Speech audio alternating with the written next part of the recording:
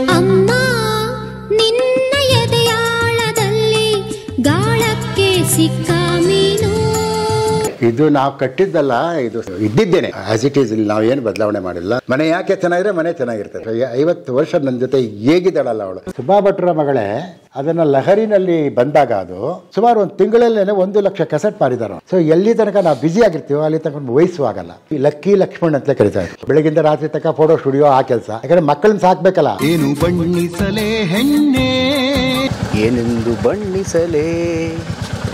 ಸ್ನೇಹಿತರೆ ಶುಭೋದಯ, ನಮಸ್ಕಾರ. ನಿಮಗೆ ಆತ್ಮೀಯವಾದ ಸ್ವಾಗತ ಕಲಾ ಮಾಧ್ಯಮಕ್ಕೆ ಹಾಗೂ ಕನ್ನಡದ ಖ್ಯಾತ ಕವಿಗಳಾದಂಥ ನಮ್ಮ ಬಿ ಆರ್ ಲಕ್ಷ್ಮಣರಾಯರ ಬದುಕಿಗೆ. ಸ್ನೇಹಿತರೆ, ಎಸ್, ಬಿ ಆರ್ ಲಕ್ಷ್ಮಣರಾಯರನ್ನು ನಾವು ಕನ್ನಡ ಕವಿಗಳ ಸ್ಥಾನದಲ್ಲಿ ಭಾಳ ಪ್ರಮುಖವಾಗಿ ಗುರುತಿಸ್ತೇವೆ. ಎಂತೆಂಥ ಅದ್ಭುತವಾದ ಗೀತೆಗಳನ್ನ ಅವರು ಕೊಟ್ಟಿದ್ದಾರಲ್ವಾ ಲಕ್ಷ್ಮಣರಾಯರು. ನೋಡಿ, ಪದ್ಮನಾಭನಗರದಲ್ಲಿರುವಂತಹ ಅವ್ರ ಮನೆ ಇದು. ಇಲ್ಲಿ ಹೋಗಿ ನಾವು ಲಕ್ಷ್ಮಣರಾಯರ ಬದುಕು ನೋಡೋಣ, ಅವ್ರ ಮನೆ ನೋಡೋಣ, ಕವಿತೆಗಳ ಕಥೆಗಳನ್ನು ಕೇಳೋಣ. ಸ್ವಾಗತ ನಿಮಗೆ ಲಕ್ಷ್ಮಣರಾಯರ ಜಗತ್ತಿಗೆ. ಬನ್ನಿ ಬನ್ನಿ ಬನ್ನಿ ಬನ್ನಿ. ಕವಿಗಳು ಏನು ಮಾಡ್ತಿದ್ದಾರೋ, ಕವಿತೆ ಬರಿತಾ ಇರಬೇಕು. ನಾವು ಬೆಲ್ ಮಾಡ್ತು ಅಂದರೆ ಆದರೆ ಅದಕ್ಕೆ ಬಾಗಿಲು ತಟ್ಟಲ್ಲ. ಸರ್ ಬನ್ನಿ ಬನ್ನಿ. ಓ ನಮಸ್ತೆ ಸರ್. ನಮಸ್ತೆ ನಮಸ್ತೆ ನಮಸ್ತೆ ಪರಮೇಶ್ ಸರ್, ಹೇಗಿದ್ದೀರಿ ಸರ್? ಶುಭೋದಯ ಸರ್, ಹೇಗಿದ್ದೀರಿ ಕವಿಗಳು? ಚೆನ್ನಾಗಿದ್ದೀನಿ. ಓಕೆ, ಹೇಳಿ ನೀವು ಹೇಗಿದ್ದೀರಿ? ಚೆನ್ನಾಗಿದ್ದೀರಿ, ತಮ್ಮ ಆಶೀರ್ವಾದ. ಒಳಗಡೆ ಬರಲ್ಲ? ಖಂಡಿತ ಖಂಡಿತ. ಸ್ನೇಹಿತರೆ ಬನ್ನಿ, ಗುರುಗಳನ್ನ ಭೇಟಿ ಮಾಡೋಣ, ಅವ್ರ ಮನೆ ನೋಡೋಣಂತೆ. ಸರ್, ನಿಮ್ಮ ಬಗ್ಗೆ ನನಗೊಂದು ಹೊಟ್ಟೆ ಊರಿದೆ ಸರ್. ನಿಮಗೆ ವಯಸ್ಸು ಹಿಂದೆ ಹೋಗ್ತಾ ಇದೆಯಲ್ಲ ಅಂತ ನನಗೆ ಹೊಟ್ಟೆ ಊರಿಗೆ ಬರ್ತಾ ಇದೆ. ತಮ್ಮ ಬಗ್ಗೆ ಫೀಲಿಂಗ್ ಜಲಸ್ ಅಬೌಟ್ ಯು. ವಯಸ್ಸು ಸದ್ಯ ಇದ್ದ ಕಡೆಗೆ ಇದ್ರೆ ಸಾಕು. ಸೊ ಹಿಂದಕ್ಕೆ ಹೋದರೆ ಅಪಾಯ ಜಾಸ್ತಿ. ಅದಕ್ಕೋಸ್ಕರ ಹೌದು, ಹಿಂದಕ್ಕೆ ಹೋದ್ರೆ ಮತ್ತೆ ಹಿಂದಿಂದೆಲ್ಲನೂ ನೆನಪಾಗ್ತದಲ್ಲ. ಓಕೆ, ವಯಸ್ಸು ಆದಷ್ಟು ಅದನ್ನು ಹಾಗೆ ಉಳಿಸ್ಕೊಳ್ಳಿಕ್ಕೆ ಪ್ರಯತ್ನ ಪಡ್ತಾ ಇದೆ ಅಷ್ಟೇ. ವಾವ್, ಅದು ಭಾಳ ಮುಖ್ಯ. 75 ತುಂಬಿ 76, 77. 77 ತುಂಬಿ 78ಕ್ಕೆ ಬರ್ತದೆ. 78 ದೀರ್ಘ ಯೌವನದ ರಹಸ್ಯ ಸ್ವಲ್ಪ ನಮಗೂ ಹೇಳಿ. ಅದು ರಹಸ್ಯ ಏನಿಲ್ಲ. ಇಂಗ್ಲೀಷಲ್ಲಿ ಹೇಳ್ತಾರಲ್ಲ, you are as young or as old as you feel. So if you feel you are young, you are young. If you feel you are old, you are old. ಅದರಿಂದ ಯದ್ ಭಾವಂ ತದ್ ಭವತಿ ಅಂತಾರೆ. ಸೊ ನಿಮ್ಮ ಭಾವ ಹೇಗಿದೆಯೋ ಹಾಗೆ ನೀವು ಇರ್ತೀರಿ ಅಂತ. ಎಂಥ ಮಾತು ನೋಡಿ. ಓಪನಿಂಗ್ ಎಷ್ಟು ಚೆನ್ನಾಗಿ ಹೇಳಿದ್ರು ಕವಿಗಳು. ನಾವು ನಿಮ್ಮ ಯಾವ ಹಾಡನ್ನ ಮೆಚ್ಕೋಬೇಕು, ಯಾವ ಹಾಡನ್ನು ಬಿಡಬೇಕು ಗೊತ್ತಾಗಲ್ಲ. ಎಂಥ ರೇಂಜ್ ಗುರುಗಳೇ ತಮ್ಮದು. ತಾವು ಗಂಡು ಹೆಣ್ಣಿನ ಪ್ರೇಮದ ಕವಿತೆಗಳನ್ನು ಹಿಡ್ಕೊಂಡು, ದಾಂಪತ್ಯದ ಕೆಲವು ಕವಿತೆಗಳನ್ನ ಇಟ್ಕೊಂಡು, ಅಮ್ಮ ನಿನ್ನ ಎದೆಯಾಳದಲ್ಲಿ. ಕವಿಗಳ ಮನೆ ವಿಶೇಷ ಇರ್ತದೆ. ಬೇರೆ ಮನೆಗಳಿಗಿಂತ ಒಂದು ಸ್ವಲ್ಪ ಗಲೀಜಾಗಿರ್ಬೋದು, ಅಸ್ತವ್ಯಸ್ತವಾಗಿರಬಹುದು. ಯಾಕಂದರೆ ಆ ಕವಿಗಳಿಗೆ ಲೌಕಿಕವಾಗಿ ಅಷ್ಟಾಗಿ ಆಸಕ್ತಿ ಇರೋದಿಲ್ವಲ್ಲ. ಆದರೆ ಏನಂದರೆ ಅದೃಷ್ಟವಶಾತ್ ಅವರ ಹೆಂಡತಿಯರಂಗಿರಲ್ಲ, ಅವರು ಲೌಕಿಕ ಥರದಲ್ಲೇ ಇರ್ತಾರೆ. ಆದ್ದರಿಂದ ನಾವು ಎಷ್ಟೇ ಅಸ್ತವ್ಯಸ್ತವಾಗಿದ್ದರೂ ಅವರು ಅದನ್ನೊಂದು ವ್ಯವಸ್ಥೆಗೆ ತಂದಿರ್ತಾರೆ. ಹಾಗಾಗಿ ಮನೆ ಇಷ್ಟೊಂದು ವ್ಯವಸ್ಥಿತವಾಗಿದೆ ಅಂದರೆ ಅದಕ್ಕೆ ಮನೆ ಯಾಕೆ ಕಾರಣ. ಮನೆಯೊಡತಿ ನಮಗೆ ಮನೆ ಯಾಕೆ ಅಂತಾರೆ ಅವರು. ಅಲ್ಲ, ಹೌದು, ಗಂಡಸರು ಯಾವಾಗಲೂ ಮನೆ ಯಾಕೆ ಅಂದರೆ, ಸೊ ಅವರಾದರೆ ಮನೆ ಯಾಕೆ, ಮನೆಯನ್ನು ನೋಡ್ಕೊಂಡು ಡುಂಡಿರಾಜ್ ಅಂತಾರಲ್ಲ ಹಾಗೆ. ಸೊ ಅವ್ರು ಹಾಗೆ ಗಂಡಸರು ಮನೆ ಯಾಕೆ ಅಂತಾರೆ. ಹೌದು, ಅಲ್ಲ, ಸರಿಯಾದ ಸಮಯಕ್ಕೆ ಗಂಡ ಮನೆಗೆ ಬರದೇ ಇದ್ದರೆ ಮನೆ ಯಾಕೆ ಹೇಳ್ತಾಳಂತೆ, ನಿಮಗೆ ಮನೆ ಯಾಕೆ ಅಂತ. ಡುಂಡಿರಾಜರದು. ಹೌದು. ಯಾವ ಕಟ್ಟಿದ ಮನೆ? ಎಷ್ಟು ವರ್ಷ ಆಯ್ತು? ಇದು ನಾವು ಕಟ್ಟಿದ್ದಲ್ಲ, ಇದು ಇದ್ದಿದ್ದೇನೆ ಆಸ್ ಇಟ್ ಈಸ್. ಇಲ್ಲಿ ನಾವು ಏನು ಬದಲಾವಣೆ ಮಾಡಿಲ್ಲ. 2011ರಲ್ಲಿ ಬಂದಿದ್ದು. 2011 ಅಂದರೆ ಆಯ್ತು, ಈಗಾಗಲೇ ಒಂದು 12 ವರ್ಷ 13ನೇ ವರ್ಷಕ್ಕೆ ಬರ್ತದೆ ಫೆಬ್ರವರಿಗೆ. ಸೊ ರೆಡಿ ಹೌಸ್ ಇದ್ದಿದ್ದೇನೆ. ನಮಗೋಸ್ಕರ ಕಟ್ಬಿಟ್ಟು ಅವರು ಬಿಟ್ಬಿಟ್ಟು ಹೋದ್ರು ಅಂತ ಅನ್ಸುತ್ತೆ. ಓ, ಅಂದ್ರೆ ನಿಮ್ಗೆ ಹೇಳಿ ಮಾಡಿಸ್ದಾಗಿತ್ತು. ಇಲ್ಲಿರೋದು ಎಲ್ಲವೂ ಮೊದಲೇ ಇತ್ತು. ಒಂದು ಡೈನಿಂಗ್ ಟೇಬಲ್ಲು ಮತ್ತು ನಮ್ಮ ಸೋಫಾ ಸೆಟ್ ಮಾತ್ರ ನಮ್ಮದು ಹೊಸದಷ್ಟ. ಮಿಕ್ಕಿದ್ದೆಲ್ಲವೂ ಇದ್ದದ್ದೇ ಹಾಗೆ ಇದೆ. ಇದಕ್ಕೆ ಮೊದಲೆಲ್ಲಿದ್ರಿ? ಮೊದಲು ಚಿಂತಾಮಣಿ, ನಮ್ಮನೆ ಹೆಸರೇ ಚಿಂತಾಮಣಿ. ಮತ್ತೆ ಆ ಚಿಂತಾಮಣಿನ ಬಿಟ್ಟು ಇಲ್ಲಿಗೆ ಮತ್ತೆ ಚಿಂತಾಮಣಿಗೆ ಬಂದಿದ್ದೀವಿ. ನಮ್ಮ ಮನೇನು ಚಿಂತಾಮಣಿನೇ. ಇಲ್ಲಿ ಅದು ಮನೆ ಯಾಕೆ ಅಂದ್ರಲ್ಲ, ಎಲ್ಲಿ ಮನೆ ಯಾಕೆ? ಮನೆ ಯಾಕೆ ಮೇಲ್ಗಡೆ ಇದ್ದಾರೆ, ಮನೆ ಯಾಕೆ ಬರ್ತಾ ಇದ್ದಾರೋ. ಅಮ್ಮ ಅಮ್ಮ ಏನಮ್ಮ, ನೆನೆದವರ ಮನದಲ್ಲಿ ಬನ್ನಿ ಬನ್ನಿ ಬನ್ನಿ. ನಿಮ್ಮ ಕವಿತೆಗಳಿಗೆ ಇವರ ನಗುವೇ ಸ್ಫೂರ್ತಿ. ಬಹಳಷ್ಟು ಕವಿತೆಗಳಿಗೆ ಅದ್ರ ಬಗ್ಗೆ ಡುಂಡಿರಾಜ್ ಅವ್ರದ್ದು ಒಂದು ಹನಿಗವನ ಇದೆ. ವಿಮರ್ಶಕರು ಕೇಳ್ತಾರಂತೆ, ನಿಮ್ಮ ಕವಿತೆಗೆ ಯಾರು ನಿಮ್ಮ ಮಡದಿಯೇ ಸ್ಫೂರ್ತಿ ಅಂತ. ಹೌದು, ನಿಮ್ಮ ಮಡದಿಯೇ ಸ್ಫೂರ್ತಿ ಅಂತ. ಅಮ್ಮ ನಮಸ್ತೆ. ಅಮ್ಮ ಹೇಗಿದ್ರಿ? ಚೆನ್ನಾಗಿದ್ದೀನಿ. ಅವ್ರು ಚೆನ್ನಾಗಿದ್ದಾರೆ, ಆದ್ಮೇಲೆ ನಾವು ಚೆನ್ನಾಗಿದ್ದೀವಿ. ಓ, ಅದು ಇಂಪಾರ್ಟೆಂಟ್. ಹೌದೌದು, ಅವ್ರು ಚೆನ್ನಾಗಿರ್ತಾರೆ. ಅವ್ರು ಚೆನ್ನಾಗಿರ್ಬೇಕು. ಅವ್ರು ಚೆನ್ನಾಗಿದ್ರೆ ಮನೆ ಯಾಕೆ ಚೆನ್ನಾಗಿದ್ರೆ ಮನೆ ಚೆನ್ನಾಗಿರ್ತದೆ. ಯಾವಾಗ ಸಿಕ್ಕರು ನಮ್ಮ ಕವಿಗಳು ತಮಗೆ? ನಮ್ಮ ಅಕ್ಕನ ಮೇಲೆ ಅಲ್ಲ, ಭಟ್ರ ಮೇಲೆ. ಇಲ್ಲ, ನಿಮ್ಮ ಅಕ್ಕನ ಮೇಲೆ. ಅವರು ಅಲ್ಲಿಗೆ ಬಂದಿದ್ರಲ್ಲ, ಫಸ್ಟ್ ಭೇಟಿಯಾಗಿದ್ದು. ಹೇಗೆ ಸ್ವಲ್ಪ ಹೇಳಿ. ನೀವು ನೋಡ್ಲಿಕ್ಕೆ ಬಂದ್ರೆ ಅದು ಸುಂದರ. ಇಲ್ಲ ಇಲ್ಲ, ನಮ್ಮ ಅಕ್ಕನ ಮನೆ ಗೃಹ ಪ್ರವೇಶ ಇತ್ತಿಲ್ಲೇ. ಅದಕ್ಕೆ ನಾನು ನಮ್ಮ ತಾಯಿ ತಂದೆ ಎಲ್ಲ ಬಂದಿದ್ವಿ ಶಿವಮೊಗ್ಗದಿಂದ, ನಮ್ಮ ಶಿವಮೊಗ್ಗ ತಾಯಿ ಮನೆ. ಮಲ್ನಾಡ್ ಬರ್ತಾವು. ಅಲ್ಲಿಂದ ಬಂದಿದ್ವಿ. ಅವಾಗ ಅಲ್ಲಿ ಲಕ್ಷ್ಮೀನಾರಾಯಣ ಭಟ್ರು, NS ಲಕ್ಷ್ಮೀನಾರಾಯಣ ಭಟ್ರು, ಅವ್ರ ಮನೆ ನಮ್ಮ ಅಕ್ಕನ ಮನೆಗೆ ಹತ್ರ. ಮತ್ತೆ ನಮ್ಮ ರಿಲೇಷನ್ ಬೇರೆ ಅವರು ಮುಂಚೆಯಿಂದ. ಅವ್ರು ಬಂದಿದ್ರು ಗೃಹ ಪ್ರವೇಶಕ್ಕೆ. ಭಟ್ರು ಅವ್ರ ಹೆಂಡತಿ ಜ್ಯೋತಿ ಇಬ್ರು ಬಂದಿದ್ರು. ಅವಾಗ ಅವ್ರು ನನ್ನ ನೋಡ್ಬಿಟ್ಟು ಇವ್ರಿಗೆ ನನ್ನ ಪ್ರಪೋಸ್ ಮಾಡ್ಬೋದು ಅಂತ. ಅದು ಭಟ್ರು ಚಿಂತಾಮಣಿಗೆ ಬಂದಿದ್ರು, ನಮ್ಮ ಮನೆಯಲ್ಲೇ ಉಳ್ಕೊಂಡಿದ್ರು. ಆವಾಗ ನಮ್ಮ ತಂದೆಯವರು ಬಂದವರಿಗೆಲ್ಲ ಹೇಳ್ತಾ ಇದ್ರು, ನಮ್ಮ ಹುಡುಗನಿಗೆ ಒಂದ್ ಹುಡುಗಿ ಹೇಳಿ ಅಂತ ಹೇಳ್ತಾ ಇದ್ರು ಅವರು. ಅವ್ರ ಭಟ್ರು ಅದನ್ನ ಬಹಳ ಸೀರಿಯಸ್ ಆಗಿ ತಗೊಂಡ್ಬಿಟ್ಟಿದ್ದಾರೆ. ಅವರು ತಗೊಂಡ್ಬಿಟ್ಟು ಆಮೇಲೆ ಅವ್ರ ಹೆಂಡತಿಗೆ ಹೇಳಿದ್ದಾರೆ. ಅವ್ರ ಹೆಂಡತಿ ನೋಡಿ ಮೊನ್ನೆ ತಾನೇ ಒಂದು ಹುಡುಗಿ ನೋಡಿದ್ವಲ್ಲ, ಅವ್ರ ಮನೆಯಲ್ಲೇ ನೋಡಿದ್ ನಾನು. ಸೊ ಲಕ್ಷ್ಮೀನಾರಾಯಣ ಭಟ್ರ ಅವರೇ ನಮ್ಮ ಮದುವೆ ಮಾಡ್ತಿದ್ದಂಗೆ ಅವರ ನೇತೃತ್ವದಲ್ಲಿ ನಡೆದಿದ್ರು. ಗುರುಗಳೇ, ಸುಬ್ಬ ಭಟ್ರ ಮಗಳು. ಅದೇ ಸುಬ್ಬಾ ಭಟ್ರ ಮಗಳು. ನಿಮ್ಮ ಸುಬ್ಬ ಭಟ್ರ ಮಗಳು? ಹೌದು. ಮತ್ತೆ ಸುಬ್ಬಾ ಭಟ್ರ ಮಗಳೇ ಅಂತ ಯಾವ ಕವಿಯೂ ಕೂಡ ತಮ್ಮ ಮಾವನನ್ನ ಅಷ್ಟೊಂದು ಪ್ರಸಿದ್ಧಗೊಳಿಸಿಲ್ಲ. ಅಲ್ಲ, ಇವ್ರು ಹಾಡು ಹೇಳ್ದಾಗೆಲ್ಲ ಹೇಳ್ತಾ ಇರ್ತಾರೆ ಅದನ್ನ. ಸುಬ್ಬಾ ಭಟ್ರ ಮಗಳು ಬೇರೆ ಯಾರು ಅಲ್ಲ, ನನ್ನ ಹೆಂಡ್ತಿನೇ ಅಂತ. ಸುಬ್ಬಾ ಭಟ್ರ ಮಾವ ದೇವರಂತ ಮನುಷ್ಯ. ಏನ್ ಮಾಡ್ತಿರ್ತಾನೆ ತಂದೆಯವರು? ನಮ್ಮ ತಂದೆ ಅಡಿಕೆ ಮಂಡಿಲಿ ಕ್ಲರ್ಕ್ ಆಗಿದ್ರು. ಅಲ್ಲಿ ಶಿವಮೊಗ್ಗದಲ್ಲಿ ಎಂತ ಅವರು ಹಸೂಡಿ ವೆಂಕಟ ಶಾಸ್ತ್ರಿಗಳು. ಹಸೂಡಿ ಶಾಸ್ತ್ರಿ ಅಂತ ಅವ್ರು ಬಹಳ ಪ್ರಸಿದ್ಧ ಅಂತ ಅಡಿಕೆ ಮಂಡಿಗಿತ್ತು ಅವ್ರದ್ದು. ಅವ್ರು ಅಲ್ಲಿ ಎಲ್ಲ ಇದನ್ನ ನೋಡ್ಕೊಳ್ಳೋರು, ಗುಮಾಸ್ತರಾಗ್ತಾರ ಇದ್ರು. ಸ್ವಂತ ಮನೆ ಇತ್ತು, ಅಲ್ಲೆಲ್ಲ ಹಸುಗಿಸ್ ಎಲ್ಲ ಇಟ್ಕೊಂಡಿದ್ರು ಎಲ್ಲಾನು. ಬಟ್ ತುಂಬಾ ಅಂದ್ರೆ ತುಂಬಾ ಒಂಥರ ಬಹಳ ಸಾತ್ವಿಕರಾದಂತಹ ವ್ಯಕ್ತಿ. ಅವ್ರಿಗೆ ಸಪ್ತಕನ್ನಿಕೆಯರು, 7 ಜನ ಹೆಣ್ಮಕ್ಳು. 7 ಜನ ಹೆಣ್ಮಕ್ಳಲ್ಲಿ ಇವಳು 4ನೇವಳ, 5ನೇವಳು. ವಯಸ್ಸಾಗ್ತಿದೆಯಲ್ಲ ಅದಕ್ಕೆ ಇವಾಗ, ಮುಂಚೆ 5ನೇವಳು. ಸೊ ಅಷ್ಟು ಜನ ಹೆಣ್ಮಕ್ಳಿದ್ರು. ಏನಂದರೆ ಅವರು ಸುಬ್ಬಾ ಭಟ್ರು ಎಷ್ಟು ಅದೃಷ್ಟವಂತರು ಅಂದರೆ, ಎಲ್ಲ ಹೆಣ್ಮಕ್ಳನ್ನು ಅಳಿಯಂದ್ರೆ ಅವರೇ ಹುಡ್ಕೊಂಬಂದು ಮದುವೆ ಮಾಡಿಕೊಟ್ರು ನೋಡಿ. ಹೌದು, ಎಲ್ಲ ವರಾನ್ವೇಷಣೆ ಇಲ್ಲ, ವರಾನ್ವೇಷಣೆ. ಹೌದೌದು ಹೌದು ಹೌದು ಎಲ್ಲರೂ ಬಂದು ಮನೆಗೆ ಬಂದು, ಅಂದರೆ ಹೀಗೆ ನೋಡಿ ನಮ್ದಾಯ್ತಲ್ಲ, ಹಾಗೆ ಲಕ್ಷ್ಮೀನಾರಾಯಣ ಭಟ್ರು ಮಾಡಿದ್ರು, ಬಂದರು. ಆಮೇಲೆ ನೋಡಿದ್ವಿ, ಮದುವೆ ಆಯಿತು. ಅವ್ರ ಮನೆ ಮುಂದೆನೇ ಚಪ್ರ ಹಾಕಿ ಮದುವೆ ಮಾಡಿಕೊಟ್ರು. ಇನ್ನೊಂದು ಮುಖ್ಯ ಸಂಗತಿ ಹೇಳಲೇಬೇಕು. ನಮ್ಮ ತಂದೆ ಸುಬ್ಬಾ ಭಟ್ರಿಗೆ ಸಿಕ್ಕಿರೋ ಎಲ್ಲ ಅಳಿಯಂದ್ರು ಆರ್ಟಿಸ್ಟ್ಗಳು, ಎಲ್ಲ ಕಲಾವಿದರು. ಕಲಾವಿದರೆ ಬಹಳಷ್ಟು ಎಲ್ಲರೂ ಅಂತಲ್ಲ. ಒಬ್ರು ದೊಡ್ಡ ಅಳಿಯನ್ ಬಿಟ್ರೆ, ಈಗ ಇನ್ನೊಬ್ರು ಇವರ ಅಕ್ಕನ ಗಂಡ ಅವರು ಭರತನಾಟ್ಯದ ಭಟ್ರು ಅಂತ, TS ಭಟ್ರು ಅಂತ ಬಹಳ ಪ್ರಸಿದ್ಧರಾದಂಥ ಭರತನಾಟ್ಯ ಗುರುಗಳು ಆಗಿದ್ರು ಅವರು. ಅವರು ಎಂಥವರು ಮೇನಕಾ ನೃತ್ಯ ಶಾಲೆ. ಸರಿ, ಅವ್ರ ಗುರುಗಳಾರು ಇವರು ಕೃಷ್ಣರಾವ್ ಮತ್ತು ಚಂದ್ರಭಾಗಾದೇವಿ, ಬಹಳ ಪ್ರಸಿದ್ಧರಾದಂಥ ಶಿಷ್ಯರು. ನಮ್ಮ ಬಾವ ನಮ್ಮ ದೊಡ್ಡ ಬಾವ ಹಳ್ಳಿಲಿದ್ದಾರೆ, ಇಂಟೀರಿಯರ್ ಮಲೆನಾಡು. ಅವರು ಡ್ರಾಮಾಲ್ ಮಾಡ್ತಾ ಇದ್ರು, ನಾಟಕ ಮತ್ತೆ ಯಕ್ಷಗಾನ ಮಾಡೋರು ಅವರು ದೊಡ್ಡವರು. 2ನೇವರು ಇವರು ಡ್ಯಾನ್ಸು. 4ನೇವರು ಸಂಗೀತ ವಿದ್ವಾನು ಶಿವಮೊಗ್ಗದಲ್ಲಿ. 5ನೇವರು ಕವಿ. ಹೌದು. 6ನೇ ಮತ್ತೆ 7ನೇವ್ರು ನಮ್ಮ ಕೊನೆ ತಂಗಿ ಅಡಿಗರ ಸೊಸೆ, ನನ್ನ ತಂಗಿ ಸುಧಾ.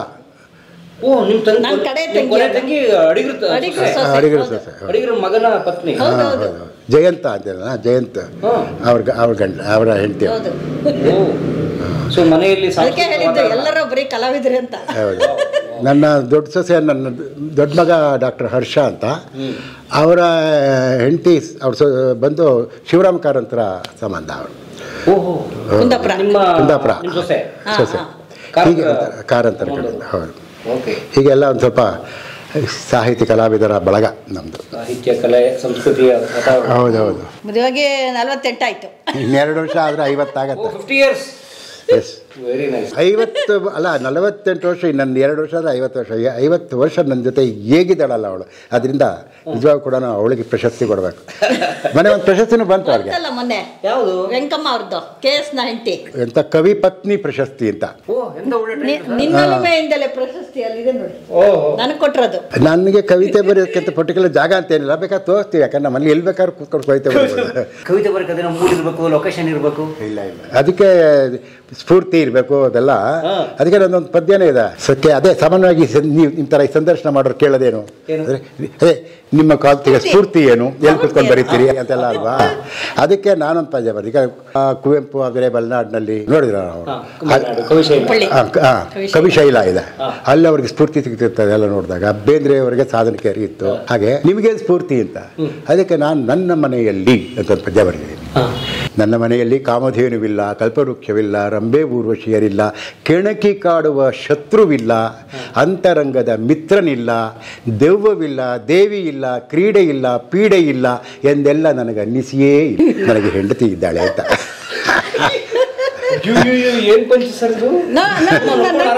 ನನ್ ಮುಂದೆ ನೋಡಿ ಅದೇ ಅಲ್ಲ, ಅದನ್ನೇ ಇವಾಗ ನೀವು ದೂರ ಏನಾರು ಹೇಳಿದ್ರಲ್ಲ, ಇದನ್ನೇ ನಾನು ಹೇಳ್ಬೇಕು ಮುಖ್ಯವಾಗಿ ದೂರ. ಅವ್ರು ಹೇಳ್ದಂಗೆ ನಾನು ಕೇಳ್ಬಿಡ್ಬೇಕು ಗೊತ್ತಾ. ಸಂಸ್ಕೃತದಲ್ಲಿ ನಿಂದಾಸ್ತುತಿ ಅಂತ ಕರೆಯೋದದ್ರ. ಅಂದ್ರೆ ಅದು ಹೊರಗಡೆ ನಿಂದೆ ತರ ಕೇಳಿಸ್ಬೋದು, ಸ್ತುತಿ ಅದು, ಪ್ರಶಂಸೆ. ಈಗ ನೀನು ಯಾಕೋ, ನಿನ್ನ ಹಂಗಿ ಹಾಕೋ, ನಿನ್ನ ನಾಮದ ಬಲ ಹೊಂದಿದ್ದರೆ ಸಾಕೋ ಅಂತ ಪುರಂದರ ಹೇಳ್ತಾರೆ ದೇವ್ರಿಗೆ. ಅದೇನು ಬೈತಾ ಇರೋದು ದೇವ್ರನ್ನ, ನಿನ್ನ ನಾಮದ, ನಿನ್ನ ಹೆಸರಿನ ಬಲ ಇದ್ರೆ ಸಾಕಪ್ಪ ನಮಗೆ ಅಂತ. ಹಾಗೆ ಎಲ್ಲದಕ್ಕೂ ನೀನೇ ಕಾರಣ ಅಂತ. ಅದಕ್ಕೆ ಸುಭಾ ಭಟ್ರ ಮಗಳೇ ಅಲ್ಲ, ಸುಭಾ ಭಟ್ರ ಮಗಳೇ ಇದೆಲ್ಲ ನಿಂದೆ ತಗೊಳ್ಳೋದು ಕೊಟ್ಟಿಲ್ಲ. ಮೊದಲು ಇಲ್ಲಿ ನೋಡಿ, ಇದು ಅಂದರೆ ಸಾಮಾನ್ಯವಾಗಿ ಎಲ್ಲ ಯಾವ್ದು ಪ್ರಶಸ್ತಿಗಳು ಅದು ಇದು ಹೊಸದು ಬಂದರೆ ಹಳೇದು ನಿವೃತ್ತಿಗೊಳ್ಳುತ್ತದೆ. ಹಾಗಾಗಿ ಯಾಕಂದ್ರೆ ಜಾಗ ಇಲ್ಲ ಇಲ್ಲಿ ಇರೋದ್ರಲ್ಲಿ, ಇರೋ ಜಾಗದಲ್ಲಿ ಎಲ್ಲ ತೋರಿಸ್ತಾ ಇದ್ದೀರಿ. ಅದು ಹಾಗಾಗಿ ಎಲ್ಲ ಹೊಸದಾಗಿ ಬಂದಿದ್ದು ಅಂಥದ್ದು ಎಲ್ಲ ಇದೆ ಇಲ್ಲಿ. ಮಾಸ್ತಿ ಪ್ರಶಸ್ತಿ ಇದೆ. ಬಹಳ ಒಳ್ಳೆ ಪ್ರಶಸ್ತಿ ಬಿಡಿ ಅಂತ ದೊಡ್ಡ ವ್ಯಕ್ತಿ ಅವರು. ಬಹುಶಃ ಭೇಟಿ ಮಾಡಿರ್ತೀರೋ ಮಾಸಿ ವಯಸ್ ನಾವು ಸ್ಟೂಡೆಂಟ್ ಏಜ್, ನಾನು ವಿದ್ಯಾರ್ಥಿ ಆಗಿದ್ದಾಗ ಭೇಟಿ ಮಾಡಿದ್ದೆ ಅವ್ರನ್ನ. ಈ ಗಾಂಧಿ ಬಜಾರಲ್ಲಿ ಛತ್ರಿ ಹಿಡ್ಕೊಂಡು ಅವ್ರ ಮನೆಗೂ ಹೋಗ್ತೇನೆ. ನಾನು ಅಲ್ಲಿ ರಾಮಕೃಷ್ಣ ವಿದ್ಯಾರ್ಥಿ ಮಂದಿರ ಅಂತಿದೆಯಲ್ಲ ಗವಿಪುರಂ, ಅಲ್ಲಿದ್ದೆ. ಇಲ್ಲಿ ಗವಿಪುರಂ ಅಲ್ಲಿ ವಿದ್ಯಾರ್ಥಿ ಮಂದಿರಂ ಅಂತಿದೆ, SRVM, ಅಲ್ಲಿದ್ದೆ. ನಾನು ಸ್ಟೂಡೆಂಟ್ ಆಗಿದ್ದಾಗ ಅಲ್ಲಿ 2 ವರ್ಷ ಇದ್ದೆ. ಆವಾಗ ಅದರ ಎದುರುಗಡೆನಲ್ಲೇ ಮಾಸ್ತಿ ವೆಂಕಟೇಶಂಗಾರ ರಸ್ತೆ ಅಂತ ಇದೆ. ಸೊ ಅಲ್ಲಿಂದ ವಾಕಬಲ್ ಡಿಸ್ಟೆನ್ಸ್. ನಾನು ಇಲ್ಲಿ ಸಾಮಾನ್ಯವಾಗಿ ಶನಿವಾರ ಭಾನುವಾರ ದಿನ ಹೋದಾಗ ಸೊ ಅವ್ರ ಮನೆ ಮುಂದೆ ಹೋಗಿ ಅವ್ರ ಮನೆಗೂ ಹೋಗಿ ಭೇಟಿ ಮಾಡಿದ್ದೆ ಅವ್ರನ್ನ, ಮಾಸ್ತಿ ಅವ್ರನ್ನ. ಇದು ಕವಿಪತ್ನಿ ಪ್ರಶಸ್ತಿ. ಇದು KS ನರಸಿಂಹ ಸ್ವಾಮಿ ಟ್ರಸ್ಟ್ ನಿನ್ನೊಳಮೆಯಿಂದಲೇ ಕವಿ ಪತ್ನಿ ಪುರಸ್ಕಾರ ಶ್ರೀಮತಿ ಗಿರಿಜಾ ಲಕ್ಷ್ಮಣರಾವ್ ಅವರಿಗೆ 22 ಕಳೆದ ವರ್ಷ ನಡೆಸ್ತಾ ಈ ಡಿಸೆಂಬರ್ ಅಲ್ಲೇ. ಹೌದು, ಕಳೆದ ವರ್ಷ ಇಷ್ಟೊಂದು ಪ್ರಶಸ್ತಿ ಇಸ್ಕೊಂಡ್ಬಿಟ್ಟಿದ್ದೀರಿ. ಹೌದು, ಇದು ರಾಜ್ಯೋತ್ಸವ ಪ್ರಶಸ್ತಿ. ಅದು ಯಾವ ವರ್ಷ ಸರ್? 2010. 13 ವರ್ಷ ಆಯ್ತು ರಾಜ್ಯೋತ್ಸವ ಬಂದಾಗ. ಅದೇ ರಾಜ್ಯೋತ್ಸವ ಪ್ರಶಸ್ತಿ. ಇದು ಧರ್ಮಸ್ಥಳ ಸಾಹಿತ್ಯ ಸಮ್ಮೇಳನ ಅಂತ ಮಾಡ್ತಾರೆ, ಅದರ ಅಧ್ಯಕ್ಷತೆ ಅದು. ಮೊನ್ನೆ ಕೂಡ ನಡೀತು, ದೀಪಾವಳಿ ಟೈಮಲ್ಲಿ ನಡೀತು. ಇದು ಕಲ್ಪತರು ಪ್ರಶಸ್ತಿ ಅಂತ ತಿಪಟೂರು ಅವರು ಕೊಟ್ಟಿದ್ದು. ಸಾಂಸ್ಕೃತಿಕ ಸಂಘ. ಇದು 75 ವರ್ಷ ಆದಾಗ ಇದು ಸನ್ಮಾನದ್ದು. ಅದು 75 ಆದಾಗ. ಇದು ನನ್ನ ಒಂದು ಸಿನಿಮಾ ಹಾಡು ಬಾಮಳೆಯೇ ಬಾ ಅಂತಿದೆ. ಅದಕ್ಕೆ ಸಿನಿಮಾ ಬಳಸಿದ್ರಲ್ಲ, ನಿಮ್ಮ ಕವಿತೆ ಬಳಸಿದ್ರು. ಅದೇನು ಆಕ್ಸಿಡೆಂಟ್ ಅನ್ನೋ ಸಿನಿಮಾ ಬಳಸಿದ್ರಲ್ಲ, ಅದಕ್ಕೆ ಆ ವರ್ಷದ ಬೆಸ್ಟ್ ಸಾಂಗ್ ಅವಾರ್ಡ್ ಬಂದಿತ್ತು. ಅದಕ್ಕೆ ಬಾ ಮಳೆಯೇ ಬಾ, ಅತ್ತು ಬಿರುಸಾಗಿ ಅವಳು ಬರೋವರೆಗೂ ಸ್ವಲ್ಪ ಕಡಿಮೆ ಬಾ, ಅವಳು ಬಂದ್ಮೇಲೆ ಜೋರಾಗಿ ಬಾ, ವಾಪಸ್ ಹೋಗ್ಬಾರ್ದು. ಬಾ ಮಳೆಯೇ ಬಾ, ಅಟ್ಟು ಬಿರುಸಾಗಿ ಬಾರದಿರು. ಆ ಹಾಡು ಬರೋದು ಎಷ್ಟು ವಯಸ್ಸು ತಮಗೆ? ಅಲ್ಲ, ಅದು ನಾನು ಬರೆದದ್ದು ಬಂದು ಅದು ಆ್ಯಕ್ಚುಲಾಗಿ ಅಶ್ವತ್ಗೋಸ್ಕರನೇ ಬರೆದದ್ದು. ಅಶ್ವತ್ಥಾಗ ಒಂದು ಗಜಲ್ಗಳ ಒಂದು ಕ್ಯಾಸೆಟ್ ಮಾಡಬೇಕು ಅಂತಿದ್ರು. ಅದಕ್ಕೆ ನನ್ನ ವೆಂಕಟೇಶ್ ಮೂರ್ತಿ 4, ನಂದು 4 ಗಜಲ್ಸ್ ಬೇಕು ಅಂತ. ಆವಾಗ ಅದಕ್ಕೋಸ್ಕರ 4 ಗಜಲ್ ಬರೆದಿದ್ದೆ ನಾನು. ಆ ಗಜಲ್ಗಳಲ್ಲಿ ಇದು ಕೂಡ ಒಂದು. ಅಂದರೆ ಇದು ನಾನು ಬರೆದದ್ದು 1985-86ರಲ್ಲಿ. 40 ವರ್ಷದ, ಹೌದು, 40 ವರ್ಷದ ಹಿಂದೆ. ಫಸ್ಟ್ ಅಶ್ವಥ್ ಹಾಡಿದ್ದ ಅದನ್ನು ಗಜಲ್ ಸ್ಟೈಲಲ್ಲಿ. ಆಮೇಲೆ ಅನಂತ ಸ್ವಾಮಿ ಅವರು ಟ್ಯೂನ್ ಮಾಡಿದ್ರು. ಅದಾದ್ಮೇಲೆ ಸಿನಿಮಾಗೆ ಬಂದಿದ್ದರು. ನಿಮ್ಮ ಕುಟುಂಬ ನೈಸ್. ಬನ್ನಿ, ನಿಮ್ಮ ಮನೇಲಿ ಯಾರೋ ವಿಜ್ಞಾನಿಗಳು ಇರ್ಬೇಕಂತ. ಇದು ತಮ್ಮ ಶಂಕರ್ ಗೊತ್ತಿರ್ಬೇಕು, Shankar Chintamani, famous portrait photographer. ಯಾರು ನಿಮ್ಮ ತಮ್ಮನ? ತಮ್ಮ, ಹೌದು. ಸೊ ನೀವೆಲ್ಲರ ಮನೆಗಳು ನೋಡ್ತೀರಿ, ನಮ್ಮ ಎಲ್ಲ ಆರ್ಟಿಸ್ಟ್ಗಳ ಮನೆ ತೀರಿ ಅವನೇ ಮಾಡಿರೋದು. ಇದು ಅಲ್ಲೂ ಅದನ್ನು ಅವನೇ ಮಾಡಿರೋದು. ಇದು ಯಾರ್ಯಾರು ಸರ್ ಪರಿಚಯಿಸಿ? ನನ್ನ 2ನೇ ಮಗ ಅವನು, ಸಂತೋಷ್. ಅವನು ಅಮೆರಿಕಾದಲ್ಲಿದ್ದಾನೆ, ಸಾಫ್ಟ್ವೇರ್ ಇಂಜಿನಿಯರ್ ಅವನು. ಅವನ ಹೆಂಡತಿ ಇವಳು ಸೈಕಿಯಾಟ್ರಿಸ್ಟ್, ಎಜುಕೇಷನ್ ಸೈಕಾಲಜಿ ಅಲ್ಲಿ ಅವಳು ಕೌನ್ಸಿಲರ್ ಆಗಿ ವರ್ಕ್ ಮಾಡ್ತಿದ್ದಾಳೆ. ಈ ಮೊದಲನೇ ಮಗ ಅವನು ಡಾಕ್ಟರ್ ಹರ್ಷ. ಡಾಕ್ಟರ್ ಹರ್ಷ. ಅವನು ಕಣ್ಣಿಂದ ಅಫ್ತಾಲ್ಮಾಲಜಿಸ್ಟ್, ನಾರಾಯಣ ನೇತ್ರಾಲಯ ಅಲ್ಲಿದ್ದಾರೆ. ಸೊಸೆ ಅದೇ ಅವಳೇ ನಮ್ಮ ಶಿವರಾಮ್ ಕಾರಂತರ ಸಂಬಂಧ ಅಂತ ಹೇಳಿದ್ದು, ಸಹನಾ ಅಂತ ಅವಳು. ಇವರಿಬ್ಬರು ಅವ್ರ ಮಕ್ಕಳು, ಡಾಕ್ಟರ್ ಮಕ್ಕಳು. ಇವ್ನು ಆ್ಯಕ್ಚುಲಾಗಿ ತೆಗೆದಾಗಲೇ 3 ವರ್ಷ ಆಯ್ತು. ಸೊ ನಿಮ್ಗೆ ಒಟ್ಟು 3 ಮೊಮ್ಮಕ್ಕಳು? 3 ಜನ ಮೊಮ್ಮಕ್ಕಳು. ಇಂಜಿನಿಯರ್ಗೆ 1 ಮಗು, ಡಾಕ್ಟ್ರಿಗೆ 2 ಮಕ್ಕಳು. ಡಾಕ್ಟ್ರಿಗೆ ಮಗಳು. ಅವರು ಮತ್ತೆ ಎಲ್ಲ ಈಗೇನು ಡಾಕ್ಟ್ರ್ ಆದರೂ ಕೂಡ ಕಲಾವಿದ ಅವನು ಹಿಂದೂಸ್ತಾನಿ ವೋಕಲಿಸ್ಟ್ ನನ್ನ ಮಗ. ಡಾಕ್ಟ್ರು? ಹಾಂ, ನಮ್ಮ ನಾಗರಾಜರಾವ್ ಹವಲ್ದಾರ್ ಅವರ ಶಿಷ್ಯ. ತುಂಬ ದೊಡ್ಡವರು. ಸೊ ಇವನು ಕೊಳಲು ಕಲಿತಾ ಇದ್ದಾನೆ, ರಿಷಬ್ ಮೊಮ್ಮಗ. ಇವಳು ವೋಕಲ್ ಕಲಿತಾ ಇದ್ದಾಳೆ. ಎಲ್ಲ ಹಾಗೆ ಸಂಗೀತದಲ್ಲಿ ಭಾಳ ಆಸಕ್ತಿ ಅವ್ರಿಗೆಲ್ಲ. ಸೊ ಇವಳು ಕೂಡ ಹಿಂದೂಸ್ತಾನಿ ವೋಕಲಿಸ್ಟ್ ಕಲಿತಾಳೆ. ನಮ್ಮ ಎರಡನೇ ಸೊಸೆ ಅವಳು ಕೂಡ ಹಿಂದೂಸ್ತಾನಿ ವೋಕಲಿಸ್ಟ್. ಸೊ ಸಾಮಾನ್ಯ ಮನೇಲಿ ಎಲ್ರಿಗೂ ಸಂಗೀತದ ಒಂದು ಹಿನ್ನೆಲೆ ಇದೆ, ಬ್ಯಾಕ್ಗ್ರೌಂಡ್. ನಾನು ಕೂಡ ಸಂಗೀತದಿಂದ ಬಂದವನೇ, ಹಾಗಾಗಿ. ಹೌದು, ಆಮೇಲೆ ಹೌದು, ನಾ ಮೊದಲು ಸಂಗೀತ ನನ್ನ ಮೊದಲನೆಯ ಇದು ಪ್ಯಾಷನ್. ಆಮೇಲೆ ಸಾಹಿತ್ಯದ ಕಡೆ ಬಂದಿದ್ದು. ನಾನು ಚಿಕ್ಕ ಪ್ರೈಮರಿ ಸ್ಕೂಲು, ಹೈಸ್ಕೂಲ್ ಇದ್ದಾಗಲೂ ಹಾಡ್ತಾ ಇದ್ದೆ. ಮತ್ತು ನಾನು ಕರ್ನಾಟಕ ಸಂಗೀತ ಅದನ್ನು ಒಂದು ಸೀನಿಯರ್ ತನಕ ಕಲ್ತಿದ್ದೀನಿ. ಆಕಾಶವಾಣಿಗೆ ಆಡಿಷನ್ ಸಿಂಗರ್ ಆಗಿದೆ ನಾನು. ಆಕಾಶವಾಣಿ ಆಯ್ಕೆಯಾದ ಕಲಾವಿದ? ಹೌದೌದು, ಹಾಡಿದೆ. ಒಂದು 5 ವರ್ಷ ಆಕಾಶವಾಣಿಲೂ ಹಾಡಿದ್ದೆ ನಾನು. ಬಟ್ ಅಪ್ಗ್ರೇಡ್ ಮಾಡ್ಕೊಳ್ಳಿಲ್ಲ ನಾನು, ಅದಕ್ಕೋಸ್ಕರ ಅದು ಡಿಸ್ಕಂಟಿನ್ಯೂ ಆಯಿತು. ಒಂದು ಪದ ಸುಮ್ಮನೆ ಬಿಡಿ. ಆವಾಗಲೂ ಕೂಡ ಫಸ್ಟ್ ಹಾಡಿದ್ದು ಅದೇನೆ, ಸುಬ್ಬ ಭಟ್ಟರ ಮಗಳೇ ಇದೆಲ್ಲ ನಂದೇ ತಗೊಳ್ಳೆ. ಅದನ್ನು ಆಡಿಷನ್ಗೆ ಹಾಡಿದ್ದೆ. ನೀಲಿ ನೈಲಕ್ತಿನ ಮೇಘ ವಿನ್ಯಾಸದ ಆಕಾಶದ ಸೀರೆ, ದಿಗಂತಗಳೇ ಮೇರೆ, ಮುಂಜಾವಿನ ಬಂಗಾರದ ಬೆಟ್ಟ, ಬೆಳದಿಂಗಳ ಬೆಳ್ಳಿ, ನಿನ್ನ ಭಾಗ್ಯಕ್ಕೆ ಎಣೆಯಲ್ಲಿ, ಸುಬ್ಬ ಭಟ್ಟರ ಮಗಳೇ ಇದೆಲ್ಲ ನಂದೇ ತಗೊಳ್ಳೆ, ಸುಬ್ಬ ಭಟ್ಟರ ಮಗಳೇ ಇದೆಲ್ಲ ನಂದೇ ತಗೊಳ್ಳೆ. ಈ ಕವಿತೆ ಸುಬ್ಬ ಭಟ್ರ ಮಗಳೇ ಮೊದಲು ಕವಿತೆ ಬರೆದಿದ್ರಿ? ಹೌದು. ಆಕಾಶವಾಣಿ ಆಡಿಷನ್ ಇದನ್ನು ಹಾಡಿದ್ರಿ? ಹೌದು, ಆಕಾಶವಾಣಿ ಆಡಿಷನ್ಗೆ ಹಾಡಿದ್ದೆ. ಆಯ್ಕೆ ಪಾಸ್. ಟೀ ಆಗ್ಬೋದು ಮಾಡಿ ಪ್ಲೀಸ್, ಒಂಚೂರು. ಒಂಚೂರು ಟೀ ಕೊಡಿ. ಬನ್ನಿ ಫಸ್ಟ್ ಫ್ಲೋರು. ಇದು ನಮ್ಮ ಮಲಗುವ ಕೊಠಡಿ. ಇಲ್ಲಿ ಎಲ್ಲ ಬುಕ್ಸ್ ಇದೆ, ಅದಕ್ಕೋಸ್ಕರ. ಸೊ ನನ್ನ ಪುಸ್ತಕಗಳು ಅದೇ ಚಿಂತಾಮಣಿಯಿಂದಲೇ ಬಂದಾಗ ಎಲ್ಲ ತಂದು ಒಟ್ಟಿದ್ದಷ್ಟೇ, ಯಾವುದು ಒಂದು ವ್ಯವಸ್ಥೆ ಇಲ್ಲ. ಸೊ ಸಿಕ್ಕಾಪಟ್ಟೆ ಪುಸ್ತಕಗಳಿವೆ. ಎಲ್ಲಿದ್ದಾವೆ? ಇದರಲ್ಲೇ ಇದಿದೆ. ಇದು ನೋಡಿ ನಮ್ಮ ಯೌವನದ ಕಾಲದ ಚಿತ್ರ. ಸರ್ ಸಿನಿಮಾ ನಟನ ಥರ ಇದ್ದೀರಲ್ಲ ಸರ್ ನೀವು, ಅನಂತನಾಗ್ ಥರ ನೀವು. ಕನಸಲು ನೀನೆ ಮನಸಲು ನೀನೆ. ಹೌದು, ಅನಂತನಾಗ್ ಅಂತ ಕರೆಯೋರಾಗಲ್ಲ. ಸೀರಿಯಸ್? ಹೌದು ನೋಡಿ, ಸುಮ್ಮನೆ ಹೇಳಿದ್ದು ನಾನು. ಕೆಲವು ಕಡೆ ಅನಂತನಾಗ್, ಕೆಲವು ಕಡೆ ಶಂಕರ್ ನಾಗ್ ಅಂತ. ಇವತ್ತಿನಲ್ಲಿ ನಾಗ್ ಕುಟುಂಬಕ್ಕೆ ಸೇರಿಸಿದ್ರು ನನ್ನ ಆ ಕಾಲಕ್ಕೆ. ಎಷ್ಟು ವರ್ಷ ಆಗಿತ್ತು ಮದುವೆಗೆ ಈ ಫೋಟೋದಲ್ಲಿ? ಸುಮಾರು ಒಂದು 10 ವರ್ಷ ಆಗಿದೆ. ನಿಮ್ಮ ಕಣ್ಣು ಭಾಳ ಎಕ್ಸ್ಪ್ರೆಷನ್ ಚೆನ್ನಾಗಿದೆ, ನಿಮ್ಮ ಹೇರ್ ಸ್ಟೈಲು ಅದೆಲ್ಲ ನೈಸ್. ಚಿಂತಾಮಣಿಲಿ ಏನು ಮಾಡ್ತಿದ್ರಿ? ಚಿಂತಾಮಣಿ ನಂದೇ ಒಂದು ಸ್ವಂತ ಟ್ಯುಟೋರಿಯಲ್ ಇನ್ಸ್ಟಿಟ್ಯೂಟ್ ಇತ್ತು. ಮೇಷ್ಟ್ರು ನೀವು? ಮೇಷ್ಟ್ರು, ಇಂಗ್ಲೀಷ್ ಮೇಷ್ಟ್ರು, ಕನ್ನಡ ಕವಿ. ನಾನು ಓದಿದ್ದು ಇಂಗ್ಲೀಷ್ ಲಿಟ್ರೇಚರ್ನ. ಇಂಗ್ಲೀಷ್?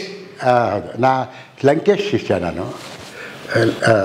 ಸೊ ಆಗ ಇಂಗ್ಲೀಷ್ ಮೇಜರ್ಸ್ ತೊಗೊಂಡು ಇಂಗ್ಲೀಷ್ BA ಇಂಗ್ಲೀಷ್ ಮೇಜರ್ಸ್ ಆಗಿತ್ತು. ಹಾಗಾಗಿ ಆಮೇಲೆ ಇಂಗ್ಲೀಷ್ ಟೀಚರ್ ಆಗಿದ್ದೆ. ಅದು ಸರ್ಕಾರಿ ಕೆಲಸ? ಸರ್ಕಾರಿ ಇಲ್ಲ, ನನ್ನ ಸ್ವಂತ. ಅದಕ್ಕೆ ಮುಂಚೆ ಒಂದು ಸ್ಕೂಲಲ್ಲಿದ್ದೆ, ಡಿಲಿಜೆನ್ಸ್ ಹೈಸ್ಕೂಲ್ ಅಂತ. ಅದು 1967 ನಾನು ಡಿಗ್ರಿ ಆಗಿದ್ದು. ಆ ವರ್ಷದ 75 ತನಕ 8 ಇಯರ್ಸ್ ಇದ್ದೆ ಅಲ್ಲಿ.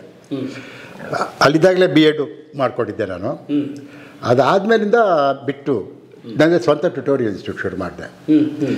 ಅದರಲ್ಲಿ ಒಂದು ನಾನು ಇಂಗ್ಲೀಷ್ ಪಾಠ ಮಾಡ್ತಿದ್ದೆ, ಒಬ್ಬರು ಮ್ಯಾಥ್ಸ್ ಟೀಚರು, ಮತ್ತು ನನ್ನ ತಂಗಿನೇ ಸೋಷಿಯಲ್ ಸ್ಟಡೀಸ್ ಮಾಡ್ತಿದ್ಲು, ಸೈನ್ಸ್ ಟೀಚರು ಇಟ್ಕೊಂಡು ತುಂಬ ಚೆನ್ನಾಗಿ ನಡೀತು ಟ್ಯುಟೋರಿಯಲ್ಸ್ ಕೂಡ. ನಾನು ನಾವು ಈಗ ಇಲ್ಲಿಗೆ ಬರೋ ತನಕ ನಡೀತಾನೆ. ಚಿಂತಾಮಣಿಲಿ?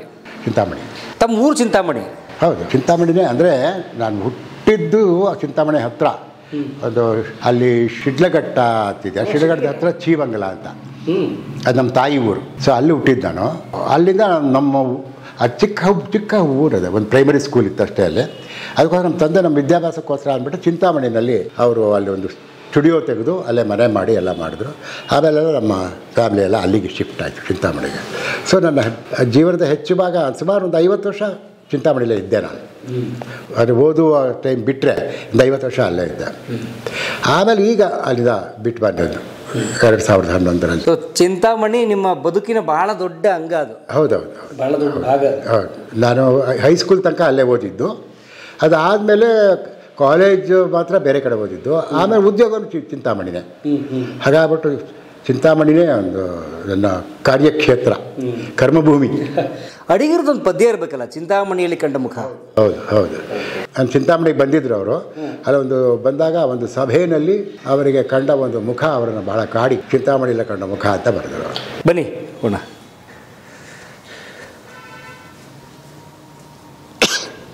ಇಲ್ಲಿ ಒಂದಷ್ಟು ಬುಕ್ಸ್ ಇದೆ. ಹಾಂ, ಇದು ಎಲ್ಲ ನಮ್ಮ ಪುಸ್ತಕಗಳ ಸಂಗ್ರಹ. ಇಲ್ಲಿ ನೀವು ಕೇಳಿದ್ರಲ್ಲ, ಕೂತು ಕಂಪ್ಯೂಟರು ಇಲ್ಲ ಕೂತ್ಕೊಳ್ಳೋ ಸೊ ಬರೆಯೋ ಜಾಗ. ಕಂಪ್ಯೂಟರ್ ಬಳಸ್ತೀರಿ ನೀವು? ಕಂಪ್ಯೂಟರ್. ಓ, ಯಾವಾಗ ಕಲ್ತ್ರಿ? ಚಿಂತಾಮಣಿಲಿ ಇದ್ದಾಗಲೇ ನಾನು ಟೈಪ್ ಎಲ್ಲ ಮಾಡ್ತಿದ್ದೆ. ಚಿಂತಾಮಣಿ ಇದ್ದಾಗ ಸೊ ಆಗಲಿಂದಲೂ ನಾನು ಎಲ್ಲದಕ್ಕೂ ಪೇಪರ್ಸ್ಗೆಲ್ಲ ಕಳಿಸ್ಬೇಕಾಗಿದ್ರೆ ಈಗಾದರೆ ನಾವು ಮೊಬೈಲಲ್ಲೇ ಕಳಿಸ್ಬೋದು, ಆಗ ಕಂಪ್ಯೂಟ್ರಿಂದ ಕಳಿಸ್ತಾ ಇದ್ದೆ. ಇಲ್ಲೇ ಬರೆದು ಟೈಪ್ ಮಾಡಿ ಇಮೇಲ್ ಮಾಡೋದು? ಹೌದು, ಇಮೇಲ್ ಮಾಡ್ತಿದ್ದೆ. ಸೊ ನೀವು ಹಿಂದೆ ಬೀಳಿಲ್ಲ ತಂತ್ರಜ್ಞಾನದಲ್ಲಿ? ಮೋಸ್ಟ್ ಅಪ್ಡೇಟೆಡ್ ಪೋಯಿಟ್ ಅಂದರೆ ನಾನೇ ಆ್ಯಕ್ಚುಲಿ. ಇವತ್ತಿಗೂ ಬರೀತೀರಿ? ಬರಿತೀನಿ, ಹೌದು. ಇವಾಗಲೂ ನನ್ನ ಇದು ಪದ್ಯಗಳು ಅದು ಇದು ಬರ್ತಾನೆ ಇರ್ತವಲ್ಲ, ಬರುತ್ತೆ. ಸೋಷಿಯಲ್ ಮೀಡಿಯಾನೂ ಇರುತ್ತೆ. ಸೋಷಿಯಲ್ ಮೀಡಿಯಾದಲ್ಲೂ ವಾಟ್ಸಾಪ್ಪು, ಫೇಸ್ಬುಕ್ಕು. ಸೊ ತಂತ್ರಜ್ಞಾನದಲ್ಲಿ ಕೂಡ ನಾನೇನು ಹಿಂದೆ ಬಿದ್ದಿಲ್ಲ. ಬಟ್ ಕೆಲವರು ಒಂದು ವಾದ ಮಾಡ್ತಾರೆ, ಈ ಸೋಷಿಯಲ್ ಮೀಡಿಯಾದಲ್ಲಿ ಬರೆಯೋದೇ ಅಂತ ಗಟ್ಟಿ ಕವಿಗಳೆಲ್ಲ, ಕವಿತೆಗಳೆಲ್ಲ ಆ ಕಾಲ ಹೆಂಗಿತ್ತು ಅಂತ ತಾವು ಹಿಂದಿಂದ ಹೇಳ್ತಿರ್ತಾರೆ. ತಾವೇನು ವ್ಯಾಖ್ಯಾನ ಮಾಡ್ತೀರಿ? ಅನೇಕರು ಹಿಂದಿಂದ ಹೇಳಿ ತಮ್ಮದು ಚೆನ್ನಾಗಿತ್ತು, ಈಗಿನ ಚೆನ್ನಾಗಿಲ್ಲ ಅಂತಾರೆ. ಈಗ ನಮ್ಮ ಕಾಲಕ್ಕೆ ತೊಗೊಂಡ್ರಿಗೆ ಅದಕ್ಕೆ ನಮ್ಮ ಹಿಂದಿನ ಕಾಲದವರು ನಮ್ಮ ಕಾಲ ಚೆನ್ನಾಗಿತ್ತು ಅಂತಿದ್ರು ಅಲ್ವಾ? ನಮ್ಮಪ್ಪ ನಮ್ಮ ಕಾಲ ಎಲ್ಲ ಕಾಲ ಕೆಟ್ಟೋಯ್ತು ಅಂತ ನಮ್ಮಪ್ಪ ಹೇಳ್ತಿದ್ರು. ನಾವು ಅದೇ ಹೇಳಿದ್ರೆ ಅರ್ಥ ಇಲ್ಲ ಅದಕ್ಕೆ. ಏನಂದರೆ ಕಾಲ ಬದಲಾವಣೆ ಆಗ್ತಾನೆ ಇರುತ್ತೆ, ಅದಕ್ಕೆ ನಾವು ಹೊಂದ್ಕೋಬೇಕು ಹೊರತು ಕಾಲ ನಮಗೇನು ಹೊಂದ್ಕೊಳ್ಳೋದಿಲ್ಲ. ಸೊ ಕಾಲ ಒಂದು ಪ್ರವಾಹ, ಅದು ಹೋಗ್ತಾ ಇರುತ್ತೆ. ಆ ಪ್ರವಾಹದ ಜೊತೆ ನಾವು ಹೋಗಬೇಕು. ಪ್ರವಾಹದ ಎದುರು ಈಜಿದ್ರೆ ಅದು ನಮ್ಮನ್ನು ಆಚೆ ಹಿಂಗೆ ಎಸ್ಬಿಟ್ಟು ತನ್ನ ಮುಂದೆ ಹೋಗ್ತಾ ಇರುತ್ತೆ ಅಷ್ಟೇ. ಹಾಗೆ ಇವತ್ತು ಏನಾಗಿದೆ, ಇವತ್ತು ನೀವೇ ನೋಡ್ತಾ ಇದ್ರಲ್ಲ, ಈಗ ಯಾವ ಪೇಪರಲ್ಲಾಗಲಿ, ಈಗ ಯಾವ ಮುಂಚೆ ಎಲ್ಲಾನು ಕಥೆಗಳು, ಕವಿತೆಗಳು, ವಿಮರ್ಶೆ ಎಲ್ಲ ಪತ್ರಿಕೆಗಳಲ್ಲಿ ಬರ್ತಾ ಇತ್ತು. ಹೌದು, ಸಾಪ್ತಾಹಿಗಳಲ್ಲಿ ಪ್ರಕಟ ಆಗೋದು ಅಲ್ವಾ? ಮತ್ತು ಸಾಹಿತ್ಯದ ಕಿರು ಪತ್ರಿಕೆಗಳೆಲ್ಲ ಇದ್ವು, ಎಲ್ಲ ಇದ್ವು. ಅವಾಗ ಅದು ಆಕ್ಚುಲ್ ಆಗಿ ಅದು ಪ್ರಿಂಟ್ ಮೀಡಿಯಾ ಕಾಲ ಅದು. ಸೊ ಈಗ ಇಲ್ಲವೇ ಇಲ್ಲ. ಈಗ ನಿಮಗೆ ಎಲ್ಲ ಯಾವ ಪತ್ರಿಕೆಗಳಲ್ಲೂ ಕಥೆ ಇಲ್ಲ, ಕವಿತೆ ಇಲ್ಲ, ವಿಮರ್ಶೆ ಇಲ್ಲ. ಸೊ ಇವತ್ತು ಬರೆಯುವವರು ಏನು ಮಾಡಬೇಕು? ಎಲ್ಲಿ ಬರೀಬೇಕು? ಅವ್ರಿಗೆ ಇನ್ನೂ ಬಹಳ ವೈಡರ್ ನೆಟ್ವರ್ಕ್ ಇರ್ತಿದೆ. ಈಗ ಅವರು ಮೊಬೈಲಲ್ಲೇ ಅವರು ಏನು ಬೇಕಾದ್ರೂ, ಈಗ ಫೇಸ್ಬುಕ್ ಆಗ್ಬೋದು, ವಾಟ್ಸಪ್ ಆಗ್ಬೋದು. ಸೊ ಅವ್ರು ಬರೆದದ್ದನ್ನು ಅಲ್ಲಿ ಹಾಕ್ತಾರೆ, ಓದೋರು ಓದ್ತಾರೆ. ವರ್ಲ್ಡ್ ವೈಡ್ ಜಗತ್ತಿನಾದ್ಯಂತ ಅದು ರೀಡರ್ಸ್ಗೆ ಸಿಗುತ್ತೆ ಅಲ್ಲ. ಇವಾಗ ನಾನು ಹಿಂದಿನ ಕಾಲಕ್ಕಿಂತ ನನ್ನ ಒಂದು ವ್ಯಾಪ್ತಿ ಜಾಸ್ತಿ ಆಗಿದೆ. ನನ್ನ ಈಗ ನನ್ನ ಅಮ್ಮ ನಿನ್ನ ಇದೆಯಾಳದಲ್ಲಿ ಹಾಡು ಹೇಳಿದ್ರಿ ನೀವು. ಅಮ್ಮ ನಿನ್ನ ಇದೆಯಾಳದಲ್ಲಿ ಯೂಟ್ಯೂಬಿಂದ ಎಲ್ಲ ಇಂದ ಅಲ್ವಾ? ಮುಂಚೆ ಅಫ್ಕೋರ್ಸ್ ಸಿಡಿಯಿಂದ, ಕ್ಯಾಸೆಟಿಂದ ಹೋಗಿತ್ತು. ಆದರೆ ಇವತ್ತು ನಿಮಗೆ ಯಾವುದೇ ಹಾಡು ನಿಮ್ಮ ಬೆರಳಿನ ತುದಿನಲ್ಲಿ ಏನು ಬೇಕಾದ್ರೂ ಸಿಗುತ್ತೆ ಅಲ್ವಾ? ಸೊ ಹಾಗಾಗಿ ಇವತ್ತು ಇದು ಇನ್ನೂ ಕೂಡ ಬಹಳ ಮುಂದುವರೆದ ಕಾಲ ಅಂತ ನನಗೆ ಅನಿಸುತ್ತೆ. ಮತ್ತು ಎಲ್ಲ ರೀತಿಯಲ್ಲಿ ಈಗ ಮುಂಚೆ ಆದರೆ ಹೊಸದಾಗಿ ಬರೆಯೋರೆಲ್ಲನೂ ಪತ್ರಿಕೆಗಳ ಸಂಪಾದಕರ ಮರ್ಜಿ ಕಾಯಬೇಕಾಗಿತ್ತು ಅವರು ಅಲ್ವಾ? ಇವತ್ತು ಯಾರ ಮರ್ಜಿಯೂ ಕಾಯಬೇಕಾಗಿಲ್ಲ. ಹಾಗಾಗ್ಬಿಟ್ಟು ತಾವು ಬರೆದದ್ದನ್ನು ಹಾಕ್ತಾರೆ, ಅಲ್ಲಿ ಯಾರೋ ಆಸಕ್ತರು ಓದ್ತಾರೆ. ಆದರೆ ಅದರಿಂದ ಒಂದು ಡಿಸಡ್ವಾಂಟೇಜ್ ಇದೆ. ಏನಂದ್ರೆ ನಮ್ಮ ಕಾಲಕ್ಕಾದರೆ ಅದಕ್ಕೊಂದು ವಿಮರ್ಶೆ ಇತ್ತು, ಒಂದು ಮೌಲ್ಯಮಾಪನ ಇತ್ತು, ಎಲ್ಲ ಇತ್ತು.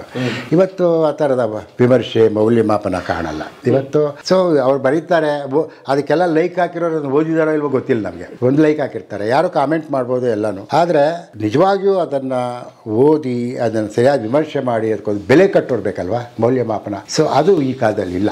ಇಲ್ಲದೇ ಇರೋದ್ರಿಂದ ಬಹಳಷ್ಟು ಜನಕ್ಕೆ ತಾವು ಮಾಡಿದ್ದೇನು, ತಾವು ಯಾವ ದಾರಿಲಿ ಹೋಗಬೇಕು, ಮಾರ್ಗದರ್ಶನ ನಮ್ಮ ಕಾಲಕ್ಕಿದ್ದ ಹಾಗೆ ಇವಾಗಿಲ್ಲ. ಆದರೆ ಆಸಕ್ತರು ಏನು ಮಾಡ್ಕೊಳ್ತಾರೆ, ಒಂದು ಗ್ರೂಪ್ ಅಂತ ಮಾಡಿಕೊಂಡು ಸೊ ಅಲ್ಲಿಗೆ ಯಾರು ಈಗ ನಮ್ಮಂಥವ್ರನ್ನ ಯಾರು ಅಲ್ಲಿಗೆ ಆಹ್ವಾನಿಸಿದ್ರೆ ನಾವು ಅಲ್ಲಿಗೆ ಅವ್ರಿಗೆ ಬೇಕಾದಂಥ ಸಲಹೆ ಸೂಚನೆಗಳನ್ನು ಕೊಡ್ಬೋದು. ಸೊ ಸಾಧ್ಯ ಇದೆ. ಒಟ್ಟು ನಾನು ಹೇಳೋದೇನೆಂದರೆ ಇವತ್ತು ಕಾಲ ಇನ್ನೂ ಉತ್ತಮಗೊಂಡಿದೆ. ಸಾಹಿತ್ಯಕ್ಕೆ ಅಥವಾ ಕಲೆಗಳಿಗೆ ಇವತ್ತಿನೂ ಉತ್ತಮವಾದ ಕಾಲ ಇದು. ಆ ಕಾಲಕ್ಕಿಂತ ಈ ಕಾಲದಲ್ಲಿ ವ್ಯಾಪ್ತಿ ಬಹಳ ದೊಡ್ಡದಾಗಿದೆ. ಜಗತ್ತಿನಾದ್ಯಂತ ಮಾರ್ಕೆಟ್ ಇದೆ ಈಗ ಅಲ್ವಾ? ಎಸ್, ಆಗಲಿ. ಅದನ್ನು ಸಮರ್ಪಕವಾಗಿ ಬಳಸ್ಕೋಬೇಕಷ್ಟೆ. ಯಾವುದನ್ನು ಅಷ್ಟೇ, ಅದು ಒಂದು ಸಾಧನ. ಅದನ್ನು ನಾವು ಕೆಟ್ಟದಕ್ಕೂ ಆಗ್ಬೋದು, ಒಳ್ಳೆಯದಕ್ಕೂ ಬಳಸ್ಕೊಳ್ಳೋದ್ರ ಮೇಲೆ ಹೋಗುತ್ತೆ ಹೊರತು ಅದನ್ನು ನಾವು ಸಾಧನವನ್ನು ನಾವು ಅದನ್ನು ಆಕ್ಷೇಪಣೆ ಮಾಡೋಂಗಿಲ್ಲ. ಚಾಕುನೇ ಆಗಲಿ, ಚಾಕುನ ನಾವು ಹಣ್ಣು ಹೆಚ್ಚಿ ಅಥವಾ ತರಕಾರಿ ಹಚ್ಚೋದಕ್ಕೂ ಬಳಸ್ಕೋಬಹುದು, ಹಾಗೆ ತಲೆ ತೆಗೆಯೋದಕ್ಕೂ ಬಳಸ್ಕೋಬೋದು, ಗಾಯ ಮಾಡೋಕ್ಕೂ ಬಳಸ್ಕೋಬೋದು. ಸಾಧನ ತಪ್ಪಲ್ಲ, ಸಾಧನ ಬಳಸುವವರು ತಪ್ಪು. ಅದನ್ನು ನೀವು ಹೇಗೆ ಬಳಸ್ತೀರಿ ಅನ್ನೋದ್ರ ಮೇಲೆ ಅದರ ಸಾಧಕ ಬಾಧಕಗಳಿರ್ತವೆ. ಎಸ್. ನನ್ನ ತಂದೆ BR ರಾಜಾರಾವ್ ಅಂತ, ಅವರು ಫೋಟೋಗ್ರಾಫರ್ ಆಗಿದ್ದರು. ತಾಯಿ ವೆಂಕಟಲಕ್ಷ್ಮಮ್ಮ ಅಂತ, ಅವರು ಗೃಹಿಣಿ ಆಗಿದ್ದಿದ್ದು. ಸೊ ಮುಂಚೆ ನಮ್ಮ ತಂದೆ ತಾಯಿ ಅವರ ಮದುವೆಯ ಒಂದು ಪ್ರಕರಣವೇ ಬಹಳ ವಿಶೇಷವಾಗಿದೆ. ಏನಂದರೆ ನಮ್ಮ ತಾಯಿ, ಅವರ ತಂದೆ, ಅವರ ಹೆಸರು ಲಕ್ಷ್ಮಣರಾವ್ ಅಂತ, ಅವರ ಹೆಸರನ್ನ ನನಗಿಟ್ಟರು. ನಮ್ಮ ತಾಯಿಯ ತಂದೆ ಹೆಸರನ್ನ ಅವರು ಗುಡಿಬಂಡೆ ಲಕ್ಷ್ಮಣರಾವ್ ಅಂತ, ಅವ್ರ ಪ್ರಸಿದ್ಧ ಜಮೀನ್ದಾರರು. ಬೇಕಾದಷ್ಟು ಆಸ್ತಿ ಪಾಸ್ತಿ ಎಲ್ಲ ಇತ್ತಂತೆ ಅವ್ರಿಗೆ. ಅವ್ರದ್ದೇನಾಗಿದೆ, ಅವ್ರ ಮಕ್ಕಳು ಆದವರೆಲ್ಲ ಚಿಕ್ಕಂದಲ್ಲೇ ಎಲ್ಲ ಒಬ್ಬೊಬ್ಬರಾಗಿ ಎಲ್ಲ ಹೋಗ್ಬಿಟ್ಟಿದ್ದಾರೆ. ಹೋಗಿ ನಮ್ಮ ತಾಯಿ ಮಾತ್ರ ಉಳ್ಕೊಂಡಿರೋದು. ಅವರು ಇನ್ನು ಚಿಕ್ಕ ಹುಡುಗಿ. ಅಷ್ಟೊತ್ತಿಗೇನಾಗಿತ್ತು, ಅವ್ರ ತಂದೆ ತಾಯಿ ಇಬ್ಬರು ತೀರ್ಕೊಂಡ್ಬಿಟ್ಟಿದ್ರು. ನಮ್ಮ ತಾಯಿಗೆ, ನಮ್ಮ ತಾಯಿನ ಸಾಕಿ ಸಲಹೆ ಮಾಡಿದವರೆಲ್ಲನೂ ಅವರ ತಾತ ಅಂತ ಕರಿತಾಯಿದ್ರು. ಅದೇ ಅವರ ಯಾರು ಗುಡಿಬಂಡೆ ಲಕ್ಷ್ಮಣರಾಯರಂತಿದ್ರಲ್ಲ, ಅವರ ಚಿಕ್ಕಪ್ಪ. ಸೊ ಅವರೇ ನೋಡ್ಕೊಡ್ತಾರೆ. ಅವ್ರಿಗೆ ಯಾರೋ ಜ್ಯೋತಿಷಿ ಹೇಳಿದ್ರಂತೆ, ಈ ಹುಡುಗಿಗೆ ಮದುವೆ ಮಾಡಿದ್ರೆ ಇವಳು ಉಳ್ಕೋತಾಳೆ, ಇಲ್ಲದ್ರೆ ಇವಳು ಹೋಗ್ಬಿಡ್ತಾಳೆ ಅಂತ. ಅದಕ್ಕೆ ಅವರೇನು ಮಾಡಿದ್ರು, ದಿಢೀರಂತ ಮದುವೆ ಮಾಡಬೇಕಾಗಿತ್ತು. ಆಗ ನೋಡಿ, ಆ ಕಾಲದಲ್ಲಿ ಒಂದು ಪೇಪರ್ಗೆ ಅಡ್ವರ್ಟೈಸ್ಮೆಂಟ್ ಕೊಟ್ಟಿದ್ದಾರೆ. ಪೇಪರ್ಗೆ ಈ ಥರ ಇಂಥ ಒಂದು ವಧು, ಇವರಿಗೆ ಒಂದು ವರ ಬೇಕಾಗಿದೆ, ಜಾತಕ ಅದು ಕಳಿಸ್ಬೋದು. ಅದೇ ಮದುವೆ ಮಾಡಿಕೊಂಡವನು ವರ ಇಲ್ಲಿಗೆ ಅವನು ಮನೆ ಅಳಿಯರಾಗಿ ಬರಬೇಕು.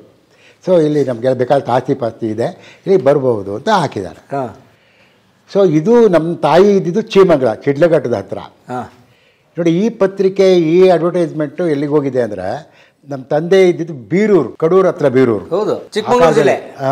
ಚಿಕ್ಕಮಗಳೂರು ಜಿಲ್ಲೆ. ಸೊ ಅಲ್ಲಿ ಅಲ್ಲೇನಾಗಿದೆ, ನಮ್ಮ ತಂದೆ ಇದ್ರಲ್ಲ, ನಮ್ಮ ತಂದೆಗೆ ಅವರ ತಂದೆ ಚಿಕ್ಕ ವಯಸ್ಸಿಗೆ ಹೋಗ್ಬಿಟ್ಟಿದ್ದಾರೆ. ಅದು ಆ ಕಾಲದ ಪ್ಲೇಗ್ ಬಂದು ಹೋಗಿರೋದು. ಭೈರಪ್ಪನವ್ರ ಕಾದಂಬರಿ ಥರ ಇದೆ ಅದು. ಅವರು ಹೋಗ್ಬಿಟ್ರಲ್ಲ ಪಾಪ, ಅವ್ರಿಗೆ ಇಬ್ಬರು ಚಿಕ್ಕ ಮಕ್ಕಳು, ಏನೋ ಒಬ್ಬ ಮಗ ಒಬ್ಬ ಮಗಳು. ನಮ್ಮ ತಂದೆಯ ತಾಯಿ ಇದೆಲ್ಲ ಅವರ ಅಣ್ಣ, ಅಂದರೆ ಅವರ ತಮ್ಮ, ಅಂದರೆ ಸೋದರ ಮಾವ ಅಂತೀವಿ, ನಮ್ಮ ತಂದೆಗೆ ಸೋದರ ಮಾವ. ಅವರು ಈ ಅಡ್ವರ್ಟೈಸ್ಮೆಂಟ್ ನೋಡಿದ್ದಾರೆ. ಆವಾಗ ನಮ್ಮ ತಂದೆ ಇನ್ನೂ ಕೂಡ ಹೈಸ್ಕೂಲ್ಗೆ ಬಂದಿದ್ದಾರೆ, ಫಸ್ಟ್ ಇಯರ್ ಸೆಕೆಂಡ್ ಇಯರ್ ಇದ್ರಂಥವ್ರು ಅಷ್ಟೇ, ಇನ್ನೂ ಚಿಕ್ಕವರು. ಏನೋ ಅವರು ಅದು ಇದು ಮಾಡಿಕೊಂಡು ಸ್ವಲ್ಪ ಸಂಪಾದನೆ ಮಾಡ್ಕೊಂಡು ಅವ್ರ ತಾಯಿನೂ ಮಾಡಿ ಹೇಗೋ ಬದುಕ್ತಾ ಇದ್ದರು ಅವರು. ಸೊ ಅವ್ರಿಗೆ ಈ ಅಡ್ವರ್ಟೈಸ್ಮೆಂಟ್ ನೋಡಿ ಅವ್ರೇನು ಮಾಡಿದ್ರು, ಹೇಳಿದ್ದಾರೆ, ಈ ಥರ ನೋಡಿ ಬಂದಿದೆ, ಒಂದು ಜಾತಕ ಕಳಿಸೋಣ ಅಂತ. ಜಾತಕ ಹೊಂದಿಕೆ ಆಯಿತು, ಬನ್ನಿ ಅಂತ ಸಂದರ್ಶನಕ್ಕೆ ಕರೆದಾರೆ ಅಲ್ಲಿಗೆ ಶ್ರೀಮಂಗಲ. ಸೊ ಅಲ್ಲಿಗೆ ಬಂದರೆ ನೋಡಿ, ನಮ್ಮ ತಂದೆ ತುಂಬ ಲಕ್ಷಣವಾಗಿದ್ದರು. ನನ್ನ ತಂದೆ ಭಾಳ ಸ್ಫುರದ್ ರೂಪಿ, ರಾಜಾರಾಯರು. ಸೊ ನೋಡಿ, ಹುಡುಗ ಚೆನ್ನಾಗಿದ್ದಾನೆ, ಬೆಳ್ಳಿಗೆ ಅಂಥೇಳಿ ಅವ್ರೇನು ಮಾಡಿದ್ರು, ಒಪ್ಕೊಂಡ್ರು. ಆಮೇಲೆ ಈ ಥರ ಮದುವೆ ಮಾಡಿಕೊಂಡ್ರೆ ಇಲ್ಲಿ ಇರಬೇಕಾದ್ರೆ ಇದಕ್ಕೂ ಒಪ್ಕೊಡಕ್ಕೆ ಇವ್ರಿಗೂ ಯಾವುದು ಇರಲಿಲ್ವಲ್ಲ. ಸೊ ಆ ಮದುವೆ ಮಾಡ್ಕೊಂಡು ನಮ್ಮ ತಂದೆ ಅಲ್ಲಿಗೆ ಬಂದು ಅವರು ಮನೆಯಾಳಿಯರಾಗುವಾಗ ಅಲ್ಲಿ ಸೇರಿಕೊಂಡ್ರು, ಶ್ರೀಮಂಗಲದಲ್ಲಿ. ಆಮೇಲೆ ಅಲ್ಲಿ ಜಮೀನೆಲ್ಲ ಇತ್ತು, ಅವ್ರ ಜಮೀನ್ದಾರಿದು, ಅದೆಲ್ಲ ನೋಡ್ಕೊಳ್ತಾಯಿದ್ರು. ಆದರೆ ನಮ್ಮ ತಂದೆ ಸ್ವಲ್ಪ ಹಂಗಿನ ಜೀವನ ಗೊತ್ತಿರುತ್ತಲ್ಲ, ಎಷ್ಟಾದರೂ ಆಗಲಿ. ಸೊ ಅದು ನಮ್ಮ ತಂದೆಗೆ ಇದಾಗಿದೆ, ಏನು ಸ್ವತಂತ್ರವಾಗಿ ಏನೋ ಮಾಡಬೇಕು ಅಂಥೇಳಿ ಅವರೇನು ಮಾಡಿದ್ರು, ಚಿಂತಾಮಣಿನಲ್ಲಿ ಒಂದು ಸ್ಟುಡಿಯೋ ತೆಗೆದ್ರು, ಫೋಟೋ ಸ್ಟುಡಿಯೋ. ಫೋಟೋಗ್ರಫಿ ಬರ್ತಿತ್ತು ಅವ್ರಿಗೆ. ಅವರು ಅದನ್ನು ಕಲ್ತಿದ್ರು. ಎಲ್ಲಿ ತಂದೆಗೆ ತಂಗಿ ಇದ್ರಲ್ಲ, ಅವ್ರನ್ನ ದಾವಣಗೆರೆಯಲ್ಲಿ ಅವ್ರನ್ನ ನಾರಾಯಣರಾವ್ ಅಂತ ಅವ್ರು ಮದುವೆ ಮಾಡಿಕೊಟ್ಟಿದ್ರು. ಅವರು ಬಾಬಾ ಅವರು ಅಲ್ಲಿ RMP ಡಾಕ್ಟ್ರು, ಅವರು ಬಹಳ ಪ್ರಸಿದ್ಧರಾಗಿ ತುಂಬ ದುಡ್ಡು ಮಾಡಿದ್ರು ಅಲ್ಲಿ ಅವರು ನಾರಾಯಣರಾಯರು ಅಂತ. ಅವ್ರಿಗೆ ನಮ್ಮ ತಂದೆ ಅವರು ಇಬ್ಬರು ಅಣ್ಣ ತಮ್ಮನ ಥರ ಇದ್ದರು, ಅವ್ರು ಭಾಳ ಅನ್ಯೋನ್ಯವಾಗಿದ್ದರು. ಆ ದಾವಣಗೆರೆಗೆ ಹೋದಾಗ ಇವರಲ್ಲಿ ಫೋಟೋ ಕಲ್ತಿದ್ದಾರೆ. ಅಲ್ಲಿ ಮಾರುತಿ ಸ್ಟುಡಿಯೋ ಅಂತಿತ್ತಂತೆ, ಅದೇ ಹೆಸರನ್ನ ಇಲ್ಲೂ ಇಟ್ಟರು, ಅವರು ಚಿಂತಾಮಣಿನಲ್ಲೂ ಇಟ್ಟರು. ಅವ್ರ ಗುರುಗಳ ಹತ್ರ ಅಲ್ಲಿ ಕಲ್ತ್ಕೊಂಬಂದು. ಸೊ ಅದು ಕಲ್ತ್ಕೊಂಬಂದು ಒಂದು ಸ್ಟುಡಿಯೋ ಅಂತ ತೆಗೆದ್ರು. ಅದೇ ಬರ್ತಾಯಿದ್ದದೊಂದು ಆ ಸ್ಟುಡಿಯೋ. ಯಾಕಂದರೆ ಮಕ್ಕಳಿಗೂ ಇನ್ನು ಶ್ರೀಮಂಗಲದಲ್ಲಿ ಓದಲಿಕ್ಕೆ ಪಾಪ ಅಷ್ಟೊತ್ತಿಗಾಗಲೇ ನಮ್ಮ ತಂದೆಗೆ ಮದುವೆ ಆದಾಗ ಇನ್ನೂ ಅವ್ರಿಗೆಲ್ಲ 15-16 ವರ್ಷ ನಾನು ಅಷ್ಟೇ. ತಂದೆಗೆ 15 ವರ್ಷ. ಹೌದು. ತಾಯಿ ಇನ್ನೂ ಚಿಕ್ಕವರು, 8 ವರ್ಷ 19 ವರ್ಷ. ಆಮೇಲೆ ಸ್ವಲ್ಪ ಕಾದು ಆಮೇಲೆ ದೊಡ್ಡ ಮೈದಾನದ ಮೇಲೆ ಎಲ್ಲ ಆದಮೇಲೆ ಇದಾಗಿರೋದು. ಸೊ ಆಗಿ ನಮ್ಮ ತಂದೆಗೆ ನಾನು ಹುಡ್ದಾಗ ಬಹುಶಃ ಅವ್ರಿಗೊಂದು 20 ವರ್ಷ 21 ವರ್ಷ ಇರ್ಬೋದು ಅಷ್ಟೇ. ನಮ್ಮ ಅಕ್ಕ ಒಬ್ಳಿದ್ಲು, ನನಗಿಂತ ದೊಡ್ಡವಳು. ಸೊ ಹೀಗೆ ಹಾಗಾಗಿ ಮಕ್ಕಳು ಅಲ್ಲಿದ್ದಾಗಲೇ ಒಂದು 4 ಜನ ಏನೋ ಮಕ್ಕಳು, 4-5 ಜನ ಆಗಿದ್ವಿ. ನಮ್ಮ ಅಕ್ಕ, ನಾನು, 2 ತಂಗಿಯರು, 4 ಜನ ಆಗಿದ್ರು. 5ನೇ ತಂಗಿ ಚಿಂತಾಮಣಿಲಿ ಹುಟ್ಟಿದವಳು. ಒಟ್ಟು 9 ಜನ ನಾವು. ಆ ಕಾಲದಲ್ಲಿ ಅದೇನು 9 ಅನ್ನೋದು ಭಾಳ ಅದು ಕಾಮನ್. ಅದು ಆ ಕಾಲದಲ್ಲಿ ಮಕ್ಕಳು ಅಂತಂದರೆ ಮನೆಯಲ್ಲಿ ಎಲ್ಲ 9, 12 ಈ ಥರ. ಡಜನ್ನು ಅದು ಬಹಳ ಕಡಿಮೆನೇ ಅಲ್ಲ. ಆ ಕಾಲದಲ್ಲಿ ಗೊತ್ತಿದೆಯಲ್ಲ, ಆ ಕಾಲದಲ್ಲಿ ಏನಂದರೆ ಫ್ಯಾಮಿಲಿ ಪ್ಲಾನಿಂಗ್ ಅಂತ ಇರಲಿಲ್ಲ. ಮಕ್ಕಳು ಅಂದರೆ ದೇವ್ರು ಕೊಡ್ತಾನೆ ಆಗ್ತದೆ ಅಂತ ಹುಟ್ಟಿಸ್ ದೇವ್ರು ಉಳ್ಬೈಸಲ್ಲ ಅಂತಿದ್ರಲ್ಲ. ಆಮೇಲೆ ಇನ್ನೇನು ಇವೆಲ್ಲ ಆವಾಗೆಲ್ಲ ವ್ಯವಸಾಯ ಇತ್ತಲ್ಲ, ಆ ವ್ಯವಸಾಯದ ಕಡೆ ಮಕ್ಕಳ ಆಡ್ರೆ ಕೆಡ್ತಾ ಮಳೆ ಬಿದ್ದರೆ ಕೆಡ್ತಾ ಅಂತ ಹೇಳ್ತಿದ್ರಲ್ಲ, ಗಾದೆ ಇತ್ತು. ಏನೇನು ಮಕ್ಕಳಾದರೆ ಕೆಡ್ತಾ ಮಳೆ ಸುರಿದ್ರೆ ಕೆಡ್ತಾ ಅಂತ. ಮಳೆ ಸುರಿದ್ರೆ ಬೆಳೆ ಆಗ್ತದೆ ಚೆನ್ನಾಗಿ, ಮಕ್ಕಳಿದ್ರೆ ಬೇಕಾದಷ್ಟು ಎಲ್ಲ ಕೆಲಸಕ್ಕೆ ಆಗ್ತವೆ ಕೃಷಿಗೆ. ಆ ಕಾಲದಲ್ಲಿ 9 ಜನ ನಾವು ಮಕ್ಕಳಾಗಿದ್ವಿ. 9 ಅಂತಂದರೆ ಸಮಾನ ನಾವೇನು ಹೇಳ್ತೀವಿ, ನವರತ್ನಗಳು, ನವಗ್ರಹಗಳು ಹಾಗೆ. ಸೊ ನಾವು ನವಗ್ರಹಗಳೇನಾಗಲಿಲ್ಲ. ಸೊ ಎಲ್ಲ ಸೊ ಹಾಗಾಗಿ ಅಲ್ಲಿ ನಾವು 9 ಜನ ಮಕ್ಕಳು. ನಾವು ಈ ಚಿಂತಾಮಣಿಗೆ ಬಂದು ನಮ್ಮ ತಂದೆ ಸೆಟ್ಲ್ ಆದಮೇಲೆ ನಾವು ಇಲ್ಲಿಗೆ ಮಿಡ್ಲ್ ಸ್ಕೂಲ್ಗೆ ನಾವು ಬಂದೆ ಚಿಂತಾಮಣಿಗೆ. ಪ್ರೈಮರಿ ಎಲ್ಲ ಇದೆ ಚೀಮಂಗ್ಲ. ಪ್ರೈಮರಿನಲ್ಲೂ 2ನೇ ಕ್ಲಾಸ್ ಅಷ್ಟೇ ನಾನು ಅಲ್ಲಿ ಓದಿದ್ದು ಚೀಮಂಗ್ಲದಲ್ಲಿ. 3ನೇ ಕ್ಲಾಸಿಂದ ಚಿಂತಾಮಣಿಗೆ ಬಂದಿದ್ದು. ಚಿಂತಾಮಣಿಗೆ ಬಂದು ಬಟ್ ಚಿಂತಾಮಣಿನಲ್ಲಿ ಅಲ್ಲಿ ಪ್ರೈಮರಿ ಸ್ಕೂಲ್ ಆಯಿತು, ಮಿಡ್ಲ್ ಸ್ಕೂಲ್ಗೆ ಬಂದೆ. ಆದರೆ ಒಂದು ಏನಂದರೆ ನನಗೆ ಚಿಕ್ಕಂದಿನಿಂದ ನನಗೆ ಒಂದು ಈ ಹಾಡಿನ ಬಗ್ಗೆ ಚೆನ್ನಾಗಿ ಹಾಡ್ತಾಯಿದ್ದೆ. ಅದು ದೈವದತ್ವವಾಗಿ ಬಂದದ್ದು ಅದು. ಮತ್ತು ಸಾಹಿತ್ಯದ ಬಗ್ಗೆನೂ ಆಸಕ್ತಿ ಇತ್ತು. ಹೇಗೆ ಬಂತು ಅಂತ ನನಗೂ ಗೊತ್ತಿಲ್ಲ.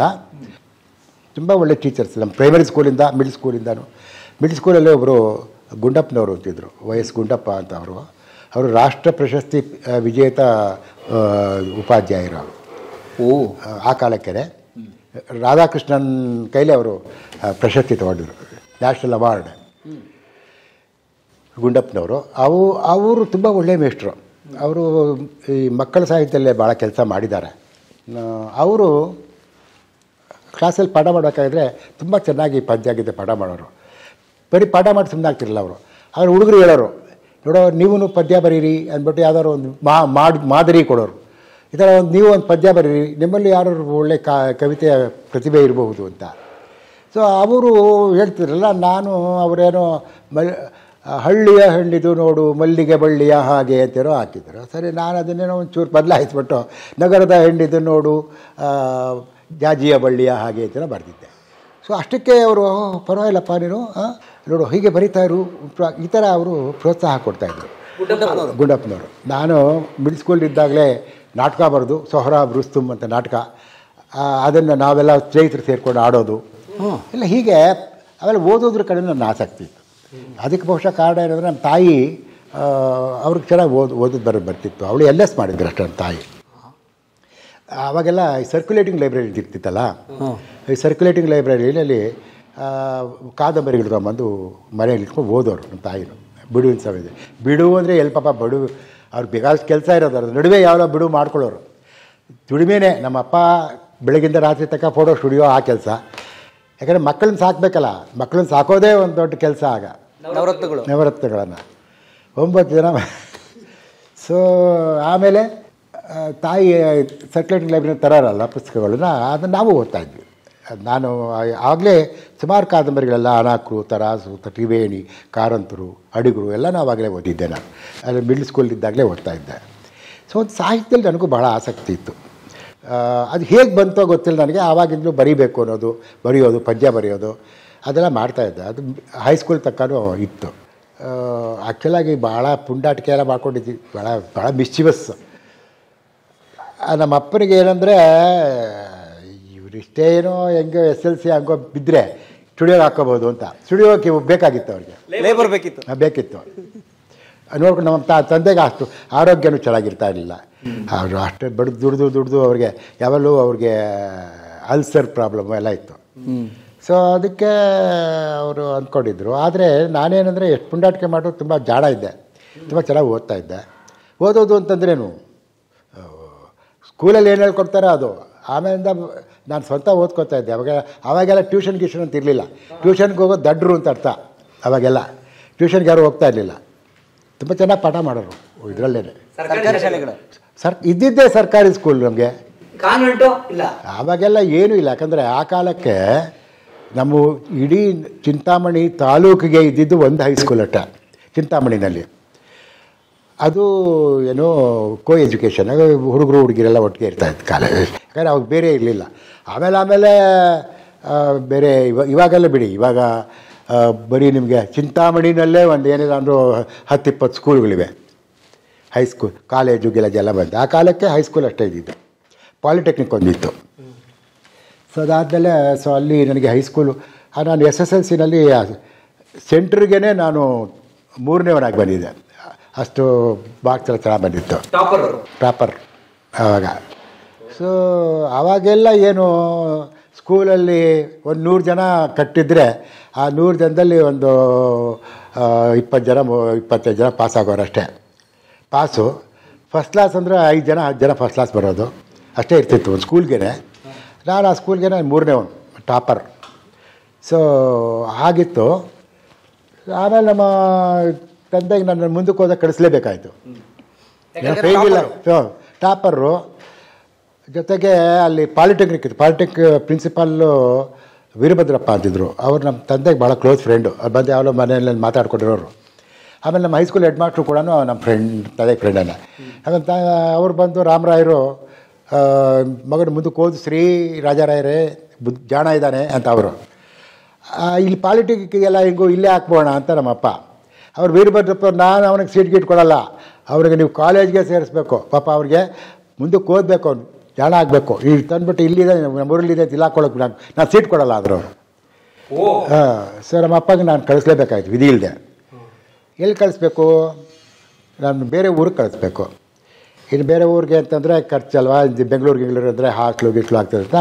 ಆವಾಗ ದಾವಣಗೆರೆಯಲ್ಲೇ ನಮ್ಮ ಸೋದರತ್ತೆ, ಅದೇ ನಮ್ಮ ತಂದೆ ತಂಗಿ RMP ಡಾಕ್ಟ್ರು ನಮ್ಮ ಸೋದರ ಮಾವ ಅವ್ರ ಮನೆ. ಸೊ ಅಲ್ಲಿಗೆ ನನ್ನ PUC ಕಳಿಸಿದ್ರು. ಸೊ ದಾವಣಗೆರೆಗೆ ಬಂದೆ. ದಾವಣಗೆರೆಗೆ ಬಂದಾಗ ದಾವಣಗೆರೆಯಲ್ಲಿ ನನಗೆ PUCನಲ್ಲೂ ತುಂಬ ಒಳ್ಳೆ ಮಾರ್ಕ್ಸ್ ಬಂತು. ಯಾವ ಕಾಲೇಜು? DRM ಕಾಲೇಜು ಈಗಲೂ ಇದೆ. ಆವಾಗ DRM ಕಾಲೇಜ್ ಅಂದರೆ ಸೈನ್ಸ್ ಕಾಲೇಜು ಆರ್ಟ್ಸ್ ಎಲ್ಲ ಒಂದೇ ಇತ್ತು. ಈಗ 2 ಸಪ್ರೇಟ್ ಆಗಿದೆ. ಆರ್ಟ್ಸೇ ಬೇರೆ ಇದೆ, ಸೈನ್ಸ್ ಬೇರೆ ಇದೆ. ಈಗ ಈವನ್ ಕಾಮರ್ಸ್ ಬೇರೆ ಆಗಿದೆ. ಬಟ್ ಆಗ ಎಲ್ಲ ಒಂದೇ ಕಡೆ ಇತ್ತು. ಅಲ್ಲಿ ನಾನು PUC ಓದಿದೆ. PUCನಲ್ಲಿ ಒಳ್ಳೆ ಇದು ಬಂದಿತ್ತು ನನಗೆ, PCMBನಲ್ಲಿ. ಆದರೆ ನನಗೆ ಇಂಜಿನಿಯರಿಂಗ್ ಸೀಟ್ ಸಿಗಲಿಲ್ಲ ಆಗ. ಇಂಜಿನಿಯರಿಂಗ್ ಮಾಡಬೇಕು ಅಂತಿದ್ರಿ? ಇಂಜಿನಿಯರಿಂಗ್ ಎಲ್ಲರೂ ಅವಾಗ ಹೋಗ್ತಾ ಇದ್ದಾರೆ ತಾನೇ, ನನ್ನ ಫ್ರೆಂಡ್ಸು ಎಲ್ಲ ಅದೇನೆ. ಅವಾಗಲೆಲ್ಲ ಇವಾಗಲೂ ಅದೇ ಓದ್ತಿರೋದಲ್ಲ.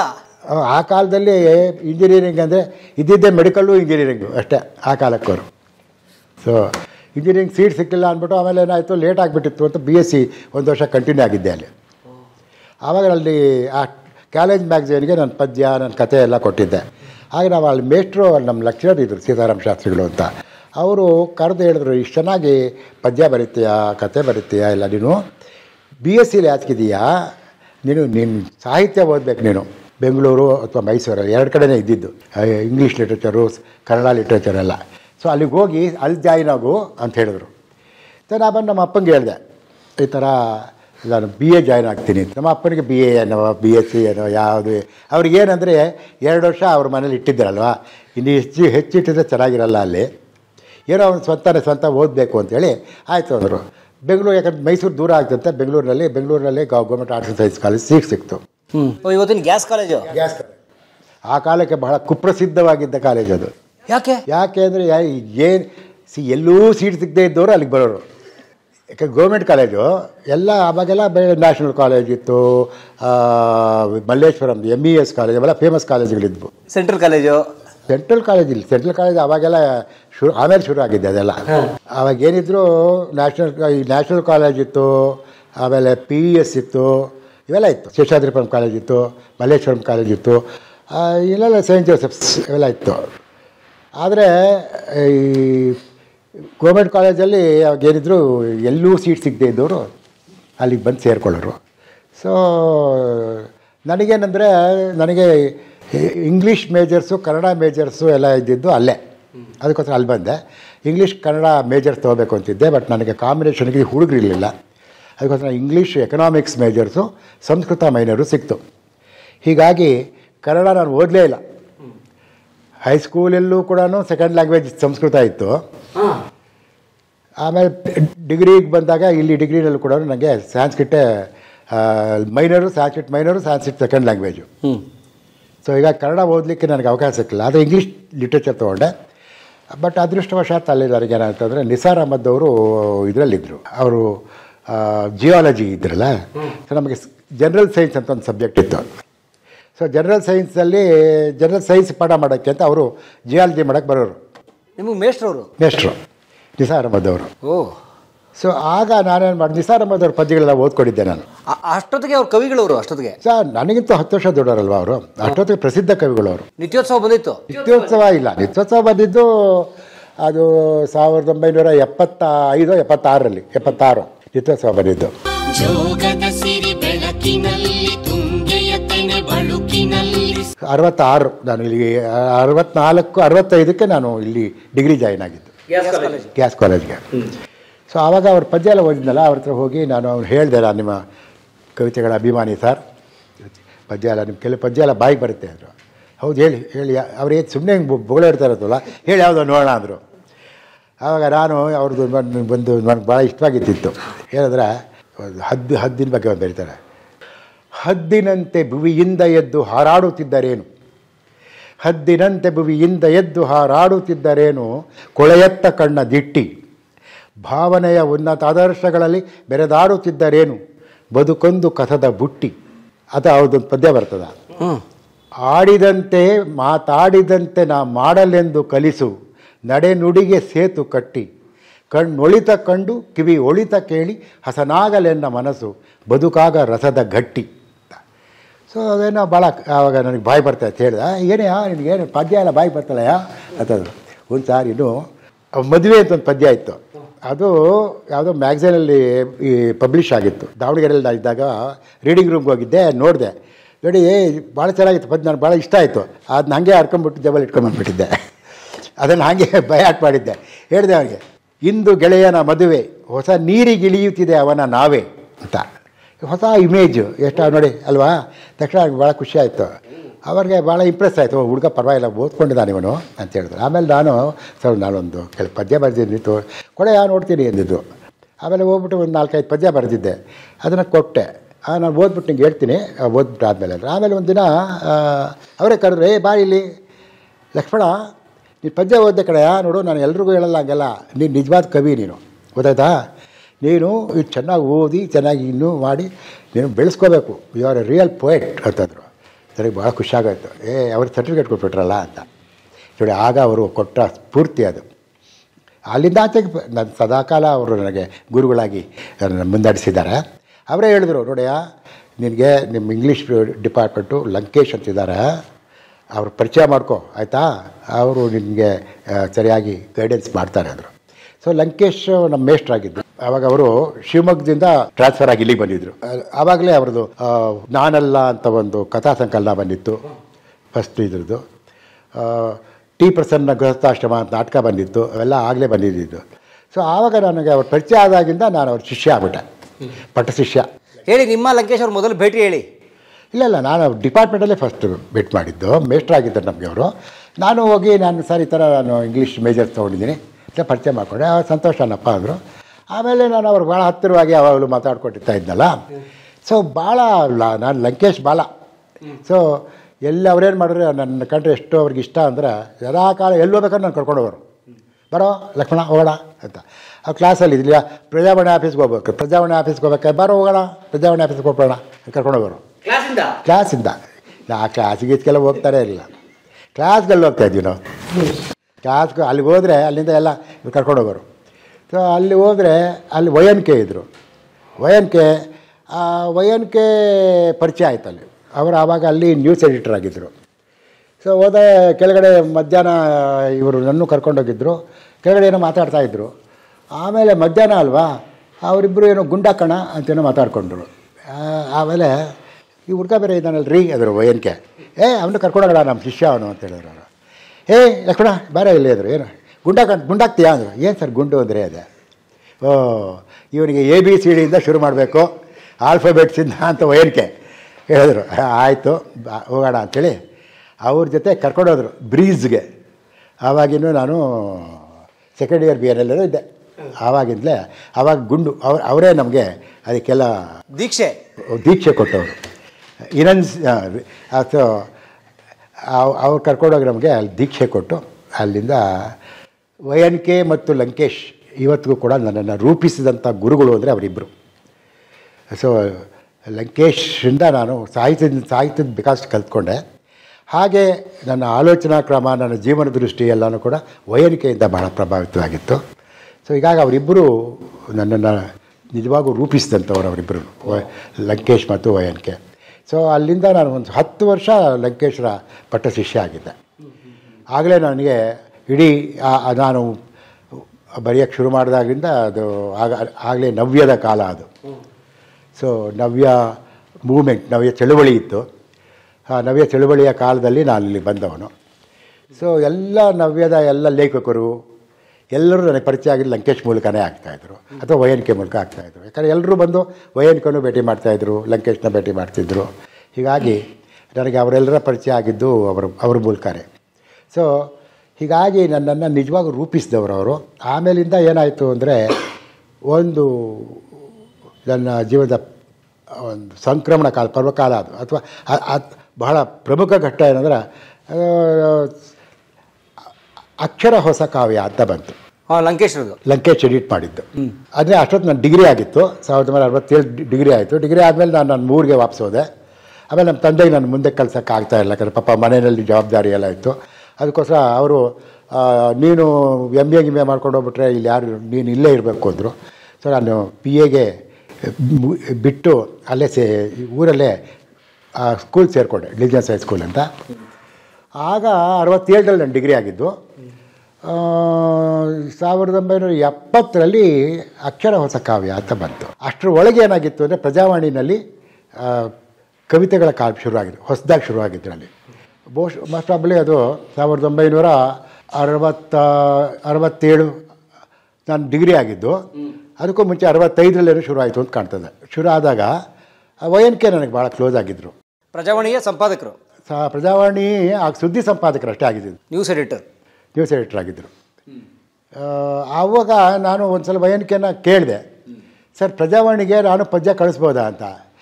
ಏನು ರೀ ಹಂಗೆ ಕೇಳ್ತೀರಿ, ಹೊಸಬರು ನೀವೇ ಕಳಿಸ್ಬೇಕಾಗಿರೋದಲ್ಲ, ಎಲ್ಲನೂ ಕಳಿಸ್ಕೊಡಿ ಅಂದರು.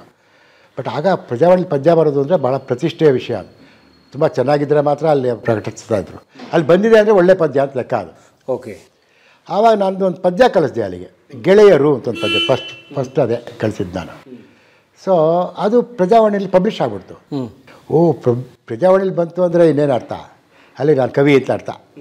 ಸೊ ಅವಾಗ ಎಲ್ಲರೂ ಕೂಡ ಭಾಳ ಅದನ್ನು ಇಷ್ಟಪಟ್ಟಿದ್ರು ಪದ್ಯನೂ ಕೂಡ. ಅದಾದಮೇಲೆ ನನಗೆ ಪುಂಖಾನುಪುಂಖವಾಗಿ ಪ್ರಜಾವಾಣಿಯಲ್ಲಿ ಬರ್ತಾಯಿತ್ತು, ಪದ್ಯಗಳು ಬರ್ತಾಯಿತ್ತು. ಆ ಕವಿತೆಗೆ ನೆನಪಿದೆಯಾ, ಗೆಳೆಯರು ನೆನಪಿದೆಯಾ? ಅಲ್ಲ, ಗೆಳೆಯರಿಗಿಂತಲೂ ನಿಮಗೆ ಗೆಳೆಯರು ಆ ಪದ್ಯ ಬರ್ತಾರೆ. ಪದ್ಯಗಳಲ್ಲಿ 2 ಥರ ಪದ್ಯ ಇರ್ತದೆ. ಒಂದು ಓದುಗವಿತೆ, ಇನ್ನೊಂದು ಹಾಡುಗವಿತೆ ಅಂತ.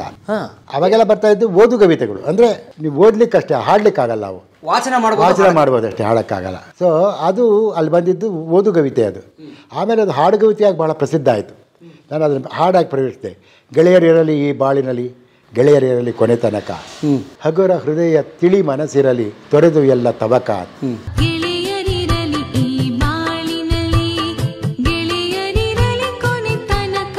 ಅದು ಭಾಳ ಪ್ರಸಿದ್ಧವಾದ ಕವಿತೆ ಆಯಿತು. ಸೊ ಅದು ಹಾಡಾಯಿತು. ಸೊ ಅದು ಅಲ್ಲಿ ಪದ್ಯಗಳು ಬಂದಿದ್ವು ಅಲ್ಲಿ. ಆ ಟೈಮಲ್ಲಿ 1970ರಲ್ಲಿ ಲಂಕೇಶ್ದು ಇದು ಬಂತು, ಅಕ್ಷರ ಹೊಸ ಕಾವ್ಯ ಬಂತು. ಅದಕ್ಕೂ ಮುಂಚೆ 1969ರಲ್ಲೇನೋ ದಾವಣಗೆರೆಯಲ್ಲಿ ಒಂದು ಸಾಹಿತ್ಯ ಸಮಾವೇಶ ನಡೆದಿತ್ತು. ಸಾಹಿತ್ಯ ಸಮಾವೇಶ ನಡೆದಾಗ ಅಲ್ಲಿ ದೊಡ್ಡ ಅದು ನವ್ಯದ ಬಹಳ ದೊಡ್ಡ ಸಮಾವೇಶ ಅಲ್ಲಿ ನಡೆದಿತ್ತು. ನವ್ಯ ಕವಿಗಳು, ನವ್ಯದ ಆವಾಗ ಅಲ್ಲಿಗೆ ಅಡಿಗರು, ನರಸಿಂಹಸ್ವಾಮಿಗಳು, ನವ್ಯದ ಎಲ್ಲರೂ ಬಂದಿದ್ದರು, ಸುಮಾರಾಗಿ ಎಲ್ಲರೂ ಇದ್ದರು. ಧಾರವಾಡ ಕಡೆಯಿಂದ ಗಿರಿರೆಡ್ಡಿ, ಚಂಪಾ, ಸಿದ್ದಿಂಗಪಟ್ಟಣ ಶೆಟ್ಟಿ ಆಗಿರ್ಬೋದು, ಇತ್ತ ಕಡೆಯಿಂದ ಲಂಕೇಶು, ಅನಂತಮೂರ್ತಿಗಳು, ಅಡಿಗರು, ನರಸಿಂಹಸ್ವಾಮಿಗಳು, ರಾಮಚಂದ್ರ ಶರ್ಮ, ದೊಡ್ಡ ಗುಂಪದು. ಅದು ಬಹಳ ಮುಖ್ಯವಾದಂಥ ಒಂದು ಸಮಾವೇಶ ಆಗಿತ್ತು. ನಾನು ಅಲ್ಲಿಗೆ ಹೋಗಿದ್ದು. ಇನ್ನೂ ನಾವೆಲ್ಲ ಮರಿ ಕವಿಗಳಾಗ ಅಲ್ಲೋದಾಗ ನಾನಿನ್ನೂ ಅಡಿಗರನ್ನ ಮೀಟೇ ಮಾಡಿರಲಿಲ್ಲ ಅದುವರೆಗೆ. ಕವಿತೆ ಓದ್ಕೊಂಡಿದ್ರಿ? ಅಡಿಗರನ್ನ ಓದ್ಕೊಂಡಿದ್ದೆ. ಅಡಿಗರು ನನ್ನ ಓದ್ಕೊಂಡಿದ್ದಾರೆ ನನಗೇನು ಗೊತ್ತು. ಆದರೆ ಅಲ್ಲಿ ನನಗೆ ಅಡಿಗರನ್ನ ಮೊಟ್ಟ ಮೊದಲನೇದಾಗಿ ನನಗೆ ನನ್ನ ಫ್ರೆಂಡ್ ಅವನು ಏನು ಪ್ರಸನ್ನ ಅಂತ ಕತೆ ಬರ್ತಲ್ಲ, ಕತೆಗಾರ ಪ್ರಸನ್ನ, ಒಂದು ಸಿನಿಮಾ ಕೂಡ ಮಾಡಿದ್ರು ಅವರು. ಹೌದು. ಆ ಪ್ರಸನ್ನ ನಾನು ಭಾಳ ಕ್ಲೋಸ್ ಫ್ರೆಂಡ್ಸು. ಅವನು ನನ್ನನ್ನು ಆವಾಗ ಅದಕ್ಕೋಸ್ಕರ ಕರೆದಿದ್ದ. ಅಲ್ಲಿಗೆ ನಾನು ಚಿಂತಾಮಣಿಯಿಂದ ಅಲ್ಲಿ ಹೋಗಿದ್ದೆ ಸಮಾವೇಶಕ್ಕೆ. ಯಾಕಂದ್ರೆ ನಮ್ಮ ಸೋದರತ್ತೆ ಮನೆ ತಾನೆ. ಆಗ ಅಲ್ಲಿ ಹೋದಾಗ ಅವನೇ ನನ್ನ ಅಡಿಗರಿಗೆ ಮೊದಲು ಪರಿಚಯ ಮಾಡಿಕೊಟ್ಟ. ಅದೇ ಹಿಂದಿನ ದಿನ ಸಂಜೆ ಅಡಿಗರು ಬಂದಿದ್ದರು. ಅಡಿಗರೇ ಇವನು BR ಲಕ್ಷ್ಮಣರಾವ್ ಅಂತ. ಓ ಲಕ್ಷ್ಮಣರಾವ್, ನಿಮ್ಮ ಪದ್ಯ ಓದಿದ್ದೀನಿ ಕಣ್ರಿ, ತುಂಬ ಚೆನ್ನಾಗಿ ಬರೀತೀರಿ ನೀವು, ಕಲೆಕ್ಷನ್ ಬಂದಿದೆಯಾ ಅಂತ ಕೇಳಿದ್ರು. ನನಗೆ ಭಾಳ ಸಂತೋಷ ಆಗೋಯ್ತು. ಸರ್ ಇನ್ನೂ ಬಂದಿಲ್ಲ ಸರ್, ಬೇಗ ಬರಬೇಕು ನಿಮ್ಮದು ಸಂಕಲನ ಅಂತ ಹೇಳಿದ್ರು. ನನಗೆ ಆವತ್ತು ರಾತ್ರಿ ನಿದ್ದೆನೇ ಬರಲಿಲ್ಲ. ಅಡಿಗರು ನನಗೆ ಚೆನ್ನಾಗಿ ಬರೀತೀರಿ ಅಂತ ಹೇಳ್ಬಿಟ್ರಲ್ಲ ಅಂತ. ಅಂದರೆ ಅಷ್ಟೊಂದು ಆ ಕಾಲಕ್ಕೆ ನಮಗೆ ಒಂದು ಪ್ರೋತ್ಸಾಹದ ನುಡಿ ಹೇಗೆ ಅವರು ಅಲ್ವಾ. ಸೊ ಇದು ಅಡಿಗರು ಅಷ್ಟೊಂದು ಪ್ರಭಾವ ಬೀರಿದ್ರು ನಮ್ಮ ಮೇಲೆ. 1980ರಲ್ಲಿ ಅಕ್ಷರ ಹೊಸ ಕಾವ್ಯ ಬಂತಲ್ಲ. 70ರಲ್ಲಿ ಕರೆಕ್ಟ್, 70ರಲ್ಲಿ ಬಂತು. 70ರಲ್ಲಿ ಬಂದಾಗ ಏನಾಗಿತ್ತು, ನಾನು ಲಂಕೇಶ್ಗೆ ನನ್ನ ಪದ್ಯ ತೋರ್ಸೋಕ್ಕೆ ನನಗೆ ಹೆದರಿಕೆ. ನಮ್ಮ ಮೇಷ್ಟ್ರಲ್ವಾ, ಅವರೇ ಸ್ಟುಪಿಡ್ ಫೆಲೋ ಅನ್ನೋರು, ಅವ್ರ ಸ್ಟೈಲ್ ಅದು. ಯಾವುದೋ ಒಂದು ಸಲ ಲಂಕೇಶ್ನ ಕೇಳಿದೆ, ಸರ್ ಪದ್ಯ ಬರೆಯೋದು ಹೇಗೆ ಅಂತ ಕೇಳಿದೆ. ಫುಲ್ ಹಾಗೆಲ್ಲ ಕೇಳ್ತಾರೆ, ಪದ್ಯ ಬರೋ ಹೇಳ್ಕೊಳಕ್ಕಾಗ್ತೀರಾ, ಕಲ್ತ್ಕೋಬೇಕು ನೀವು ಅಷ್ಟೇ, ಅಲ್ಲ ಕೇಳಬಾರ್ದು ಅಂದ್ಬಿಟ್ಟಿದ್ರು. ನನಗೆ ಅವ್ರನ್ನ ಕೇಳೋಕ್ಕೆ ಭಯ, ಪದ್ಯ ತೋರ್ಸೋಕ್ಕೆ ಭಯ ಅವ್ರಿಗೆ. ಆಮೇಲೆ ಯಾವುದೋ ಒಂದಷ್ಟು ಪದ್ಯಗಳು, ಹೊಸ ಪದ್ಯ ಎಲ್ಲ ಕೊಟ್ಟಿದ್ದೆ ಅವ್ರಿಗೆ. ಅವ್ರಿಗೇನು ಹೇಳಲೇ ಇಲ್ಲ ಅವರು. ಆದರೆ ಅವ್ರೇನು ಮಾಡಿದರು, ಈ ಅಕ್ಷರ ಹೊಸ ಕಾವ್ಯ ಬಂದಾಗ ಅದರಲ್ಲಿ ನನ್ನ 6 ಪದ್ಯ ಹಾಕಿದ್ರು. ಅದುವರೆಗೆ ಯಂಗ್ಸ್ಟರ್ ನಾನೇ, ಅದರಲ್ಲಿದ್ದ ಆ ಕವಿಗಳಲ್ಲಿ ನಾನೇ ಅತ್ಯಂತ ಕಿರಿಯ, ಮತ್ತು ಕಲೆಕ್ಷನ್ ಕೂಡ ಬಂದಿರಲಿಲ್ಲ ನನ್ನದು. ಇನ್ನು ಕವನ ಸಂಗ್ರಹ ಯಾವುದು ಪ್ರಕಟವೇ ಆಗಿಲ್ಲ, ನಾನು ಬಂದೇ ಇರಲಿಲ್ಲ ಇನ್ನೂ. ಮತ್ತು ಇಡೀ ಗುಂಪಲ್ಲಿ ನಾನೇ 50 ಯಂಗೆಸ್ಟ್. ನನಗೆ ಆವಾಗ ಬಹುಶಃ 25-26 ವರ್ಷ ಅಷ್ಟೇ. ನನಗಿಂತೂ ಆಲ್ರೆಡಿ ಕೃಷ್ಣ ನನಗಿಂತ 1 ವರ್ಷ ದೊಡ್ಡವನು. ಅದೇ ಕಾಡು ಹೌದು. ಅವನು ಅಷ್ಟೊತ್ತಿಗೆ ಕವನ ಸಂಕಲನ ಕೂಡ ಬಂದಿತ್ತು. ಅಡಿಗರೇ ಮುನ್ನುಡಿ ಬರೆದಿದ್ರು ಅದಕ್ಕೆ. ಸೊ ಆದರೆ ಯಾವುದು ಕಲೆಕ್ಷನ್ ಇಲ್ಲದೆ ಮೊಟ್ಟಮೊದಲು ನನಗೆ ಪದ್ಯಗಳು ಹಾಕ್ಕೊಂಡಿದ್ರು ಇವರು. ಮತ್ತು ನನ್ನ ಬಗ್ಗೆ ತುಂಬ ಪ್ರೋತ್ಸಾಹದಿಂದ ಬರೆದಿದ್ರು ಲಂಕೇಶ್ ಅದರಲ್ಲಿ. ಅದು ಬಂದಮೇಲೆ ಎಲ್ಲರ ಗಮನ ನನ್ನ ಮೇಲೆ ಬಂತು. ಅಕ್ಷರ ಹೊಸಕಾಯದಲ್ಲಿ ಬಂದಮೇಲೆ ಯಾರೋ ಲಕ್ಷ್ಮಣರಾವ್ ಅಂತ ತುಂಬ ಗಮನಿಸಬೇಕಾದ ಕವಿ ಅಂತ ಬಂತು. ಸೊ ಆವಾಗ ಅದು ಒಂಥರ ಇಡೀ ಸಾರಸ್ವತ ಲೋಕದಲ್ಲಿ ನನಗೆ ಒಂದು ನಿಜವಾದ ಅಧಿಕೃತವಾಗಿ ಒಬ್ಬ ಕವಿ ಅಂತ ಎಸ್ಟಾಬ್ಲಿಷ್ ಮಾಡಿಬಿಟ್ರು ಅವರು. ಆವಾಗ ಅದರ ಬಗ್ಗೆ ಎಲ್ಲ ವಾದವಿವಾದಗಳಾಯಿತು.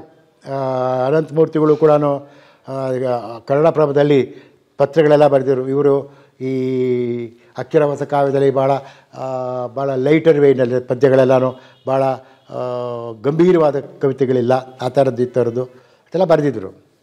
ಬಟ್ ಲಂಕೇಶ್ ಅಂತ ನಾನು ಹಾಗೆ ಕವಿತೆ ಹೇಗೆ ಆಯ್ಕೆ ಮಾಡಿದ್ದೀನಿ ಅಂತ ಅವರು ಬರೆದಿದ್ರು. ಹೀಗಾಗ್ಬಿಟ್ಟು ಅವ್ರ ನಡುವೆ ವಾಗ್ವಾದ ನಡೀತಾ ಇತ್ತು.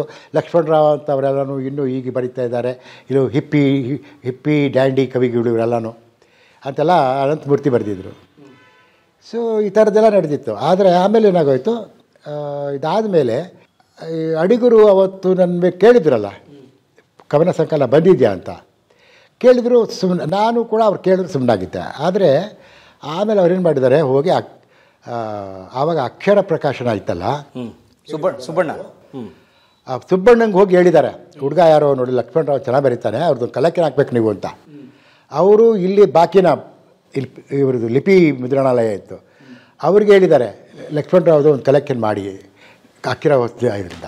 ಸೊ ಅವ್ರು ನನಗೆ ಹೇಳ್ದ, ನೋಡಯ್ಯ ಈ ಥರ ಅಕ್ಷರದಿಂದ ನಿನ್ನ ಸಂಕಲನ ಮಾಡಬೇಕು ಅಂತಿದ್ದಾರೆ. ಅದು ಹೇಗೆ ಮಾಡಿದ್ರು ಅವರು ನನಗೆ, ಅವ್ರು ಕೇಳಿದ್ರು, ಸುಬ್ಬಣ್ಣ ನಿನ್ನ ಪದ್ಯಗಳು ಕೊಡು ಮಾಡೋಣ ಅಂದ. ಆಮೇಲೆ ನಾನು ಕಲೆಕ್ಷನ್ ಎಲ್ಲ ಅಂದ್ಕೊಂಡು ಲಂಕೇಶ್ ಹತ್ರ ಹೋದೆ. ಸರ್ ಈ ಥರ ಏನೋ ಮಾಡೋಕ್ಕೆ ಹೊರಟಿದ್ದಾರೆ ಸರ್, ನಿಮ್ಮ ಮುನ್ನುಡಿ ಬೇಕು. ನಾನು ಯಾರಿಗೂ ಮುನ್ನುಡಿ ಬರೆದಿಲ್ಲ ಅಂದರು. ಸರ್ ನಾನು ನೀವೇ ಬರ್ಕೊಡ್ಬೇಕು ಅಂದೆ. ಇದು ಒಳ್ಳೆ ಆಯ್ತಲ್ಲ, ಆಯಿತು ನಿನಗೆ ನಾನು ಫಸ್ಟ್ ಮುನ್ನುಡಿ ಬರೀತಾ ಇರೋದು ಅಂತೇಳಿ. ಅದು ಒಂದು ಚಾರಿತ್ರಿಕ ಮುನ್ನುಡಿ ಅವ್ರು ಬರೆದಿರೋದು. ಇವತ್ತಿಗೂ ಕೂಡ ಅದು ಕನ್ನಡದಲ್ಲಿ ಅತ್ಯಂತ ಶ್ರೇಷ್ಠ ಮುನ್ನುಡಿಗಳಲ್ಲಿ ಒಂದು. ಲಂಕೇಶ್ ನನ್ನ ಗೋಪಿ ಮತ್ತು ಗಾಂಡಲೀನ ಸಂಕಲನಕ್ಕೆ ಬರೆದಿರೋ ಮುನ್ನುಡಿ. ಸೊ ಗೋಪಿ ಮತ್ತು ಗಾಂಡಲೀನ ಬಂತು. ಸೊ ನಿಮ್ಮ ಮೊದಲ ಕವನ ಸಂಗ್ರಹ ಅದು 1971ರಲ್ಲಿ ಬಂತು ಅದು. ಸೊ ಅದು ಬಂದಮೇಲೆ ಅದು ಅಲ್ಲಿಂದ ನಾನು ಹಿಂತಿರುಗಿ ನೋಡಬೇಕಾಗೇ ಬರಲಿಲ್ಲ. 70ರಲ್ಲಿ ಇದು 71 50 ವರ್ಷ ದಾಟ್ತು. 50 ವರ್ಷಕ್ಕೆ ಮತ್ತೆ ಅದನ್ನು ಗೋಪಿಮತ್ ಗಾಡ್ಲಿನ ಮತ್ತೆ ಪ್ರಿಂಟ್ ಮಾಡಿದ್ರು ಅಂಕಿತದವರು. ಗೋಪಿಮತ್ ಗಾಡ್ಲಿನ 50 ಅಂತ. ಅವಾಗ ನನಗೆ 70 ಆಗಿತ್ತು. ಪುಸ್ತಕಕ್ಕೆ 50 ಆಗಿತ್ತು. ಪುಸ್ತಕಕ್ಕೆ 50 ಆದಾಗ ನನಗೆ 75. ಅಂದರೆ 25 ವರ್ಷ. ನನಗೆ 25ನೇ ವಯಸ್ಸಿನಲ್ಲಿ ಬಂದಿದ್ದದು. ಸೊ ನನಗೆ 75 ವರ್ಷ, ಅದಕ್ಕೆ 50 ವರ್ಷ. ಅದಕ್ಕೊಂದು ಒಂದು ಕಾರ್ಯಕ್ರಮ ಆಯಿತು. ಆವಾಗ ಆವಾಗ ಅದು ಯಾಕೆ ತುಂಬ ಜನಪ್ರಿಯವಾದಂಥ ಸಂಕಲನ ಆಗಿತ್ತು ಗೋಪಿಮತ್ ಗಾಡ್ಲಿ. ಯಾಕಂದರೆ ಆಗಿನ ಯುವ ಜನಾಂಗಕ್ಕೆ ಅವರ ತಳಮಳಗಳೇನು, ಅವರ ಒಂದು ಜೀವನದಲ್ಲಿ ಅವರಿಗಿರುವಂಥ ಸಂಘರ್ಷಗಳೇನು, ಇಂಥದ್ದನ್ನೆಲ್ಲನೂ ಅದಕ್ಕೆಲ್ಲ ಮಾತು ಕೊಟ್ಟಿದ್ದ ಸಂಕಲನ ಅದು. ಹಾಗಾಗಿ ಒಂದರಿಂದ ಯುವ ಜನರಿಗೆ ಅದೊಂಥರದಲ್ಲಿ ಪ್ರಾಥಮಿಕ ಸಂಕಲನ ಆಗಿತ್ತು. ಹೀಗಾಗಿ ಅದು ಭಾಳ ಜನಪ್ರಿಯನೂ ಆಯಿತು. ಅದು ಒಂದು ಟ್ರೆಂಡ್ ಆಯಿತು, ಟ್ರೆಂಡ್ ಸೆಟ್ಟರ್. ಸೊ ಅದಾಯಿತು. ಅದಾದಮೇಲೆ ಟುವಾಟಾರ ಬಂತು. ಯಾವ ಅನಂತಮೂರ್ತಿ ನನ್ನನ್ನು ಹಿಪ್ಪಿ ಡ್ಯಾಂಡಿ ಅಂತ ಕರೆದಿದ್ರು, ಅವರೇ ನನ್ನ ಟುವಾಟಾರ ಪದ್ಯ ಸಾಕ್ಷಿನಲ್ಲಿ ಬಂದಾಗ ಪತ್ರ ಬರೆದಿದ್ರು ನನಗೆ, ಒಂದು ಪೋಸ್ಟ್ ಕಾರ್ಡು. ಲಕ್ಷ್ಮಣರಾವ್, ನಿಮ್ಮ ಟುವಾಟಾರ ಪದ್ಯ ಓದಿ ನನಗೆ ಭಾಳ ಸಂತೋಷ ಆಯಿತು, ತುಂಬ ಒಳ್ಳೆ ಪದ್ಯ ಅದು. ನಿಮ್ಮ ಬಗ್ಗೆ ಆತುರವಾಗಿ ನಾನು ಏನೋ ಮಾತಾಡ್ಬಿಟ್ಟೆ, but you are a genuine poet. ನೀವು ತುಂಬ ಚೆನ್ನಾಗಿ ಬರೀತೀರಿ, ನಿಮ್ಮ ಮುಂದಿನ ಕವಿತೆಗಳನ್ನು ನಾನು ಭಾಳ ಕುತೂಹಲದಿಂದ ನಿರೀಕ್ಷೆ ಮಾಡ್ತಿರ್ತೀನಿ ಅಂತ ಬರೆದಿದ್ರು. ವಾವ್. ಸೊ ಈ ಥರ ಬೆಳೆಸಿದವರು ಅವರು ನಮ್ಮನ್ನು. ಆಮೇಲೆ ನನ್ನ 3ನೇ ಸಂಕಲನ ಬಂತು. ಅಲ್ಲ, ಆ ಪದ್ಯ, ಆ ಕವನ ಒಂದೆರಡು ಸಾಲ ಹೇಳ್ಬೋದೆ? ಅದೇ ಅವೆಲ್ಲ ದೀರ್ಘ ಪದ್ಯಗಳದು, ಯಾವುದು ಓದು ಕವಿತೆಗಳು ಅವೆಲ್ಲನೂ. ಓದು ಕವಿತೆಗಳು ಆದ್ದರಿಂದ ಕೋಟ್ ಮಾಡೋಕ್ಕಾಗಲ್ಲ. ಅವೆಲ್ಲ ಏನಿದ್ರು ಪದ್ಯನೇ ಓದಬೇಕಂತನು. ಅದು ಕೂಡ ಭಾಳ ಈಗೆಲ್ಲ ಅನೇಕ ಆಂಥಾಲಜಿಗಳಲ್ಲಿ ಬಂದಿರೋ ಪದ್ಯಗಳಲ್ಲಿ ಫೋಟೋಗ್ರಾಫರ್ ಅಂತ ಒಂದು ಪದ್ಯ, ಟುವಾಟಾರ, ಗೋಪಿಮತ್ ಗಾಂಡಲಿನ, ಇವೆಲ್ಲ ಭಾಳ ಕಡೆ ಬಂದಿದೆ. ಎಲ್ಲ ಆಂಥಾಲಜೀಸಲ್ಲೂ ಬಂದಿದೆ ಅದು. ಸೊ ಎನಿವೇ ಅದಾದಮೇಲಿಂದ ನನ್ನ 3ನೇ ಸಂಕಲನ ಬಂತು, ಲಿಲ್ಲಿಪುಟ್ಟಿಯ ಅಂಬಲ. ಅದಕ್ಕೆ ಅನಂತಮೂರ್ತಿನೇ ಮುನ್ನುಡಿ ಬರೆದರು. ವಾವ್. ಸೊ ಯಾವ ಅನಂತಮೂರ್ತಿ ನನ್ನ ಬಗ್ಗೆ ಆ ಥರ ಮಾತಾಡಿದ್ರು ಅವರೇ, ಆಮೇಲೆ ಅದ್ರ ಬಗ್ಗೆ ಮುನ್ನುಡಿ ಬರೆದರು. ಆಮೇಲೆ ನನಗೆ ಮುಂದೆ ನನ್ನ ಎಲ್ಲ ಕನ್ನಡದ ಮುಖ್ಯ ವಿಮರ್ಶಕರು ಮುನ್ನುಡಿ ಬರೆದಿದ್ದಾರೆ, ನನ್ನ ಬಗ್ಗೆ ಲೇಖನಗಳು ಬರೆದಿದ್ದಾರೆ. ಈ ಥರ ಸಾರಸ್ವತ ಹೋಗ್ತಾರೆ. ಆಮೇಲೆ ಮುಂದೆ ನನಗೆ ಅನೇಕ ಈ ಥರದ ಒಂದು ಕವಿ, ಒಬ್ಬ ಕನ್ನಡದ ಒಬ್ಬ ಪ್ರಮುಖ ಕವಿ ಅನ್ನುವಂಥ ಮಾನ್ಯತೆ ನನಗೆ ಇರಲು ಸಿಕ್ತು. ಸೊ 70ರ ದಶಕ ಮತ್ತು 80ರ ದಶಕ ನಿಮ್ಮ ಉತ್ತುಂಗ. ಹೌದು, ನಿಮ್ಮ ಕಾವ್ಯ ಸೃಷ್ಟಿಯ ಉತ್ತುಂಗ ಅದು. ಹೌದು. 70ರ ದಶಕದಲ್ಲಿ ಹಾಗಾಯಿತು. ಅದಾದಮೇಲೆ ಇನ್ನೊಂದು ಪಲ್ಲಟ, ಇನ್ನೊಂದು ಬದಲಾವಣೆ ಆಗಿದ್ದು ಯಾವಾಗ ಅಂದರೆ ಈ ಸುಗಮ ಸಂಗೀತದಿಂದ 1976ರಲ್ಲಿ ನಿತ್ಯೋತ್ಸವ ಬಂತು. ನಿತ್ಯೋತ್ಸವ ಬಂದ ಮೇಲೆ ನಿತ್ಯೋತ್ಸವನ ನಾವೆಲ್ಲ ಅದಕ್ಕೋಸ್ಕರ ಟೇಪ್ ರೆಕಾರ್ಡರ್ ಕೊಂಡ್ಕೊಂಡು ಹಾಕ್ಕೊಂಡು ಕೇಳ್ತಾ ಇದ್ವಿ. ಅಷ್ಟೊಂದು ಅದ್ರ ಬಗ್ಗೆ ಕುತೂಹಲ ಇತ್ತು ನಮಗೆಲ್ಲಾನು. ಸೊ ನಿತ್ಯೋತ್ಸವ ಮೊದಲ ಕ್ಯಾಸೆಟಾ ಸುಗಮ ಸಂಗೀತದ್ದು? ಹೌದು, ನೋ ಡೌಟ್. ಹೌದು, ಅದೇ ಕ್ಯಾಸೆಟ್ಟೇ ಮೊದಲನೇದಾಗಿ ಭಾವಗೀತೆಗಳ ಕ್ಯಾಸೆಟ್ ಅಂತ ಬಂದದ್ದೇ ಅದು ನಿತ್ಯೋತ್ಸವ. ಅದು ನಿಸಾರ್ ಅಹಮದ್ ಅವರ ಭಾವಗೀತೆಗಳು ಮತ್ತು ಮೈಸೂರು ಸ್ವಾಮಿ ಸಂಗೀತ ನಿರ್ದೇಶನದಲ್ಲಿ ಬಂದದ್ದು. ಕೇವಲ ಭಾವಗೀತೆಗಳು ಅಂದರೆ ಕವಿಗೀತೆಗಳು. ಕವಿಗೀತೆಗಳು ಅಂತ ಬಂದು ಅದೇನೆ. ಆಮೇಲೆ ಆವಾಗ ಕ್ಯಾಸೆಟ್ ಅಂತ ಬಂದಿದ್ದಾಗ ಸಿನಿಮಾ ಗೀತೆಗಳು ಬಂದವು, ಅಥವಾ ಭಕ್ತಿಗೀತೆಗಳು ಬಂದವು, ಜನಪದ ಗೀತೆಗಳು ಬಂದವು. ಭಾವಗೀತೆಯಲ್ಲಿ ಇದೆ ಮೊಟ್ಟ ಮೊದಲ ಕ್ಯಾಸೆಟ್ ಬಂದದ್ದು. ಚಾರಿತ್ರಿಕವಾದದ್ದು 76. ಸೊ ಅದಾದಮೇಲೆ ಅದು ಒಂದು ರೀತಿಯಲ್ಲಿ ನಮಗೆ ಭಾವಗೀತೆಗಳಿಗೆ ಸ್ಫೂರ್ತಿ ಕೊಡ್ತು. ಸೊ ಆಗ ನಾವು ಆಕಾಶವಾಣಿಯಲ್ಲಿ ಪದ್ಯಗೀತೆ ಓದೋಕ್ಕೆ ಹೋಗ್ತಾಯಿದ್ವಿ, ಕವಿಗೋಷ್ಠಿಗಳಿಗೆಲ್ಲ ಹೋಗ್ತಾ ಇದ್ದಲ್ಲ. ಆಗ ಅಲ್ಲಿ ಕೇಳಿದ್ರು ಅವರು, ನಾನು ವೆಂಕಟೇಶ್ ಮೂರ್ತಿ ಇಬ್ಬರು ಒಂದು ಸಲ ಓದಾಗಿ ಕೇಳಿದ್ರು, ನೀವು ನೋಡಿ ನಮ್ಮ ಇದರಲ್ಲಿ ನಾವು ಸಂಗೀತ ವಿಭಾಗ ಅಂತಿದೆ, ಇಲ್ಲಿ ತಿಂಗಳ ಹೊಸ ಹಾಡು ಅದು ಎಲ್ಲ ಮಾಡ್ತಾಯಿರ್ತೀವಿ, ಕವಿಗಳದ್ದೆಲ್ಲ ಮಾಡ್ತಾಯಿದ್ದೀವಿ. ಆದರೆ ಅದಕ್ಕೇನೆಂದರೆ ಒಂದು ಆ ಕವಿಗಳು ಭಾವಗೀತೆಗಳದ್ದೇ ಒಂದು ಸಂಕಲನ ಮಾಡಿರಬೇಕು. ನೀವೆಲ್ಲ ಹೊಸ ಕವಿಗಳು ಬರಿತಾ ಇದ್ದೀರಿ, ಕವಿಗಳಾಗಿ ಹೆಸರು ಮಾಡಿದ್ದೀರಿ, ಆದರೆ ನಿಮ್ಮ ಭಾವಗೀತೆಗಳಿಲ್ಲ. ಅದಕ್ಕೋಸ್ಕರ ನೀವೆಲ್ಲ ಭಾವಗೀತೆ ಬರೀರಿ. ಭಾವಗೀತೆಗಳದ್ದು ಒಂದು ನಮಗೆ ಒಂದು ಸಂಕಲನ ಮಾಡಿದ್ರೆ ನಾವು ಈ ಒಂದು ಲಿಸ್ಟಲ್ಲಿ ಹಾಕ್ಕೋತೀವಿ, ಒಂದು ಪ್ಯಾನೆಲ್ನಲ್ಲಿ, ಅದರಲ್ಲಿ ನೀವು ಬರ್ತೀರಿ, ಆವಾಗ ನಿಮ್ಮನ್ನು ನಾವು ನಿಮ್ಮ ಭಾವಗೀತೆಗಳನ್ನು ಹಾಡಿಸಬಹುದು ಅಂತ. ಅದಕ್ಕೋಸ್ಕರ ಅಂತ ನಾನು ವೆಂಕಟೇಶ್ ಮೂರ್ತಿ ಏನು ಮಾಡಿದ್ವಿ, ಭಾವಗೀತೆಗಳು ಒಂದು ಸಣ್ಣ ಸಂಕಲನ ತಂದ್ವಿ. 20 ಹಾಡಿತ್ತು ಅದು. ಅವ್ರದ್ದು ಮರೆತ ಸಾಲುಗಳು ಅಂತ ಒಂದು ಪ್ರೇಮ ಸುಳಿವ ಜಾಡು ಅಂತ ಅದು ನಾವೇ ಪ್ರಿಂಟ್ ಮಾಡಿದ್ದು. ನೀವು ಪಬ್ಲಿಷರು? ನಾವೇ ಪಬ್ಲಿಷರ್ ಮಾಡಿಕೊಂಡ್ವಿ. ಅದೆಷ್ಟು 20 ಹಾಡಿದ್ದು, ₹2 ಅಷ್ಟೇ ಅದಕ್ಕೆ ಪುಸ್ತಕಕ್ಕೆ. ಮಾಡಿಬಿಟ್ಟು ಸೊ ಆವಾಗ ಅದರ ಆಕಾಶವಾಣಿಗೆ ಕೊಟ್ವಿ. ಅವ್ರು ಆಕಾಶವಾಣಿಯವ್ರು ನಮ್ಮನ್ನು ಆವಾಗ ಲಿಸ್ಟ್ಗೆ ಹಾಕ್ಕೊಂಡು ಆವಾಗ ನಮ್ಮನ್ನೆಲ್ಲ ಕರೀತಾಯಿದ್ರು. ಆವಾಗ ನಮ್ಮ ಹಾಡುಗಳನ್ನು ರೇಡಿಯೋದಲ್ಲಿ ಹಾಕೋರು, ರೇಡಿಯೋದಲ್ಲಿ ಭಾವಗೀತೆಗಳಂತ ಹಾಡಿಸ್ತಾಯಿದ್ರು. ನನ್ನ ಮೊಟ್ಟ ಮೊದಲು ಪ್ರಸಾರವಾದ ಭಾವಗೀತೆ ಅಂದರೆ ಪ್ರೇಮ ಸುಳಿವ ಜಾಡುವನೆ, ಅದೇ ಶ್ರುತಿ ಮೀರಿದ ಹಾಡು ಪ್ರೇಮ ಸುಳಿವ ಜಾಡು ಅಂತ. ಶ್ರುತಿ ಮೀರಿದ ಹಾಡು ಪ್ರೇಮ ಸುಳಿವ ಜಾಡು ನಮ್ಮ ಮೊಟ್ಟ ಮೊದಲ ಭಾವಗೀತೆ ಅದು ಪ್ರಸಾರ ಆಗಿದ್ದು. ಅದು ಕೂಡ ನಂದು ಯಾವುದೋ ಒಂದು ಸಿನಿಮಾ, ನನ್ನ ಒಂದು ಕತೆ, ಒಂದು ಸಿನಿಮಾ ಆಗಿತ್ತು. ಒಂದು ಪ್ರೇಮದ ಕಥೆ ಅಂತ ಒಂದು ಸಿನಿಮಾ ಬಂತು. ಅದು ನನ್ನ ಪ್ರಜಾವಾಣಿಯಲ್ಲಿ ಪ್ರಕಟವಾಗಿದ್ದ ಕಥೆಯನ್ನು ಆಧರಿಸಿ ಮಾಡಿದ ಸಿನಿಮಾ ಅದು. ಅದು ಸೊ ಅದಕ್ಕೋಸ್ಕರ ಅಂತ ಬರೆದಿದ್ದ ಹಾಡೋದು. ಅದರಲ್ಲಿ ಸಿನಿಮಾದಲ್ಲಿ ಉಪಯೋಗಿಸಿರಲಿಲ್ಲ ಅದನ್ನು. ಆಮೇಲೆ ಇಲ್ಲಿ ನಾನು ಕಳಿಸಿದ್ನ ಇದರಲ್ಲಿ ಇತ್ತಲ್ಲ ಅದ್ರ ಫಸ್ಟು ನೋಡಿ ಯಾವ ರೀತಿಯ ಯೋಗ ಅಂತ ಹೇಳ್ತಾರಲ್ಲ. ನನ್ನ ಮೊಟ್ಟಲ ಭಾವಗೀತೆಗೆ ರಾಗ ಸಂಯೋಜನೆ ಮಾಡಿದ್ದು ಅಶ್ವಥ್. ಅವಾಗ ನಮ್ಮ ಪರಿಚಯ ಇರಲಿಲ್ಲ, ನನಗೆ ಅವ್ರ ಪರಿಚಯ ಇರಲಿಲ್ಲ. ಯಾವುದು ಆಕಾಶವಾಣಿಯಲ್ಲಿ ಬಂತಲ್ಲ ಆ ಹಾಡು, ಆ ಹಾಡು ಅಶ್ವಥ್ ಸಂಯೋಜನೆ ಮಾಡಿದ್ದು. ಅದು ಬಹುಶಃ 1983 84 ಬಂತು. 82-83 ಅಂತ ಅನಿಸುತ್ತೆ. ಅವಾಗ ನಾನು ಪುಸ್ತಕ ಬಂತ ಹೇಳಿದ್ನಲ್ಲ, ಅದು ಬಂದಿದ್ದು 82ರಲ್ಲಿ. ಸೊ 83ರಲ್ಲಿ ಈ ಭಾವಗೀತೆ ಇದರಲ್ಲಿ ಆಕಾಶವಾಣಿಲಿ ಬಂತು. ಆಗೇನಾಯಿತು, ಅದನ್ನು ಅದು ತಿಂಗಳ ಹೊಸ ಹಾಡು ಅಂತ ಬರ್ತಿತ್ತು. ಅದನ್ನು 5 ಭಾನುವಾರ ಬಂದಿದೆ. ಅದನ್ನು ಕೇಳಿಬಿಟ್ಟು ಒಬ್ಬರು ನನಗೆ ಪತ್ರ ಬರೆದಿದ್ರು. ಅವಾಗ ಪತ್ರಗಳ ಕಾಲ, ಪತ್ರಗಳ ಕಾಲ. ಒಂದು ಇಂಡಿಯನ್ ಡೇಟರು ಆ ಹಾಡು ತುಂಬ ಇಷ್ಟಪಟ್ಟು ತುಂಬ ಚೆನ್ನಾಗಿರುತ್ತೆ. ಯಾರು ಬರೆದಿದ್ದು? ಪೂತಿ ನರಸಿಂಹಾಚಾರ್ಯರು. ಗೋಕುಲ ನಿರ್ಗಮನ ಪೂತಿ ನರಸಿಂಹಾಚಾರ್ಯರು ಮೈಸೂರಲ್ಲಿ ಕೇಳಿದ್ದಾರೆ, ಮೈಸೂರಲ್ಲಿದ್ದರು ಅವರು. ಅದನ್ನು ಕೇಳಿಬಿಟ್ಟು ಈ ಹಾಡು ಕೇಳಿದೆ, ಏನೋ ಬಹಳ ಚೆನ್ನಾಗಿದೆ ಈ ಹಾಡು, ಏನೋ ನನ್ನ ಯಾವುದೋ ಗಂಧರ್ವ ಲೋಕಕ್ಕೆ ಕರ್ಕೊಂಡೋಗ್ಬಿಡ್ತು. ನಿಮ್ಮ ಸಾಹಿತ್ಯ ಅಷ್ಟು ಚೆನ್ನಾಗಿದೆ, ಮತ್ತು ಸಂಗೀತನೂ ಅದು ಯಾರು ಮಾಡಿದ್ರೆ ನನಗೆ ಗೊತ್ತಾಗಿಲ್ಲ, ಬಟ್ ಸಂಗೀತ ಅಂತ ಯಾರು ಮಾಡೋ ಅವ್ರಿಗೆ ಗೊತ್ತಿಲ್ಲ, ಯಾರು ಮಾಡಿರೋ ಗೊತ್ತಿಲ್ಲ, ತುಂಬ ಚೆನ್ನಾಗಿದೆ ಅಂತ. ಅದು ಒಂಥರ ನೊಬೆಲ್ ಪ್ರೈಸ್ ಬಂದಂಗೆ ನನಗೆ. ಆ ಪ್ರಶಸ್ತಿ ಇವತ್ತಿಗೂ ಇದೆ ಅಂತ ಪತ್ರ ಇದೆ. ಅದು ನನ್ನ ಎಲ್ಲ ನನ್ನ ಇದರಲ್ಲೆಲ್ಲ ಬರೆದಿದ್ದೀನಿ ಅದ್ರ ಬಗ್ಗೆ. ಯಾಕೆ ಈ ಮಾತು ಹೇಳಿದೆ ಅಂದರೆ, ಆ ಕಾಲದಲ್ಲಿ ಹೇಗೆ ಹಿರಿಯರು ನಮ್ಮನ್ನೆಲ್ಲ ಈ ರೀತಿ ಗಮನಿಸ್ತಾಯಿದ್ರು, ಪ್ರೋತ್ಸಾಹಿಸ್ತಾಯಿದ್ರು. ಸೊ ಪೂಜ್ಯ ನರಸಿಂಹಾಚಾರ್ಯರಿಗೆ ನಾನು ಯಾರು ಅಂತಲೇ ಗೊತ್ತಿಲ್ಲ. ಅವರು ಅಷ್ಟೊತ್ತಿಗೆ ಅವರು ಕನ್ನಡದ ಶ್ರೇಷ್ಠ ಕವಿಗಳಲ್ಲೊಬ್ಬರು, ಪ್ರಸಿದ್ಧ ಕವಿಗಳಲ್ಲೊಬ್ಬರು. ಅವರು ಕೇಳಿ ನನ್ನ ಆಕಾಶವಾಣಿಗೆ ಹೋಗಿ ನನ್ನ ವಿಳಾಸ ತೊಗೊಂಡು ನನಗೆ ಪತ್ರ ಬರೆಯೋದು ಅಂದರೆ ನೋಡಿ ಎಷ್ಟು ದೊಡ್ಡತನ ಅಲ್ವಾ ಅದು. ಸೊ ಅನಂತಮೂರ್ತಿಯವರ ಪತ್ರ ಇರ್ಬೋದು, ಪೂತಿ ನರಸಿಂಹಾಚಾರ್ಯರ ಪತ್ರ, ಇವೆಲ್ಲ ನಮ್ಮನ್ನು ಇವಾಗ ಬೆಳೆಸಿದಂತಹ ಪತ್ರ. ಲಂಕೇಶ್ ಮುನ್ನುಡಿ ಅದು ಬಿಡಿ, ಅವರು ನಮ್ಮ ಗುರುಗಳು. ಹಾಗಾಗಿ ಇಂಥ ಹಿರಿಯರ ಆಶೀರ್ವಾದ ನಮ್ಮನ್ನೆಲ್ಲನೂ ಇವತ್ತು ಈ ಸ್ಥಿತಿಗೆ ಈ ಒಂದು ಇದಕ್ಕೆ ತಂದಿರೋ ಅಂಥದ್ದು ಸ್ಥಾನಕ್ಕೆ. ಸೊ ಅದೇನಾಯಿತು, ಆಮೇಲಿಂದ ಇದಕ್ಕೆ ಬಂತಲ್ಲ, ಅಲ್ಲಿ ಬಂತು. ನಾನು ಅದನ್ನು ತೊಗೊಂಡೋಗಿ ಆಮೇಲೆ ನನಗೆ ಅಶ್ವಥ್ ಪರಿಚಯ ಆಯಿತು. ಅಶ್ವಥ್ ಪರಿಚಯ ಆದಾಗ ತೊಗೊಂಡೋಗ್ಬಿಟ್ಟು ಅವ್ರಿಗೆ ಪತ್ರ ತೋರಿಸ್ತೀನಿ, ನೋಡಿ ಪೂತಿ ನರಸಿಂಹಾಚಾರ್ಯ ಹಿಂಗೆ ಬರ್ತಾರೆ. ಹೌದೇನ್ರಿ, ಇಲ್ರಿ, ಹೌದು ಭಾಳ ಚೆನ್ನಾಗಿದೆ ಇದು ಅಂದ್ಬಿಟ್ಟು ಅವ್ರು ಭಾಳ ಖುಷಿಯಾಗಿತ್ತು. ಆಮೇಲೆ ಅವರು ಅಶ್ವತ್ಗೆ ಹೊಸ ಕವಿ, ಅವರು ಏನಂದರೆ ಅಷ್ಟೊತ್ತಿಗೆ ಅನಂತ ಸ್ವಾಮಿಗಳು ಎಲ್ಲ ತುಂಬ ಪ್ರಸಿದ್ಧವಾಗಿದ್ದರು. ಅವರೇ ಕಂಪೋಸರ್ ಆಗಿದ್ರಲ್ಲ. ಭಾವಗೀತೆ ಅಂದರೆ ಅನಂತ ಸ್ವಾಮಿಗಳು, ಕಾಳಿಂಗರಾಯರ ನಂತರ ಮೈಸೂರು ಅನಂತ ಸ್ವಾಮಿಯವರು ಇದ್ದರು. ಅಶ್ವತ್ ಕಂಪೋಸರ್ ಆಗಿದ್ದರು, ಆಕಾಶವಾಣಿಗೆಲ್ಲ ಮಾಡೋರು. ಆದರೆ ಅವ್ರಿಗಿನ್ನೂ ಭಾವಗೀತೆಗಳ ಕ್ಷೇತ್ರಕ್ಕೆ ಬರಬೇಕು, ಅಲ್ಲಿ ಹೆಸರು ಮಾಡಬೇಕಾಗಿತ್ತು. ಅಷ್ಟೊತ್ತಿಗೆ ಅವರು ನರಸಿಂಹಸ್ವಾಮಿಗಳದ್ದು ಮಾಡಿದರು, ಶಿಶ್ನಾ ಶರೀಫ್ದು ಮಾಡಿದರು, ಎಲ್ಲ ಮಾಡಿದರು. ಆದರೆ ಅವ್ರಿಗೆ ಚಾಲೆಂಜ್ ಇತ್ತು.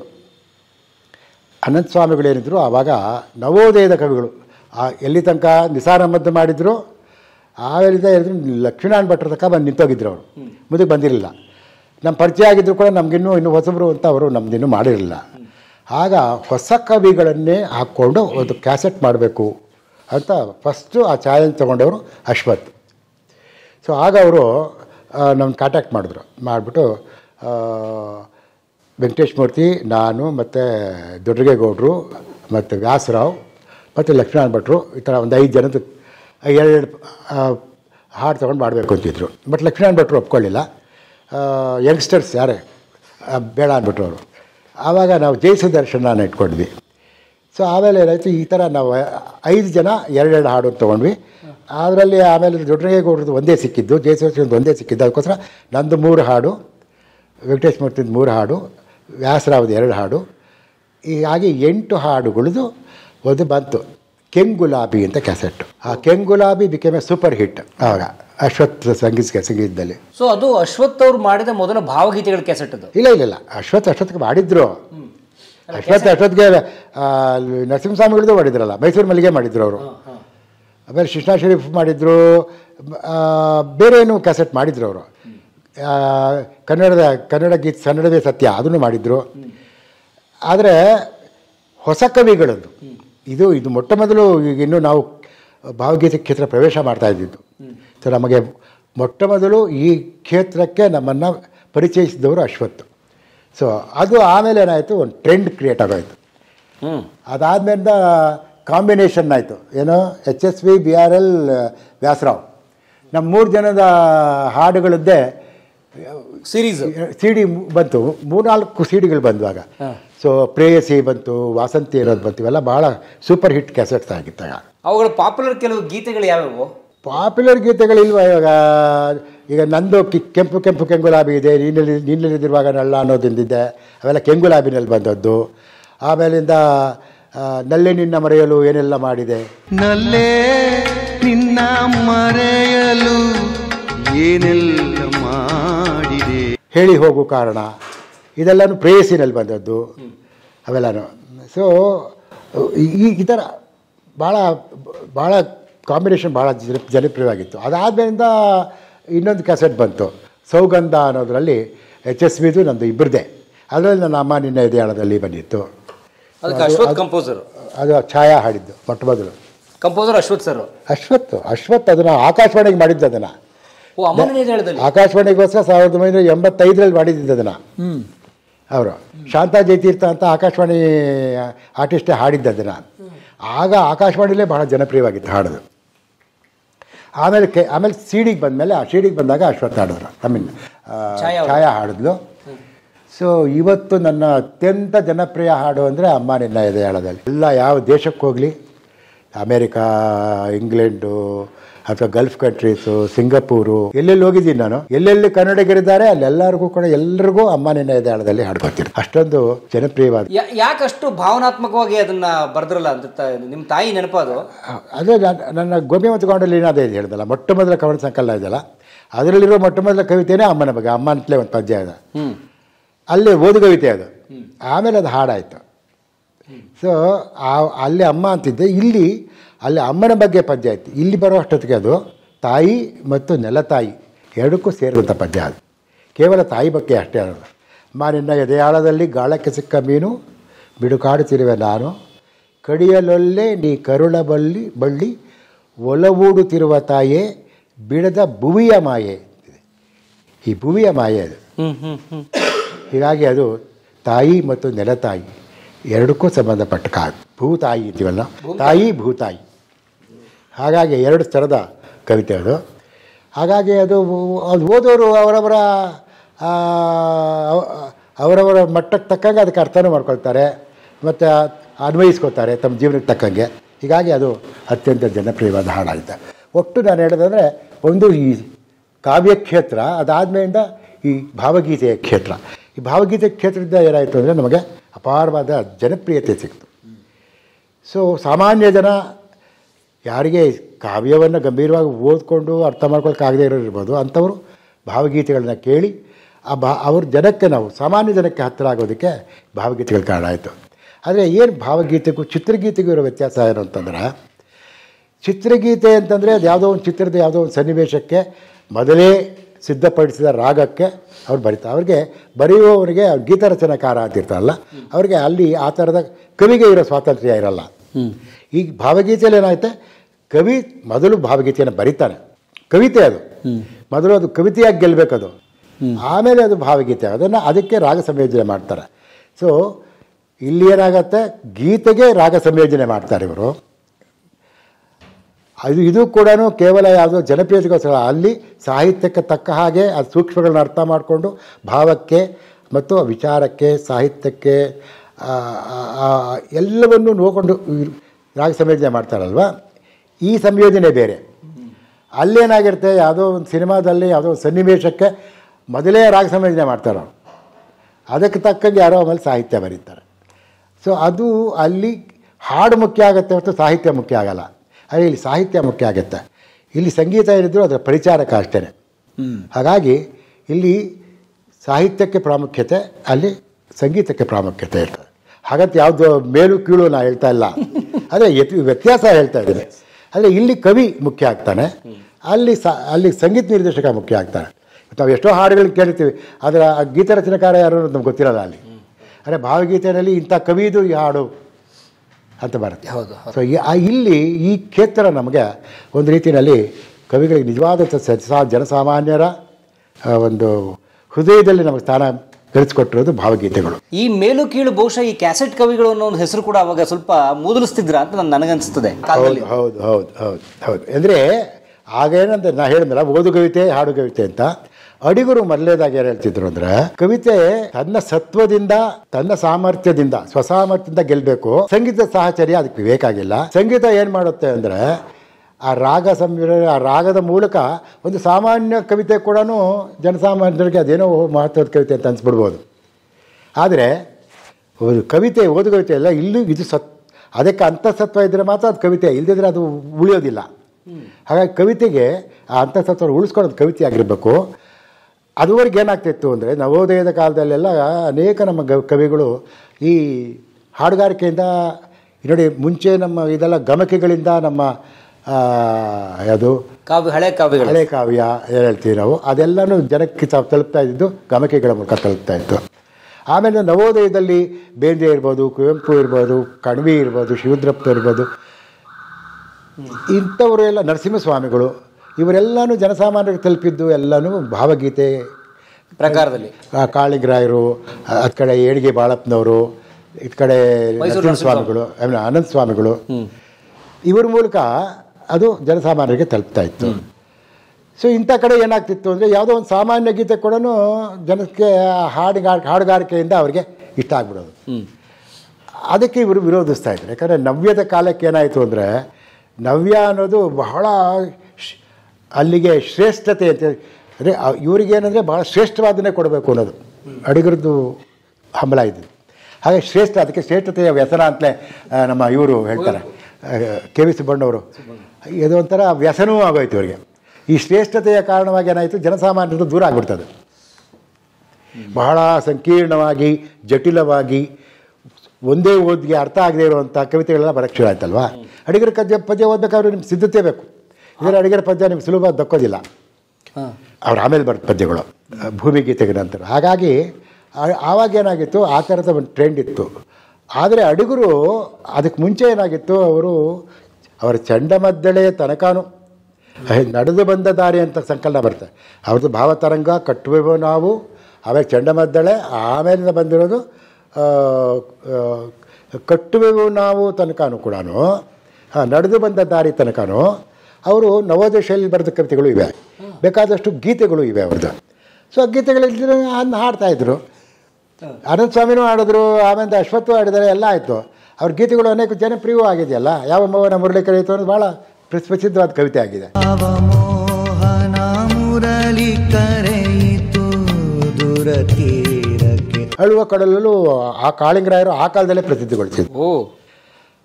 ಆದರೆ ಅಳುವ ಕಡಲುಳು ನಿಮಗೆ ರಾಗ ಸಂಯೋಜನೆ ಇಲ್ಲದಿದ್ರೂ ಓದಿದಾಗಲೂ ಶ್ರೇಷ್ಠ ಕವಿತೆನೇ ಅದು. ಅಂಥ ಅದ್ಭುತವಾದ ಕವಿತೆ ಅದು. ಎಂಥ ಅದ್ಭುತ ಅಂದರೆ, ಅಡಿಗರು ತಮ್ಮ ಮೊದಲನೇ ಕವನ ಸಂಕಲನ, ಭಾವತರಂಗ ಅವರ ಮೊದಲನೇ ಕವನ ಸಂಕಲನ, ಅಲ್ಲೇ ಅಂಥ ಒಂದು ಶ್ರೇಷ್ಠ ಕವಿತೆ ಬರೆದಾರೆ ಅವರು. ಅಳುವ ಕಡಲೊಳು ತೇಲಿ ಬರುತ್ತದೆ ನಗೆ ಹಾಯಿದೋಣಿ, ಇಂಥ ಅದ್ಭುತವಾದ ಕವಿತೆ ಅದು. ಅಳುವ ಕಡಲೊಳು ತೇಲಿ ಬರುತ್ತಲಿದೆ ನಗೆಯ ಹಾಯಿದೋಣಿ. ಅಡಿಗರು ಎಷ್ಟು ದೊಡ್ಡ ಕವಿ ಅನ್ನೋದು ಅಲ್ಲೇ ಗೊತ್ತಾಗ್ಬಿಡುತ್ತೆ ನಮಗೆ, ಮೊದಲನೇ ಸಂಕಲನದಲ್ಲೇ, ಭಾವತರಂಗದಲ್ಲಿ. ಆದರೆ ಅಡಿಗರು ಆಮೇಲೆ ಈ ನವೀನಕ್ಕೆ ಬಂದಾಗ ಅವರು, ಆದರೆ ಇದನ್ನು ಭಾಳ ವಿರೋಧಿಸಿದವರು ಯಾರು ಅಂತಂದರೆ ಆಮೇಲೆ ರಾಮಚಂದ್ರ ಶರ್ಮಾ ಅಂತವರು. ಅವರು ಏನಂದರೆ ಹಾಡು ಬರಲೇಬಾರ್ದು, ಭಾವಗೀತೆ ಬರಲೇಬಾರ್ದು ಅಂತ. ಇವು ನಮ್ಮದೆಲ್ಲ ಕ್ಯಾಸೆಟ್ಗಳು ಬಂತು, ಸ್ವಲ್ಪ ಜನಪ್ರಿಯತೆ ಆದಾಗ ಇವರೆಲ್ಲ ಜನಪ್ರಿಯತೆಗೋಸ್ಕರ ಬರೀತಾರೆ ಕ್ಯಾಸೆಟ್ ಕವಿಗಳು ಅಂತ ನಮಗೆಲ್ಲ ಪಟ್ಟಿ ಹಾಕ್ಬಿಟ್ಟಿದ್ರು. ಆಮೇಲೆ ಅವರೆಲ್ಲ ದಾಸಪಂಥ ಇತ್ತಾಗ ಪುರಂದರದಾಸರು, ಕನಕದಾಸರು, ವಿಜಯದಾಸರು ಅಂತ. ಹಾಗೆ ಇವರು ಲಕ್ಷ್ಮೀನಾರಾಯಣ ದಾಸರು, ಲಕ್ಷ್ಮಣದಾಸರು, ವೆಂಕಟೇಶ್ ದಾಸರು ಅಂತ ದಾಸಪಂಥ ಅಂತ. ಸೊ ಇವರೆಲ್ಲನೂ ಹೀಗೆ ಜನಪ್ರಿಯತೆಗೋಸ್ಕರ ಬರೀತಾರೆ ಅಂತ. ಆದರೆ ಒಂದು ಸುಳ್ಳದು. ಯಾಕಂದರೆ ನಾವು ಬರೆದದ್ದು ಜನಪ್ರಿಯ ಆಯಿತೇ ಹೊರತು ಜನಪ್ರಿಯತೆಗೋಸ್ಕರ ನಾವು ಬರೆದದ್ದಲ್ಲ. ಸೊ ಜನ ಇಷ್ಟಪಟ್ಟಿದ್ದೆಲ್ಲ ಆಗಿದ್ರೆ ಕಳಪೆ ಅನ್ನೋ ಥರ ಆಗ್ಬಿಡ್ತೀವಿ ಇವ್ರು ಹೇಳೋ ಮಾತು ಕೇಳಿದ್ರೆ ಅಲ್ವಾ. ಸೊ ತಪ್ಪದು. ನಾನು ಈಗ ನನ್ನ ಅತ್ಯಂತ ಜನಪ್ರಿಯವಾದ ಕ್ಯಾಸೆಟ್ ಯಾವುದು ಅಂತಂದರೆ ಸುಬ್ಬಾ ಭಟ್ರ ಮಗಳೇ. ಸುಬ್ಬಾ ಭಟ್ರ ಮಗಳೇ ಅದನ್ನು ಲಹರಿನಲ್ಲಿ ಬಂದಾಗ ಅದು ಅವರು ಆವಾಗ ಕ್ಯಾಸೆಟ್ಟು ಅವರು ಕ್ಯಾಸೆಟ್ಟಲ್ಲೇ ಸುಮಾರು ಒಂದು ತಿಂಗಳಲ್ಲೇ 1 ಲಕ್ಷ ಕ್ಯಾಸೆಟ್ ಮಾರಿದ್ದಾರೆ ಅವರು. ಸುಬ್ಬಾ ಭಟ್ರ ಮಗಳೇ ಒಂದು ತಿಂಗಳು 1 ಲಕ್ಷ ಕ್ಯಾಸೆಟ್ಟು. ಅವರು ವೇಲು ಈಗಲೂ ಹೇಳ್ತಾರೆ, ಸರ್ ಅಂಥದ್ದೊಂದು ಪ್ರೋಗ್ರಾಮ್ ನಮ್ಗೆ ಕೊಡಿ ಸರ್ ಮತ್ತೆ ಅಂತ. ಅಷ್ಟು ಯಾಕೆ ಅಷ್ಟು ಜನಪ್ರಿಯ ಆಯಿತು? ಯಾಕೆ ಅದು ಅಂತಂದರೆ ಆ ಕಾಲದ ಯುವಕರಿಗೆ ಬೇಕಾಗಿದ್ದ ಹಾಡುಗಳು. ಅಂದರೆ ಹಳೆಯದೆಲ್ಲ ಇವಾಗ ಹಳೆಯ ಪಂಚ ಹೋಗ್ತೀವಿ, ಇದೆಲ್ಲ ಹೊಸ ಟ್ರೆಂಡಿನ ಹಾಡುಗಳಿವೆ. ಸಿಗರೇಟ್ ಮೇಲೆ ಒಂದು ಹಾಡಿದ್ಯಪ್ಪ, ಬಿಡಲಾರೆನ ಸಿಗರೇಟು ಅಂತ ಅನಂತ ಸ್ವಾಮಿನೇ ಹಾಡಿದಾರೆ. ಅದರ ಬಿಡಲಾರೆನ ಸಿಗರೇಟು ಹುಡುಗಿ ನಿನ್ನಂತೆಯೇ ಅದು ಥೇಟು, ಜಾಲಿ ಬಾರಿನಲ್ಲಿ ಕೂತ ಪೋಲಿ ಗೆಳೆಯರು ಇದೆ ಅದರಲ್ಲಿ. ಸುಬ್ಬಾ ಭಟ್ಟರ ಮಗಳೇ ಇದೆ, ಬಣ್ಣಿಸಲೇ ಹೆಣ್ಣೆ ಬಣ್ಣಿಸಲೇ ಹೆಣ್ಣೆ ಇದೆ, ನಿಂಬೆ ಗಿಡ ತುಂಬ ಚಂದ. ಇವೆಲ್ಲ ಹೊಸ ಟ್ರೆಂಡ್ ಸೃಷ್ಟಿಸಿದಂಥ ಕವಿತೆಗಳು ಇವೆಲ್ಲ. ಅಂದರೆ ಆಗಿನ ಯುವ ಜನತೆಗೆ ಬೇಕಾಗಿತ್ತಂಥ ಹಾಡುಗಳು. ಸಿನಿಮಾದೆಲ್ಲ ಭಾಳ ಚೀಪಾಗಿತ್ತು ಆ ಟೈಮ್ಗೆ ಬೇಕಾಗಿತ್ತು. ಆವಾಗ ಈಗಲೂ ಕೂಡ ಆವಾಗ ಏನಾಗ್ತಿತ್ತು, ಕ್ಯಾಸೆಟ್ ಟೇಪ್ ಇತ್ತಲ್ವಾ, ನಿಮಿಷ ಆಗೋಷ್ಟೊತ್ತಿಗೆ ಟೇಪು ಏನಾಗುತ್ತೆ ಕಟ್ಟಾಗ್ತಿತ್ತಲ್ಲ. ಕಟ್ಟಾಗಿದ್ರೆ ಮಧ್ಯಾಹ್ನ ಜಾಯಿನ್ ಮಾಡೋದು ಎಲ್ಲ ಮಾಡೋರು, ಗಂಟಾಕಿ ಏನೋ ಮಾಡೋರು. ಆದರೆ ಓಡ್ತಾ ಇರಲಿಲ್ಲ. ಇಷ್ಟು ಸ್ವಲ್ಪ ಒಂದು 10 ತಲೆ ಹೊರಟದೆ ಮತ್ತೊಂದು ಕೊಂಡ್ಕೋಬೇಕು.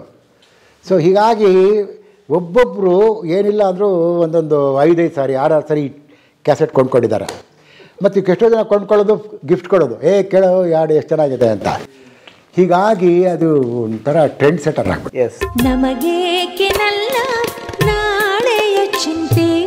ಅಲ್ಲೂ ಕೂಡ ನಾನು ನನ್ನ ಕವಿತೆಯಲ್ಲಿ, ನನ್ನ ಗಂಭೀರವಾದ ಕವಿತೆಯಲ್ಲಿ ಏನು ಹೇಳಿದ್ದೀನೋ, ಯಾವ ಇಡಿಯಮ್ ಇದೆಯೋ ಅದೇ ಕವಿತೆಗೆ ಅದೇ ಇಡಿಯಮ್ ಇಲ್ಲೂ ಇರೋದು. ನಾನು ಅಲ್ಲಿ ಕವಿತೆಯಲ್ಲಿ ಎಷ್ಟು ನಿಜ ಆಗಿದ್ದೀನೋ ಇಲ್ಲೂ ಅಷ್ಟೇ ನಿಜವಾಗಿದ್ದಾರೆ. ನಾನು ಅದನ್ನೇ ಬೇರೆ ಇದನ್ನೇ ಬೇರೆ ಅಲ್ಲ. ನನ್ನ ಕವಿತೆ ಬೇರೆ, ನನ್ನ ಭಾವಗೀತೆ ಬೇರೆ ಅಲ್ಲ. ನಾನು ಕವಿತೆಯಲ್ಲಿ ಯಾವ ಲಕ್ಷ್ಮಣರಾವ, ಭಾವಗೀತೆಯಲ್ಲಿ ಅದೇ ಲಕ್ಷ್ಮಣರಾವ್. HS ವೆಂಕಟೇಶ್ ಮೂರ್ತಿ ಕವಿತೆಯಲ್ಲಿ ಯಾವ ವೆಂಕಟೇಶ್ ಮೂರ್ತಿನೋ, ಭಾವಗೀತೆಯಲ್ಲಿ ಅದೇ ವೆಂಕಟೇಶ್ ಮೂರ್ತಿನೇ. ಅಂದರೆ ನಾವು ಆ ಥರದ ರಾಜಿ ಮಾಡಿಕೊಳ್ಳಿಲ್ಲ. ಅಂದರೆ ಅದರಲ್ಲಿ ಕಾವ್ಯ ಗುಣ ಇರಬೇಕು. ಆವಾಗ ಅದು ಕವಿತೆಯಾಗೂ ಉಳಿತದೆ. ಇವತ್ತು ನಮ್ಮ ಭಾವಗೀತೆಗಳು ಉಳಿದಿರೋದು ಅವುಗಳ ಕಾವ್ಯ ಗುಣದಿಂದ ಅಲ್ವಾ, ಸಾಹಿತ್ಯದ ಗುಣದಿಂದ, ಅವುಗಳ ಸುಮಧುರ ಸಂಗೀತದಿಂದ. ಕೇವಲ ಸಂಗೀತ ಅಲ್ಲ, ನೀವು ಅಲ್ವೇ ಅಲ್ಲ. ಇವತ್ತು ಅದಕ್ಕೆ ಆ ರೀತಿಯ ಒಂದು ಗೌರವ ಇದೆ ಭಾವಗೀತೆಗೆ ಅಂತಂದರೆ ಅದು ಕವಿಗಳು ನಿಜವಾದ ಕನ್ನಡದ ನಿಜವಾದ ಕವಿಗಳು ಬರೆದಿರುವಂಥ ಹಾಡುಗಳು ಅಂತ. ಉದಾಹರಣೆಗೆ ಬೇಂದ್ರೆ ಅವ್ರದ್ದು ಅಷ್ಟೇ ಅಲ್ವಾ. ಸೊ ಅವೆಲ್ಲ ಕೂಡ ಅವಾಗಿರೋ ಕಾವ್ಯ ಗುಣದಿಂದಾಗಿ. ಸೊ ಕಾವ್ಯ ಗುಣನೂ ಇದೆ, ಸಾಮಾನ್ಯ ಜನಕ್ಕೆ ಅರ್ಥ ಆಗೋ ಇರಬೇಕು, ನೇರವಾಗಿ ಹೃದಯಕ್ಕೆ ಮುಟ್ಟೋ ಥರ ಇರಬೇಕು ಹಾಡುಗಳು. ಸೊ ಅದರಿಂದ ಉದಾಹರಣೆಗೆ ಬೇಂದ್ರೆ ಅವರ ನೀ ಹಿಂಗ ನೋಡಬೇಡ ನನ್ನ ಗೀತೆ ನೋಡಿ, ಅದು ಸರಳವಾಗಿ ಅರ್ಥವೂ ಆಗುತ್ತೆ, ಅದ್ರಲ್ಲಿ ಗಂಭೀರ ಅರ್ಥವೂ ಇದೆ, ಅದು ಹೇಳೋ ಹಾಡು ಚೆನ್ನಾಗಿದೆ. ನೀ ಹಿಂಗ ನೋಡಿದರೆ ನನ್ನ ತಿರುಗಿ ನಾ ಹಂಗ ನೋಡಲೇ ನಿನ್ನ. ಆದ್ರೆ ಅದು ಹೇಳ್ತಿರೋದು ಆ ಕಾವ್ಯ ಗುಣ ಅದು ಯಾರೋ ನಿಮ್ಗೆ ಒಬ್ಬ ಸಾಮಾನ್ಯ ಕವಿ ಬರೆಯಕ್ಕಾಗಲ್ಲ ಅವರ. ಅದಕ್ಕೆ ನರಸಿಂಹಸ್ವಾಮಿಗಳು ಒಂದು ಮಾತು ಹೇಳಿದ್ರು, ಅದು ಇವತ್ತಿಗೂ ಹೇಳ್ತಾರೆ. ಅಂದರೆ ಒಳ್ಳೆಯ ಕವಿ ಮಾತ್ರವೇ ಒಳ್ಳೆಯ ಭಾವಗೀತೆ ಬರೆಯಬಲ್ಲ. ಅದು ನಮ್ಮ ನರಸಿಂಹಸ್ವಾಮಿಗಳವರ ಮಾತು, ಕೇಸ್ನವ್ರ ಮಾತು. ಹೌದು, only A good poet can write A good ಭಾವಗೀತೆ ಅಂತ. ಅದು ಹಾಗೆ ಭಾವಗೀತೆ ಬರಬೇಕಾದ್ರೆ ಅವನು ಒಳ್ಳೆ ಕವಿ ಆಗಿರ್ಬೇಕು. ಅವನು ಒಳ್ಳೆ ಕವಿ ಆಗಿದ್ರೆ ಮಾತ್ರ ಒಳ್ಳೆ ಭಾವಗೀತೆ ಬರೆಯಕ್ಕೆ ಸಾಧ್ಯ ಅಲ್ವಾ. ಸೊ ಇದು ಹೀಗಾಗಿ ನಮಗೆ ಈ ಭಾವಗೀತೆ ಕ್ಷೇತ್ರ ನಮಗೆ ಅತ್ಯಂತ ಜನಪ್ರಿಯತೆ ಅಂತಂತು. ಅಲ್ಲಂದರೆ ಅಶ್ವಥ್, ನನಗೆ ಅಶ್ವಥ್ ಜೊತೆ ಭಾಳ ನಿಕಟವಾದ ಒಡನಾಟ ಇತ್ತಲ್ವಾ. ಏನು ಸುಮಾರು ಒಂದು 20-30 ವರ್ಷ ಒಟ್ಟಿಗೆ ನಾವು ಗೆಳೆಯರು. ಅಂದರೆ ಆ ಕ್ಷೇತ್ರಕ್ಕೆ ಬಂದಾದಮೇಲೆ 1987ರಿಂದ ಅಂತ ಇಟ್ಕೊಳ್ಳೋಣ, 84ರಿಂದ ಅವರು 2010ರಲ್ಲಿ ಹೋಗಿದ್ದು, 2011ರಲ್ಲಿ ಹೋಗಿದ್ದು. ಅಲ್ಲಿ ತನಕ ಅಂದರೆ ಸುಮಾರು ಒಂದು 30-35 ವರ್ಷ ನಾವು ಒಟ್ಟಿಗೆ ಇದ್ವಿ. ಆ ಪೀರಿಯಡ್ ಇತ್ತಲ್ಲ ಅದು ಅದ್ಭುತವಾದ ಕಾಲ ಅದು. ಒಂದು ನಾನು ಯಾವಾಗಲೂ ಅದನ್ನು ಹೇಳ್ತಿರ್ತೀನಿ ಅಂದರೆ ನಾವು ಅದೃಷ್ಟವಂತರು ಅಂತ. ನಾವು ಯಾಕಂದರೆ ನನ್ನಂತೂ ಎಲ್ಲರೂ ಲಕ್ಕಿ ಲಕ್ಷ್ಮಣ್ ಅಂತಲೇ ಕರೀತಾಯಿದ್ರು. ಯಾಕಂದರೆ ಲಕ್ಕಿ ಅಂತ ನನ್ನನ್ನು ದೇಶಕುಲ್ ಕರಡಿ ಅಂತ ಬರೀದ್ರು, ಅವ್ರು ನಾನು ಲಕ್ಕಿ ಅಂತ ಕರಿತಾ ಇದ್ದಿದ್ದು. ಲಕ್ಷ್ಮಣ ಅನ್ನಕ್ಕೆ ಲಕ್ಕಿ ಅಂತಲೂ ಕರಿಬೋದಲ್ಲ ಅಲ್ವಾ? ಸೊ ಲಕ್ಕಿ ಅಂತ ಕರೆಯೋರು. ಅಂದರೆ ಅದೃಷ್ಟವಂತರು ಯಾರು ಅಂದರೆ ಯಾರು he who is at the right place at the right time ಅಂತ. ಯಾರು ಸರಿಯಾದ ಜಾಗದಲ್ಲಿ with the right people. He who is with the right people at the right place at the right time. ಯಾರು ಸರಿಯಾದ ವ್ಯಕ್ತಿಗಳ ಜೊತೆ ಸರಿಯಾದ ಕಾಲದಲ್ಲಿ ಸರಿಯಾದ ಜಾಗದಲ್ಲಿ ಇರ್ತಾರೋ ಅವರು ಅದೃಷ್ಟವಂತರು ಅಂತ. ಸೊ ನಮಗೆ ಹಾಗೆಲ್ಲ ಕೂಡ್ಕೊಂಬಂತು. ನಮ್ಮ ಕವಿಯಾಗಿ ನಾನು ಹೇಳಿದ್ರ, ನಾನು ಕವಿಯಾಗೋದಕ್ಕೆ ಅಡಿಗರ ಕಾಲ ಮತ್ತು ಆವಾಗ ಲಂಕೇಶ್ ಗುರುಗಳು ವಯನ್ಕೆ ಅಂತ ಅವ್ರ ಮೆಂಟರ್ಸ್ ನಮಗಿದ್ದಿದ್ದು. ಸರಿಯಾದ ಕಾಲ, ಅದು ಸರಿಯಾದ ವ್ಯಕ್ತಿಗಳು ಸರಿಯಾದ ಜಾಗದಲ್ಲಿದ್ವಿ ನಾವು. ಇದೇ ಬೆಂಗಳೂರಲ್ಲಿ ಇದ್ದಿದ್ದು. ಮತ್ತು ಭಾವಗೀತೆ ಕ್ಷೇತ್ರಕ್ಕೆ ಬಂದಾಗಲೂ ಸರಿಯಾದ ವ್ಯಕ್ತಿಗಳು ಅನಂತ ಸ್ವಾಮಿ, ಅಶ್ವಥ್ ಅಂತವರು. ಮತ್ತು ಅದು ಸರಿಯಾದ ಕಾಲ, ಆ ಕಾಲ ಜನಕ್ಕೆ ಬೇಕಾಗಿತ್ತು. ಆಗ ಭಾವಗೀತೆಗಳು ಆ ಕಾಲನೂ ಇತ್ತು. ಸೊ ಅದು ಸರಿಯಾದ ವ್ಯಕ್ತಿಗಳ ಜೊತೆ ಸರಿಯಾದ ಕಾಲದಲ್ಲಿ ಸರಿಯಾದ ಜಾಗದಲ್ಲಿ ನಾವು ನಿಜವಾದ ಅದೃಷ್ಟವಂತರು ನಾವು ಅಂತ. ಅವರು ಅದು ಹೇಳ್ತಾರೆ, ನಿಮ್ಮಂಥ ಕವಿಗಳು ನಮ್ಗೆ ಸಿಕ್ಕಿದ್ರಿಂದ ನಾವು ಒಳ್ಳೇದು ಮಾಡಿದ್ವಿ ಅಂತ. ಅದಕ್ಕೆ ಹೇಳೋದು ಎಲ್ಲವೂ ಕೂಡ್ಕೊಂಬರ್ಬೇಕು. ಸೊ ಅನಂತ ಸ್ವಾಮಿಗೆ, ಅಶ್ವತ್ಗೆ ನಮ್ಮಂಥ ಕವಿಗಳು ಸಿಕ್ಕಿದ್ರು, ನಮಗೆ ಅಂಥ ಸಂಗೀತ ನಿರ್ದೇಶಕರು, ಗಾಯಕರು ಸಿಕ್ಕಿದ್ರು. ಅದು ಹಾಗೆಯೇ ಇಲ್ಲಿ ನಮಗೆ ಅಂಥ ಗುರುಗಳು ಸಿಕ್ಕಿದ್ರು. ಆ ಗುರುಗಳಿಗೆ ನಾವಂಥ ಶಿಷ್ಯರು ಸಿಕ್ಕಿದ್ವಿ. ಗುರುಗಳು ಶಿಷ್ಯರು ಸಿಗೋದು ದೊಡ್ಡದೇ ಅಲ್ವಾ? ಹೀಗೆ ನಮ್ಮನ್ನೆಲ್ಲ ಬೆಳೆಸಿದಂಥ ವ್ಯಕ್ತಿಗಳು ಅವರು ಆ ಕಾಲದಲ್ಲಿ. ಅಲ್ಲ, ಅದೇ ಅಶ್ವಥ್ ಅವ್ರ ಬಗ್ಗೆ ಒಂದು ಘಟನೆ ಹೇಳಿ ಅಂತ ಕೇಳಿದ್ವಿ. ಅಶ್ವಥ್ ಒಂದು CD ಮಾಡಬೇಕು, CD ಇತ್ತು. ವಾಯ್ಸ್ ಮಿಕ್ಸಿಂಗ್ಗೋಸ್ಕರ ಅಶ್ವತ್ತು ನಾವು ಇದಕ್ಕೆ ಹೋಗಿದ್ವಿ. ಅವಾಗೆಲ್ಲ ಬರೀ ನಾವು ಮಡ್ರಾಸ್ಗೆ ಹೋಗಬೇಕಾಗಿತ್ತು. ಯಾಕಂದರೆ ಆವಾಗ ಇಲ್ಲಿ ಬೆಂಗಳೂರಲ್ಲಿ ಇನ್ನೂ ಸ್ಟುಡಿಯೋ ಇರಲಿಲ್ಲ. ಅವಾಗೆಲ್ಲ ವಾಯ್ಸ್ ಮಿಕ್ಸಿಂಗೇ ಅಲ್ಲ. ಅಲ್ಲಿ ಅದ್ರ ವಾಯ್ಸ್ ಮಿಕ್ಸಿಂಗ್ಗೋಸ್ಕರ ಅಂತ ಅಲ್ಲಿಗೆ ನಾನು ಅಶ್ವತ್ತು ಹೋಗಿದ್ವಿ. ಅವಾಗೆಲ್ಲ ಹೇಗೆ ಅಂದರೆ ರಾತ್ರಿ ಬಸ್ಸಲ್ಲಿ ಇಲ್ಲಿಂದ ಒಂದು ಬಸ್ಸಲ್ಲಿ ಬೆಂಗಳೂರಿಂದ ಅಲ್ಲಿಗೆ ಹೋಗ್ತಾ ಇದ್ವಿ. ಬೆಳಗ್ಗೆ ಎದ್ದು ಅಲ್ಲಿ ಹೋಟ್ಲಿಗೆ ಹೋಗ್ಬಿಟ್ರೆ ಅಲ್ಲಿಂದ ಸ್ಟುಡಿಯೋಗೆ ಹೋಗಿ ಎಲ್ಲ ಮಾಡ್ಕೊಳ್ಳೋದು, ಎಲ್ಲ ಮುಗಿಸ್ಕೊಂಡು ಅಲ್ಲಿಂದ ಮತ್ತೆ ಬಸ್ಸಲ್ಲಿ ಬರೋದು, ಈ ಥರ ಇತ್ತು. ನಾನು ಮತ್ತು ಬಾಲಿ ಇದ್ದರು. ಬಾಲಿ ನಮ್ಮ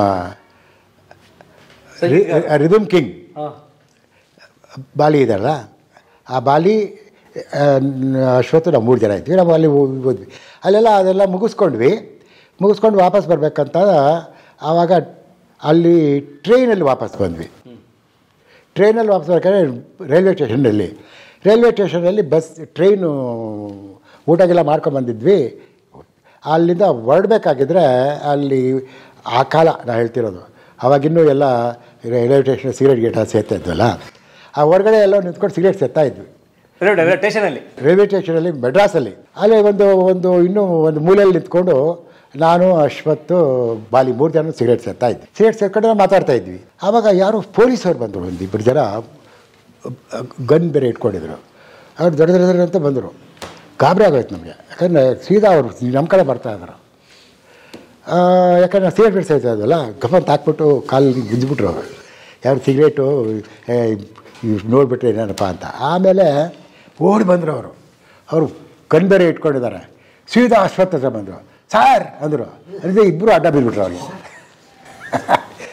ಇಬ್ಬರು ಅಡ್ಡ ಬಿದ್ದು, ಸಾರ್ ನಾವು ಕರ್ನಾಟಕದವರು ಸಾರ್, ಇಲ್ಲಿ ಈ ಟ್ರೈನಿಂಗ್ಗೆ ಬಂದಿದ್ವಿ ಸಾರ್, ಇಲ್ಲಿ ಪೊಲೀಸ್ ಟ್ರೈನಿಂಗ್ ಇತ್ತು, ಈಗ ಬಂದಿದ್ವಿ ಸಾರ್, ನಾವು ನಿಮ್ಮ ಅಭಿಮಾನಿಗಳು ಸಾರ್, ನಿಮ್ಮ ಹಾಡುಗಳು ದಿನಾ ನಿಮ್ಮ ಹಾಡು ರಾತ್ರಿ ಕೇಳೇ ನಾವು ಮಲ್ಕೊಳ್ಳೋದು, ಎಲ್ಲ ಟ್ರೈನಿಂಗ್ ಮುಗಿಸ್ಕೊಂಡು ಸುಸ್ತಾಗಿರುತ್ತೆ ಸಾರ್, ಆದರೆ ನಾವು ಮಲಗಬೇಕಾದ್ರೆ ನಿಮ್ಮ ಹಾಡುಗಳು ಕೇಳೇ ಮಲಗೋದು ಸರ್ ನಾವು ಅಂತ. ಭಾಳ ಸಂತೋಷ ಕಣ್ರಿ, ನಿಮ್ಮಂಥ ಅಭಿಮಾನಿಗಳಿರಂದಲೇ ನಾವು ಏನೋ ಅಂತೆಲ್ಲ ಹೇಳಿದ್ರು. ಅದರಲ್ಲಿ ಒಬ್ಬ ಹೇಳ್ದ, ಸಾರ್ ಒಂದು ಹಾಡಂತೂ ಸರ್ ನನಗೆ ಭಾಳ ಇಷ್ಟ ಸರ್. ಹೌದೇನ್ರಿ? ಆ ಹಾಡು ಕೇಳಿ ಸರ್ ನಾನು ರಾತ್ರಿ ಮಲ್ಕೊಳ್ಳೋದು. ಯಾವುದ್ರಿ ಅದು? ಸರ್, ಮನಸ್ಸೇ ನನ್ನ ಮನಸ್ಸೇ ಏನಾಗಿದೆ ನಿನಗೆ. ಏಕೆ ಅವಳ ಕೈ ನೆನಪೇ ಜೇನಾಗಿದೆ ನಿನಗೆ. ನೀವು ಹಾಡಿದಿರಲ್ಲ ಸರ್. ಹೌದೇನ್ರಿ? ನೋಡಿ ಅದು ಬರ್ದಿರೋದು ಇವರೇ ಕಣ್ರಿ, ಇವ್ರ ಕಾಲಿಗೆ ಬೀಳ್ರಿ ಅಂದರು. ಅವರಿಬ್ಬರು ದಡ ನಮ್ಮ ಕಾಲಿಗೆ ಬಿದ್ದರು. ಆಮೇಲೆ ಅಂದರೆ ಎಂಥ ಅಭಿಮಾನಿಗಳು ನೋಡಿ ಅವರೆಲ್ಲ ಆ ಕಾಲದ. ನೀವು ಕವಿ ಕಲಾವಿದರು, ಕವಿ ಗೊತ್ತಿಲ್ಲದೆ ಇರ್ಬೋದು, ಆ ಹಾಡು ಅವ್ರಿಗೆ ಗೊತ್ತಲ್ವಾ. ಹಾಗೆ ಲಕ್ಷ್ಮಣರಾವ್ ಅಂತ ಈಗ ಪ್ರಪಂಚದಲ್ಲಿ ಎಷ್ಟು ಜನಕ್ಕೆ ಗೊತ್ತೋ ಇದು, ಆದರೆ ಹಾಡು ಗೊತ್ತಲ್ಲ ಅವ್ರಿಗೆ. ಈ ಹಾಡು ಉಳಿದೋಗ್ಬಿಡ್ತದೆ. ಅದರಿಂದ ನಾನು ಹೇಳ್ತೀನಿ, ಒಬ್ಬ ಕವಿ ಕೃತಾರ್ಥನಾಗೋದು ಯಾವಾಗ, ಒಬ್ಬ ಕವಿಯ ಜೀವನ ಸಾರ್ಥಕವಾಗೋದು ಯಾವಾಗ ಅಂದರೆ ಅವನ ಹಾಡು ಜನಪದ ಗೀತೆ ಆಗಬೇಕು ಅಂತ. ಜನಪದ ಗೀತೆ, ಈ ಜನಪದ ಗೀತೆ ಅಂದರೆ ಏನಂತ, ಅದು ಯಾರು ಬರ್ದಾರೆ ಅಂತ ಗೊತ್ತಿರಲ್ಲ, ಎಲ್ಲರೂ ಹಾಡ್ತಿರ್ತಾರಲ್ವಾ, ಅವ್ರ ಜನರ ಹೃದಯದ ಹಾಡಾಗ್ತೋ. ಹಾಗೆ ಒಬ್ಬ ಕವಿ ಜನಪದ ಕವಿ ಆದಾಗಲೇ ಅವ್ನು ನಿಜವಾದ ಕವಿ ಅಂತ. ಹಾಗೆ ನಮ್ಮ ಹಾಡು ಹೆಸರು ಮರ್ತು ಹೋದ್ರು ಕಾವ್ಯ ಉಳಿಬೇಕು ಅಂತ. ಇವತ್ತಾದ್ರೆ ಈಗ ಯಾರು ಬರೆದು ಗೊತ್ತಾಗತ್ತೆ, ಅದೆಲ್ಲ ನಳದು. ಆದರೆ ಕವಿ ಗೊತ್ತಿಲ್ಲದಿದ್ರು ಕವಿತೆ ಗೊತ್ತಿರುತ್ತಲ್ವಾ, ಅಲ್ವಾ? ಎಸ್. ಸೊ ಈಗ ಎಷ್ಟೇ ಎಲ್ಲ ಇವಾಗ ಏನಂದರೆ, ಇವತ್ತು ನಾನು ಎಷ್ಟೊಂದು ಕಾರ್ಯಕ್ರಮಗಳಿಗೆ ಹೋಗ್ತೀನಿ, ರಾಜ್ಯೋತ್ಸವಕ್ಕೆ ಅಲ್ಲಿಗೆಲ್ಲ ಹೋಗ್ತೀನಿ. ಹೋದಾಗ ಕಾಲೇಜುಗಳಿಗೆ ಹೋಗ್ತೀನಿ. ಎಲ್ಲೇ ಹೋಗಲಿ ನಾನು ಹೋಗ್ಬೇಕಾಗಿದ್ರೆ ನಾವೇನಪ್ಪ ಇಂಟ್ರಡ್ಯೂಸ್ ಮಾಡ್ತಾರೆ. ಆಮೇಲೆ ನಾನು ಹೋಗಿ ನೋಡಿ ಇಷ್ಟೆಲ್ಲ ಮಾಡಿದ್ರು, ಅಮ್ಮ ನಿನ್ನ ಎದೆಯಾಳದಲ್ಲಿ ಬರೆದೋದು ನಾನೇ ಅಂದರೆ ಓ ಅಂದರೆ ನೋಡಿದ್ರೆ ಇಷ್ಟೊಂದು ಜನಕ್ಕೆ ಗೊತ್ತದ. ಅದೊಂದು ಮಾತು ಹೇಳಿದರೆ ಸಾಕಾಗಿತ್ತು. ಸೊ ಇಲ್ಲಿ ಯಾರಿಗೂ ಇಷ್ಟೊಂದು ಜನದಲ್ಲಿ ಯಾರಿಗಾದ್ರೂ ಅಮ್ಮ ನಿನ್ನ ಎದೆಯಾಳದಲ್ಲಿ ಹಾಡು ಬಂದೇ ಬರುತ್ತೆ. ಅದು ಹಾಡಿದ್ರೆ ಅದು ನನಗೆ ನಿಜವಾದ ಸನ್ಮಾನ ಅಂತೀನಿ. ಎಷ್ಟೊಂದು ಜನ ಮಂದಿ ಬರ್ತಾರೆ, ಅವರೇ ಹಾಡ್ತಾರೆ. ಕಾಲೇಜಲ್ಲಾದರೂ ಹುಡುಗಿರು ಆಡ್ತಾರೆ, ಇಲ್ಲ ಎಲ್ಲೋ ಹೋದರೆ ಯಾರೋ ಹೆಂಗಸರು ಬರ್ತಾರೆ ಆಡ್ತಾರೆ. ಒಟ್ಟಲ್ಲಿ ಆ ಹಾಡು ಗೊತ್ತಿಲ್ಲದೆ ಇರೋರೇ ಇಲ್ಲ ಅಂತ. ಅದಕ್ಕೆ ಶಿವರುದ್ರಪ್ಪನವ್ರು ಹೇಳ್ತಿದ್ರಂತ. ಶಿವರುದ್ರಪ್ಪನವ್ರು ಒಂದು ಮಾತು ಹೇಳೋರು ನೋಡಿ, ಒಬ್ಬ ಕವಿಗೆ ಅವನು ಒಂದು ಹಾಡು ಜನಪ್ರಿಯ ಆಗಿ ಆ ಜನರ ಹೃದಯದಲ್ಲಿ ನಿಂತರೆ ಆ ಕವಿ ಕೃತಾರ್ಥನಾದಂಗೆ ಅಂತ. ಹಾಗೆ ನಾವೆಲ್ಲ ಕೃತಾರ್ಥರಾಗ್ಬಿಟ್ವಿ ನಾವೆಲ್ಲ. ಸೊ ಒಂದು ಹಾಡು ಉಳಿದವರು ಸಾಕಲ್ವಾ ಜನರಲ್ಲಿ. ನಿಮ್ಮ 100 ಹಾಡು ಉಳಿದೋಗವೆ ಇರಲಿ, ಅದಿನ್ನೂ ಭಾಗ್ಯ ಜಾಸ್ತಿ ಆಯಿತು. ಅದು ಮಿಲಿಯನೇರ್ ಅನ್ನೋದಕ್ಕೆ 1 ಮಿಲಿಯನ್ ಇದ್ರೆ ಸಾಕಲ್ವಾ. ಆ ಮಿಲಿಯನೇರ್ ಮೇಲೆ ಅವನು ಮಲ್ಟಿ ಮಿಲಿಯನೇರ್ ಆಗಿರ್ಬೋದು. ಆದರೆ ಒಟ್ಟು ಈ ಥರ ನಮಗೆ ಅಷ್ಟೊಂದು ಜನರ ಅಭಿಮಾನ ಪ್ರೀತಿ ಸಿಗೋದಕ್ಕೆ ಭಾವಗೀತೆಗಳು ಕಾರಣ ಆಗಿದೆ. ಅಶ್ವಥ್ ಕಂಪೋಸಿಂಗ್ ಸ್ಟೈಲ್ ಹೆಂಗಿರ್ತಿತ್ತು ಅಶ್ವಥ್ ಅವ್ರದ್ದು? ಅದ್ರ ಬಗ್ಗೆ ಭಾಳ ಬರೆದಿದ್ದೀನಿ ನಾನು. ಅಶ್ವಥ್ ಅವ್ರೇನು ಮಾಡೋರು ಅಂದರೆ, ಅವ್ರನ್ನ ನಾವು ಇಂಟ್ಯೂಟಿವ್ ಅಂತೀವಿ, ಅಂದರೆ ಒಂದು ಅಂತರ್ಬೋಧೆ ಅಂತ.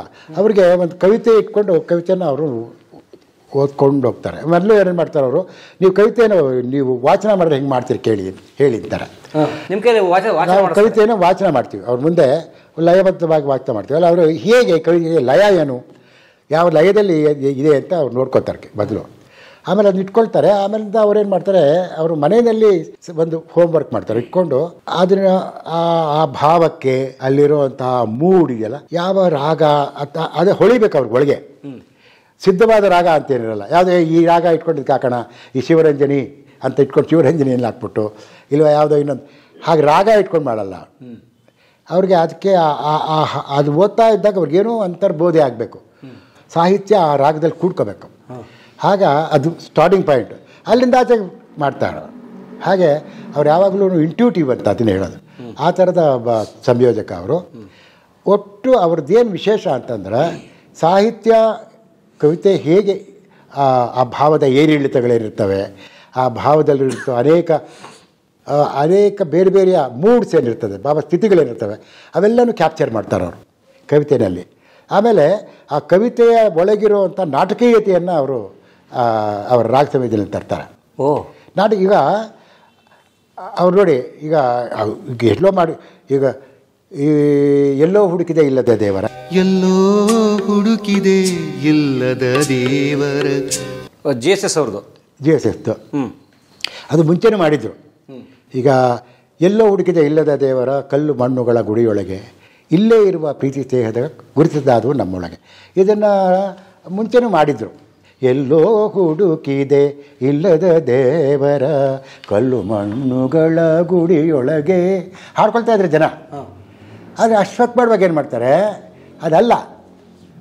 ನಾವು ಮಾತಾಡ್ಬೇಕಾದ್ರೆ ಏನು ಮಾಡ್ತೀವಿ, ಎಲ್ಲೋ ಅನ್ಬೇಕಾದ್ರೆ ಅದು ಎಲ್ಲೋ ಹುಡುಕ್ದೆ ಅಂತ ಹೇಳ್ತೀವಿ ಅಲ್ವಾ, ಅದು ಬರಬೇಕು ಅವ್ರಿಗೆ. ಎಲ್ಲೋ ಹುಡುಕಿದೆ ಇಲ್ಲದ ದೇವರ, ಕಲ್ಲು ಮಣ್ಣುಗಳ ಗುಡಿಯೊಳಗೆ ಇಲ್ಲೇ ಇರುವ, ಇಲ್ಲೇ ಅನ್ಬೇಕಾದ್ರೆ ಇಲ್ಲೇ ಡ್ರಾಮ್ ತೋರಿಸಿ, ಇಲ್ಲೇ ಇರುವ ಪ್ರೀತಿ ಸ್ನೇಹಗಳ ಗುರುತಿಸದಾದೆವು ನಮ್ಮೊಳಗೆ, ಎಲ್ಲೋ ಹುಡುಕಿದೆ. ಆ ಎಲ್ಲೋ ಅನ್ನೋದ್ರಲ್ಲೇ ನೋಡಿ, ದೂರ ತೋರಿಸುತ್ತದು. ಎಲ್ಲಿದೆ ನಂದ ಅಲ್ಲ, ಹತ್ತಿರವಿದ್ದು ದೂರ ನಿಲ್ಲುವೆವು, ಹಾಗಾಗ್ತಾರೆ. ಹತ್ತಿರವಿದ್ದು ದೂರ ನಿಲ್ಲುವೆವು, ಆ ದೂರನ್ನು ತೋರಿಸ್ತಾರೆ. ನಮ್ಮ ಅಹಮ್ಮಿನ ಕೋಟೆಯಲ್ಲಿ, ಅದು ಅವರ ರಾಗ ಸಂಯೋಜನೆ ವೈಶಿಷ್ಟ್ಯ. ಅದು ಆ ಕವಿತೆಯ ಒಳಗಿರೋ ನಾಟಕೀಯತೆಯನ್ನು ಅವರು ಆ ರಾಗ ಸಂಯೋಜನೆಯಲ್ಲೇ ತರ್ತಾರೆ. ಯಾಕೆ ಅದಕ್ಕೆ ಅವ್ರಿಗೆ ಈ ನಾಟಕಗಳಿಗೆ ರಾಗ ಸಂಯೋಜನೆ ಮಾಡಿದ್ದು, ಸಂಗೀತ ಸಂಯೋಜನೆ ಮಾಡಿದ್ದು ಕೂಡ ಆ ಹಿನ್ನೆಲೆ ಇದೆ. ಮತ್ತು ಸಿನಿಮಾಕ್ಕೂ ಮಾಡಿದ್ರು ಅವರು. ಈಗ ಸಿನಿಮಾಗಳಿಗೂ ಮಾಡಿದ್ರಿಂದ ಅದೆಲ್ಲದರ ಹಿನ್ನೆಲೆ ಅವ್ರಿಗಿದೆ.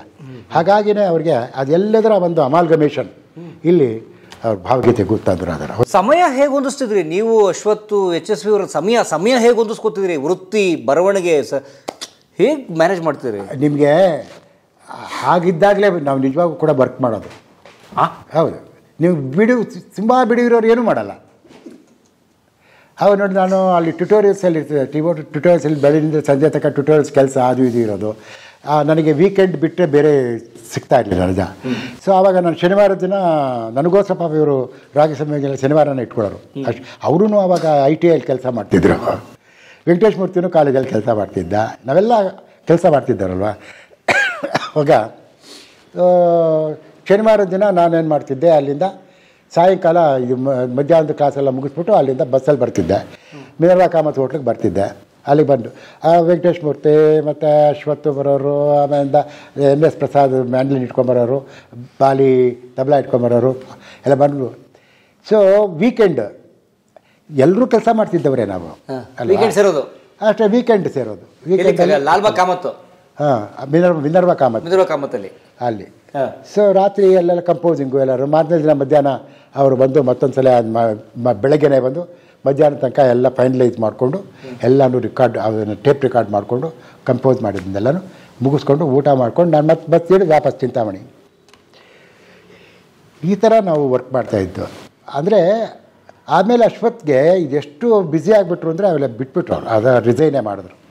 ರಿಸೈನ್ ಮಾಡಿ ITI ರಿಸೈನ್ ಮಾಡಿಬಿಟ್ಟು ಫುಲ್ ಟೈಮ್ ಅವರು ಕಂಪೋಸರ್ ಆದರು, ಮ್ಯೂಸಿಷಿಯನ್. ಫುಲ್ ಟೈಮ್ ಬಂದಾಗ ಬಿಕಾಸ್ಟ್ ಅವರು ಅದರಿಂದ ಕೆಲಸ ಮಾಡಿದ್ರು.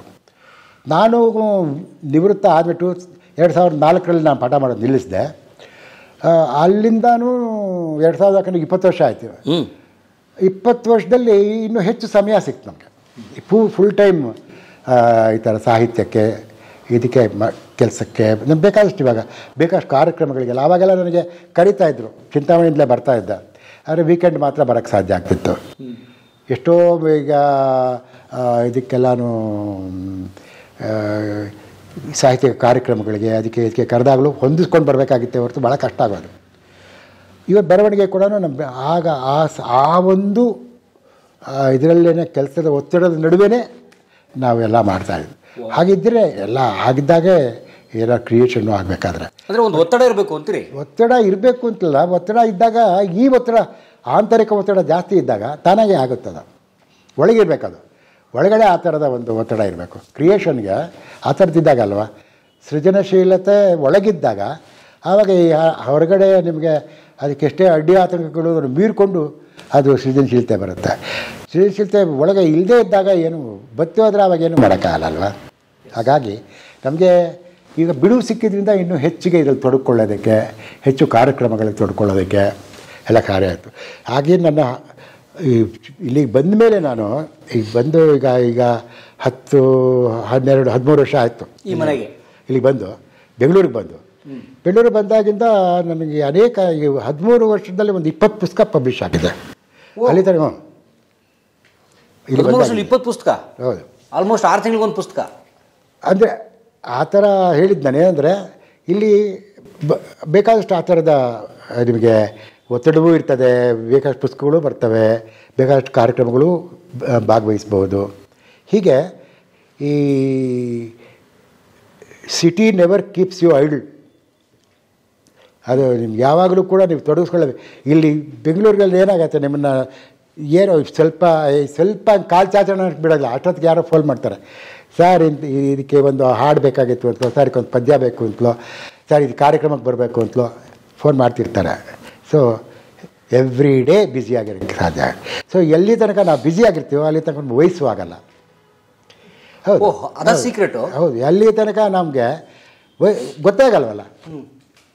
ಯಾವಾಗ ನಮ್ಮ ಕಾರ್ಯದಲ್ಲೇ ನೀವು ತೊಡ್ಕೊಂಡಿದ್ಬಿಟ್ರೆ ಮತ್ತು ಇನ್ನೊಂದು ಭಾಳ ದೊಡ್ಡ ಗುಟ್ಟೇನೆಂದರೆ ಎಲ್ಲಿ ತನಕ ನೀವು ಯುವಜನತೆಯ ಜೊತೆ ಇರ್ತೀರೋ ಅಲ್ಲಿ ತನಕ ನಿಮ್ಗೆ ವಯಸ್ಸಾಗಲ್ಲ.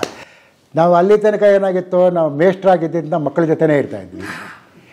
ಆದ್ದರಿಂದ ಆ ಮಕ್ಕಳ ಜೊತೆ ಇದರಿಂದ ಆ ಒಂದು ಆ ಉಲ್ಲಾಸ ಜೀವನದ ಇದೆಲ್ಲ ನಮಗೆ ಸಿಗ್ತಾಯಿತ್ತು. ಆಮೇಲಿಂದ ಇಲ್ಲೂ ಕೂಡ ನಾನು ಹೆಚ್ಚಿಗೆ ಎಲ್ಲ ಯಂಗ್ ರೈಟರ್ಸ್ ಇವ್ರ ಜೊತೆ ಇವತ್ತು ಬರಿತಾ ಇರೋರ ಜೊತೆ ಅವ್ರ ಜೊತೆ ಹೆಚ್ಚಿಗೆ ಇರ್ತೀನಿ ನಾನು. ಅವ್ರ ಜೊತೆ ನನ್ನ ಒಂದು ಸಹವಾಸ ಜಾಸ್ತಿ. ಹಾಗಾಗಿ ಒಂದು ರೀತಿ ನಮ್ಮ ಒಂದು ಸೃಜನಶೀಲತೆಯನ್ನು, ಕ್ರಿಯಾಶೀಲತೆಯನ್ನು, ಯೌವನವನ್ನು ಕಾಪಾಡಿಕೊಳ್ಳೋದಕ್ಕೆ ಅದು ಹೆಚ್ಚು ನಮಗೆ ಸಹಾಯ ಆಗಿದೆ. ಸೊ ಆ ಥರ ನಿಮ್ಮ ಕ್ಯಾಸೆಟ್ ಪಯಣದ ಮಾತಾಡ್ತಿದ್ವಿ ನಾವು. ಕ್ಯಾಸೆಟ್ ಪಯಣ ಎಷ್ಟು ಕ್ಯಾಸೆಟ್ಸ್ ಆಯ್ತು ನಮ್ಮದು, ಅಥವಾ ಎಷ್ಟು ಹಾಡುಗಳು ಭಾವಗೀತೆಗಳು ನನ್ನ ಜಾಸ್ತಿ ಬರೆದಿಲ್ಲ ನಾನು. ನನ್ನ ಹೆಚ್ಚು ಅಂದರೆ ನನ್ನದೆಲ್ಲ ಒಂದು 120-130 ಭಾವಗೀತೆ ಅಷ್ಟೇ ಇರೋದು. ಅದೊಂದೆಲ್ಲ ಸುಭಾ ಭಟ್ರ ಮಗಳೇನಲ್ಲೇ ಇದೆ ಎಲ್ಲನೂ. ಅದರಲ್ಲಿ ಸುಮಾರು 100ಕ್ಕೂ ಹೆಚ್ಚು ಹಾಡುಗಳಿಗೆ ಅಶ್ವತ್ಥೇ ರಾಗ ಸಂಯೋಜನೆ ಮಾಡ್ತಾರೆ. ಸೊ ನನ್ನ ಹಾಡುಗಳು ಮೋಸ್ಟ್ ಆಫ್ ದಿ ಸಾಂಗ್ಸ್ ಅವರೇ ರಾಗ ಸಂಯೋಜನೆ ಮಾಡಿರೋದು. ಮತ್ತು ಹಾಗೆ ನೋಡಿದ್ರೆ ಅತ್ಯಂತ ಹೆಚ್ಚು ಅವ್ರು ರಾಗ ಸಂಯೋಜನೆ ಮಾಡಿರೋದು ನನ್ನ ಹಾಡುಗಳಿಗೆ. ಶಿಶ್ನಾ ಶರೀಫ್ ಬಿಟ್ಟರೆ, ಶಿಶ್ನಾ ಶರೀಫು ಹಾಗೆ ನೋಡಿಲ್ಲ, ಇವನ್ ಶಿಶ್ನಾ ಶರೀಫ್ ತೊಗೊಂಡ್ರು ಕೂಡ 100ಕ್ಕೂ ಹೆಚ್ಚು ಹಾಡುಗಳು ನಂದೇ ಮಾಡಿರೋದು. ನಂದು ಮತ್ತು ವೆಂಕಟೇಶ್ ಮೂರ್ತಿದು, ನಮ್ಮಿಬ್ಬರದು. ಹಾಗೆ ನೋಡಿದ್ರೆ ವೆಂಕಟೇಶ್ ಮೂರ್ತಿದು ಅವರು ಕೆಲವು ನಾಟಕಗಳಿಗೂ ಮಾಡಿದ್ದಾರೆ, ಮಕ್ಕಳ ಕ್ಯಾಸೆಟ್ಸು ಮಾಡಿದ್ದಾರೆ, ಸಿನಿಮಾಗೂ ಮಾಡಿದ್ದಾರೆ. ಅದು ಬಿಟ್ಟರೆ ಭಾರಿ ಭಾವಗೀತೆಗಳು ಅಂತ ನೋಡಿದ್ರೆ ನಂದೇ ಜಾಸ್ತಿ ಅವ್ರು ಮಾಡಿರೋದು, ಅಶ್ವಥ್. ನಿಮ್ಮ ಸಿನಿಮಾ ಪಯಣ? ಸಿನಿಮಾದು ಅಷ್ಟೇನು ಹೆಚ್ಚಿಗೆ ಇಲ್ಲ, ಯಾಕಂದರೆ ಸಿನಿಮಾಕ್ಕೆ ಅಂತ ನಾವು ಆ ಥರ ಸಿನಿಮಾಕ್ಕೆ ಅಂತ ಬರೆದದ್ದೇನಲ್ಲ. ಆದರೆ ಹೇಗೆ ಇಲ್ಲಿಗೆ ಬಂತು ಅಂದರೆ, ಒಂದು ನನ್ನ ಕೆಂಗುಲಾಬಿ ಬಂತಲ್ಲ ಕೆಸೆಟ್, ಅದರಲ್ಲಿ ಒಂದು ಹಾಡು ನೀನಿಲ್ಲದಿರುವಾಗನಲ್ಲ ಅಂತ ಒಂದು ಹಾಡಿದೆ.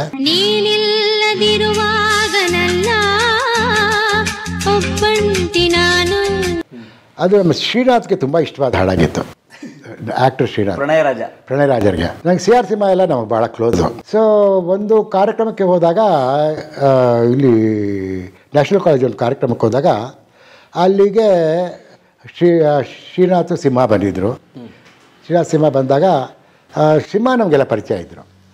ಆವಾಗ ಇವರು ಅಶ್ವಥ್, ರತ್ನಮಾಲಾ ಅವ್ರದ್ದೆಲ್ಲ ಆಗಷ್ಟೇ ಇನ್ನು ನಮ್ಮ ಇದ್ರದ್ದು ಅದು ಕೆಂಗುಲಾಬಿ ಬಂದಿತ್ತು ಹೊಸದಾಗಿ. ಆದರೆ ಹಾಡುಗಳನ್ನು ಪ್ರೆಸೆಂಟ್ ಮಾಡೋದು ಇತ್ತಲ್ಲಿ. ಸೊ ಆವಾಗ ಶ್ರೀನಾಥ್ ಅವಾಗಲೇ ಪರಿಚಯ ಆಗಿದ್ದು ನನಗೆ. ಆಮೇಲೆ ಅವರು ನೀನಿಲ್ಲದಿರುವಾಗ ಅದೆಲ್ಲ ಹಾಡಿದ್ರೆ ನನಗೆ ಭಾಳ ಇಷ್ಟ ಗುರುವೇ ಅಂತ ನನಗೆ ಹೇಳಿದ್ರು. ಆಮೇಲೆ ನಾವೆಲ್ಲ ಸೇರಬೇಕು, ಒಂಥರ ನಮ್ಮ ಮನೆಗೆ ಬರಬೇಕು ನೀವು ಅಂತ. ಆಗ ಸರಿ, ಒಂದು ವೀಕೆಂಡು ಅವ್ರ ಮನೆಗೆ ಹೋಗಿದ್ವಿ. ಅವಾಗೆಲ್ಲ ಒಟ್ಟಿಗೆ ಇದ್ದರು, ಸಿಂಹ, ಶ್ರೀನಾಥ್ ಎಲ್ಲ ಒಟ್ಟಿಗೆ ಇದ್ದರು. ಸೊ ಅವ್ರ ಮನೆಗೆ ಹೋಗಿದ್ವಿ. ಅವ್ರ ಮನೆಗೆ ಹೋದಾಗ ಅವ್ರ ಮನೆಯಲ್ಲೇ ಹಾಡುಗಳು ಹೇಳೋದು ಮಾಡೋದು ಎಲ್ಲ ಹಾಗೆ ಆಯಿತು. ಒಂದು ಸಲ ಈ ಥರ ಅವ್ರ ಮನೇಲಿ ಸೇರಿದಾಗ ಏನಾಯಿತು, ಅಷ್ಟೊತ್ತಿಗೆಲ್ಲ ತುಂಬ ಹಾಡಿಗೆಲ್ಲ ಹಾಡಿದ್ರು. ಆಗ ಈ ವ್ಯಾಸ ಇದ್ಕೊಂಡು, ಲಕ್ಷ್ಮಣ ನೀನೊಂದು ಹಾಡು ಹೇಳೋ ಅಂದರು.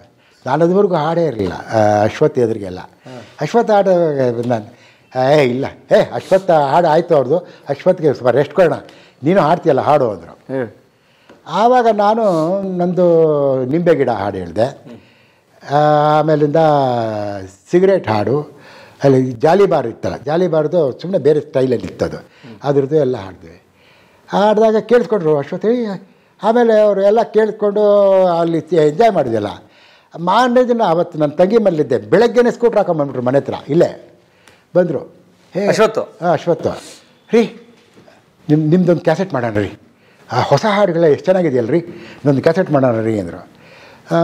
ಆಯಿತು ಸರ್ ರೀ, ಎಲ್ಲ ಎಷ್ಟೈತೆ ಎಲ್ಲ ತೊಗೊಳ್ಳಿ, ಎಲ್ಲ ಕೂತ್ಕೊಂಡು ಒಂದು ಕಂಪೋಸ್ ಮಾಡೋಣ, ಎಲ್ಲ ನೀವು ಪಟ್ಟಿ ಮಾಡಿ ಎಲ್ಲನೂ ಅಂದರು. ಸೊ ಹಾಗೆ ಶುರು ಆಯಿತು. ಏನು ಸುಬಾಬರ್ ಮಗಳೇ ಕ್ಯಾಸೆಟ್.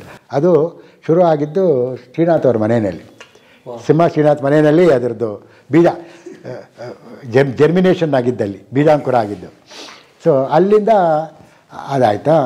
ಆಮೇಲೆ ಏನಾಯಿತು, ಇವರು ಒಂದು ಸಿನಿಮಾ ಮಾಡೋಕ್ಕೆ ಶುರು ಮಾಡಿದಾಗ, ಸಿಂಹ ಡೈರೆಕ್ಷನ್ನು ಅವರೇ ಪ್ರೊಡಕ್ಷನ್ ಇಟ್ಕೊಂಡು ಶ್ರೀನಾಥ್ ಭಾಳೊಂದು ಭಾವಗೀತೆ ಅಂತ ಒಂದು ಸಿನಿಮಾ ಮಾಡಿದ್ರು ಅವರು. ಸರಿತಾ ಹೀರೋಯಿನ್ನು, ಅನಂತ್ ನಾಗು ಮತ್ತು ಶ್ರೀನಾಥ್ ಇದ್ದರು ಅದರಲ್ಲಿ. ಅದಕ್ಕೆ ಹಂಸಲೇಖ ಮ್ಯೂಸಿಕ್ ಇತ್ತು.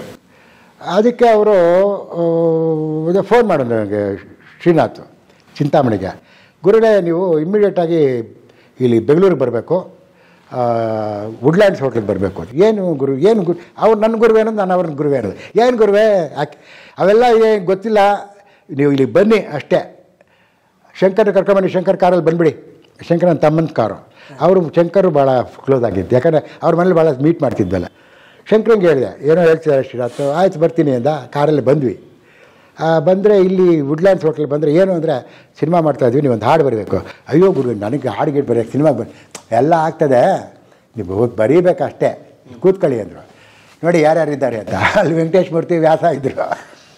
ನಿಮ್ಗೆ ಗೆಳೆಯರೇ ಇಲ್ಲ? ಆ ವೆಂಕಟೇಶ್ ಮೂರ್ತಿಗೆ ಒಂದು ಮಕ್ಕಳಾಡು, ಅವ್ರಿಗೆ ಯಾವುದೋ ಒಂದು ಹಾಡಿತ್ತು, ನೀವೊಂದು ಲವ್ ಸಾಂಗ್ ಬರೀಬೇಕು, ನೀವು ಪ್ರೇಮಕವಿ, ನೀವು ಲವ್ ಸಾಂಗ್ ಬರೀಬೇಕು ಅಂದರು. ಆಮೇಲೆ ಸರಿ, ನನಗೇನಂದರೆ ಸರ್ ರಾಗಕ್ಕೆಲ್ಲ ಬರೋಕ್ಕೆ ಬರಲ್ಲ, ಎಲ್ಲ ಆಗ್ತಾಯಿದೆ ವಿರಿ ಅಂತ ಹೇಳಿದ್ರು. ಆಮೇಲೆ ಅವ್ರು ಯಾವುದೋ ರಾಗ ಹೇಳಿದ್ರು, ಹಂಸಲೇಖ.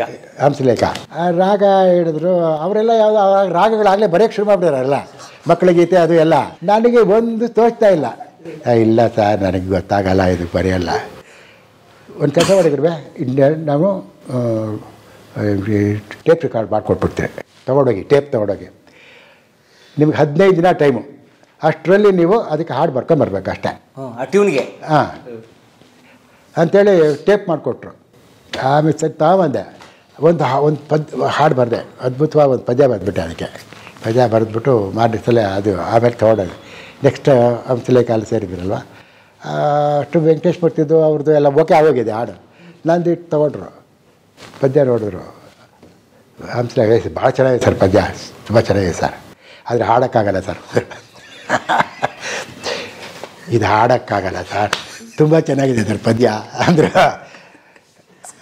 ಅದಕ್ಕೆ ಸರ್ ನಾನು ಹೇಳಿದೆ ಸರ್, ಅದು ಬರೀ ಗುರುವೇ ಇವಾಗನೇ ಅದು ಹೇಳಿ, ಆ ಟ್ಯೂನ್ ಹೇಳಿ ಅದಕ್ಕೆ, ಲಲ್ಲಲ್ಲ.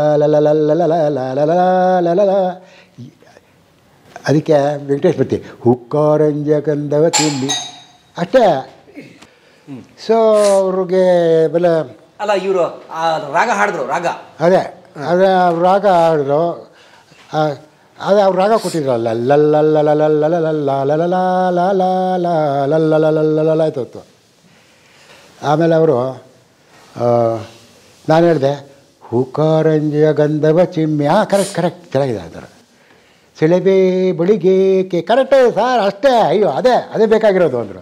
ಹೂಕಾರಂಜಿಯ ಗಂಧವ ಚಿಮ್ಮಿ ಕರೆದೇ ಬಳಿಗೇಕೆ. ಸರಿ ಅಷ್ಟೇ, ಶುರು ಆಯಿತು. ಅವೆಲ್ಲ ಬರೆದೆ.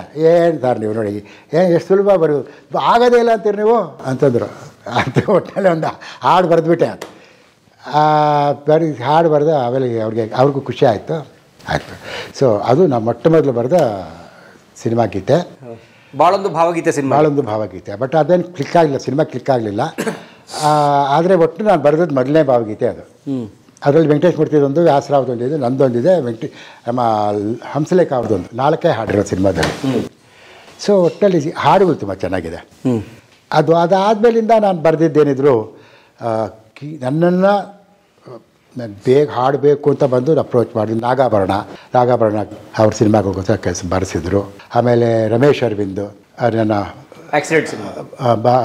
ಬಾ ಮಳೆಯೇ ಬಾ ಆ ಸಿನಿಮಾಕ್ಕೆ, ಅದಕ್ಕೂ ಮುಂಚೆ ಸಿಂಗ್ಬಾಬು ಅವ್ರದ್ದು ಇದು ಕೋತಿಗಳು ಸಾರ್ ಕೋತಿಗಳಿಗೆ ಇದಿದೆಯಲ್ಲ, ಬಾರೇ ರಾಜಕುಮಾರಿ.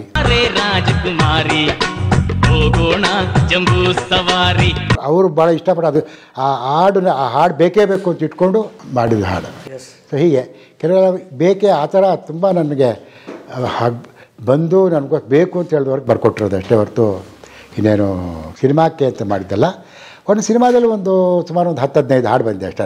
ಯಾಕೆ ಅದು ಆ ವ್ಯಾಕರಣ ಹೋಗ್ಲಿಲ್ವ ನಿಮಗೆ? ಯಾಕಂದರೆ ವ್ಯಾಸರಾವ್ ಅವರೆಲ್ಲ ತುಂಬ ಪ್ರಖ್ಯಾತರು. ಇಲ್ಲ, ನನಗೆ ನಾನು ಯಾವತ್ತು ಸಿನಿಮಾಕ್ಕೆ ಅಂತ ಆ ಕಡೆಗೆ ಆಕರ್ಷಣೆ ಏನಿಲ್ಲ ನನಗೆ. ಅದು ಅಷ್ಟು ಸಲೀಸವಲ್ಲ. ಆಮೇಲೆ ಏನಾಗುತ್ತೆ, ಒಂದು ಕಡೆ ನಿಮ್ಮ ಐಡೆಂಟಿಟಿ ಕಳೆದೋಗ್ಬಿಡುತ್ತೆ ಅಲ್ಲಿ. ಆ ಥರ ಬರೆಯೋಕ್ಕೆ ಶುರು ಮಾಡಿದಾಗೆ ಆ ಥರ ಕಡ್ಕೊಂಡವ್ರು ನಮ್ಮಲ್ಲಿ ಇದ್ದಾರಲ್ವ. ಹಾಗಾಗಿ ಸೊ ಈ ಕಡೆ ಕಾವ್ಯಲೋಕಕ್ಕೂ ಸಲ್ಲಲ್ಲ, ಅದು ಕಡೆ ಅಲ್ಲಿಗೂ ಸಲ್ಲಲ್ಲ, ಆ ಥರ ಆಗ್ಬಿಡ್ತಾರೆ. ಹಾಗಾಗಿ ನಮಗೆ ಸಾರಸ್ವತ ಲೋಕದಲ್ಲಿ ಒಂದು ಹೆಸರಿದೆ, ಭಾವಗೀತೆಯ ಕ್ಷೇತ್ರದಲ್ಲಿದೆ, ಸಿನಿಮಾ ಕ್ಷೇತ್ರದಲ್ಲೂ ಬೇಕು ಅಂತ ಯಾಕೆ, ಕೆಲವು ಹಾಡುಗಳು ಅಲ್ಲೂ ಜನಪ್ರಿಯ ಆಗಿದೆ. ಸೊ ಅಲ್ಲಿ ಆ ಕ್ಷೇತ್ರದಲ್ಲಿ ಆಗಿದೆ. ಒಟ್ಟು ಸಂತೃಪ್ತಿಯ ಬದುಕು. ಆದರೆ ಒಂದು ಯಾವುದೇ ಕಲಾವಿದ ಅವನು ಅಥವಾ ಕವಿ ಸಂತೃಪ್ತಿ ಅಂತಂದರೆ ಏನಂತ, ಸಂತೃಪ್ತಿ ಅಂತಂದರೆ ಅಲ್ಲಿಗೆ ನಿಂತೋಯ್ತು ಅಂತ ಅರ್ಥ. ಅಂದರೆ ಯಾವಾಗ ಪ್ರತಿಯೊಬ್ಬ ಕವಿಗೂ ಕೂಡ ಒಂದು ಬರೆದ ನಂತರ ಒಂದು ರೀತಿಯ ಎಂಪ್ಟಿನೆಸ್, ಒಂದು ಖಾಲಿತನ ಆಗ್ತದೆ. ಅಂದರೆ ಇನ್ನೊಂದನ್ನು ಸೃಷ್ಟಿ ಮಾಡೋ ತನಕ ಅವನಲ್ಲಿ ಒಂದು ರೀತಿಯ ತಳಮಳ ಇರ್ತದೆ, ತನ್ನಂತಾನು ಅವನು ರಿನ್ಯೂ ಮಾಡ್ಕೊಳ್ಳೇಬೇಕಾಗಿರ್ತದೆ.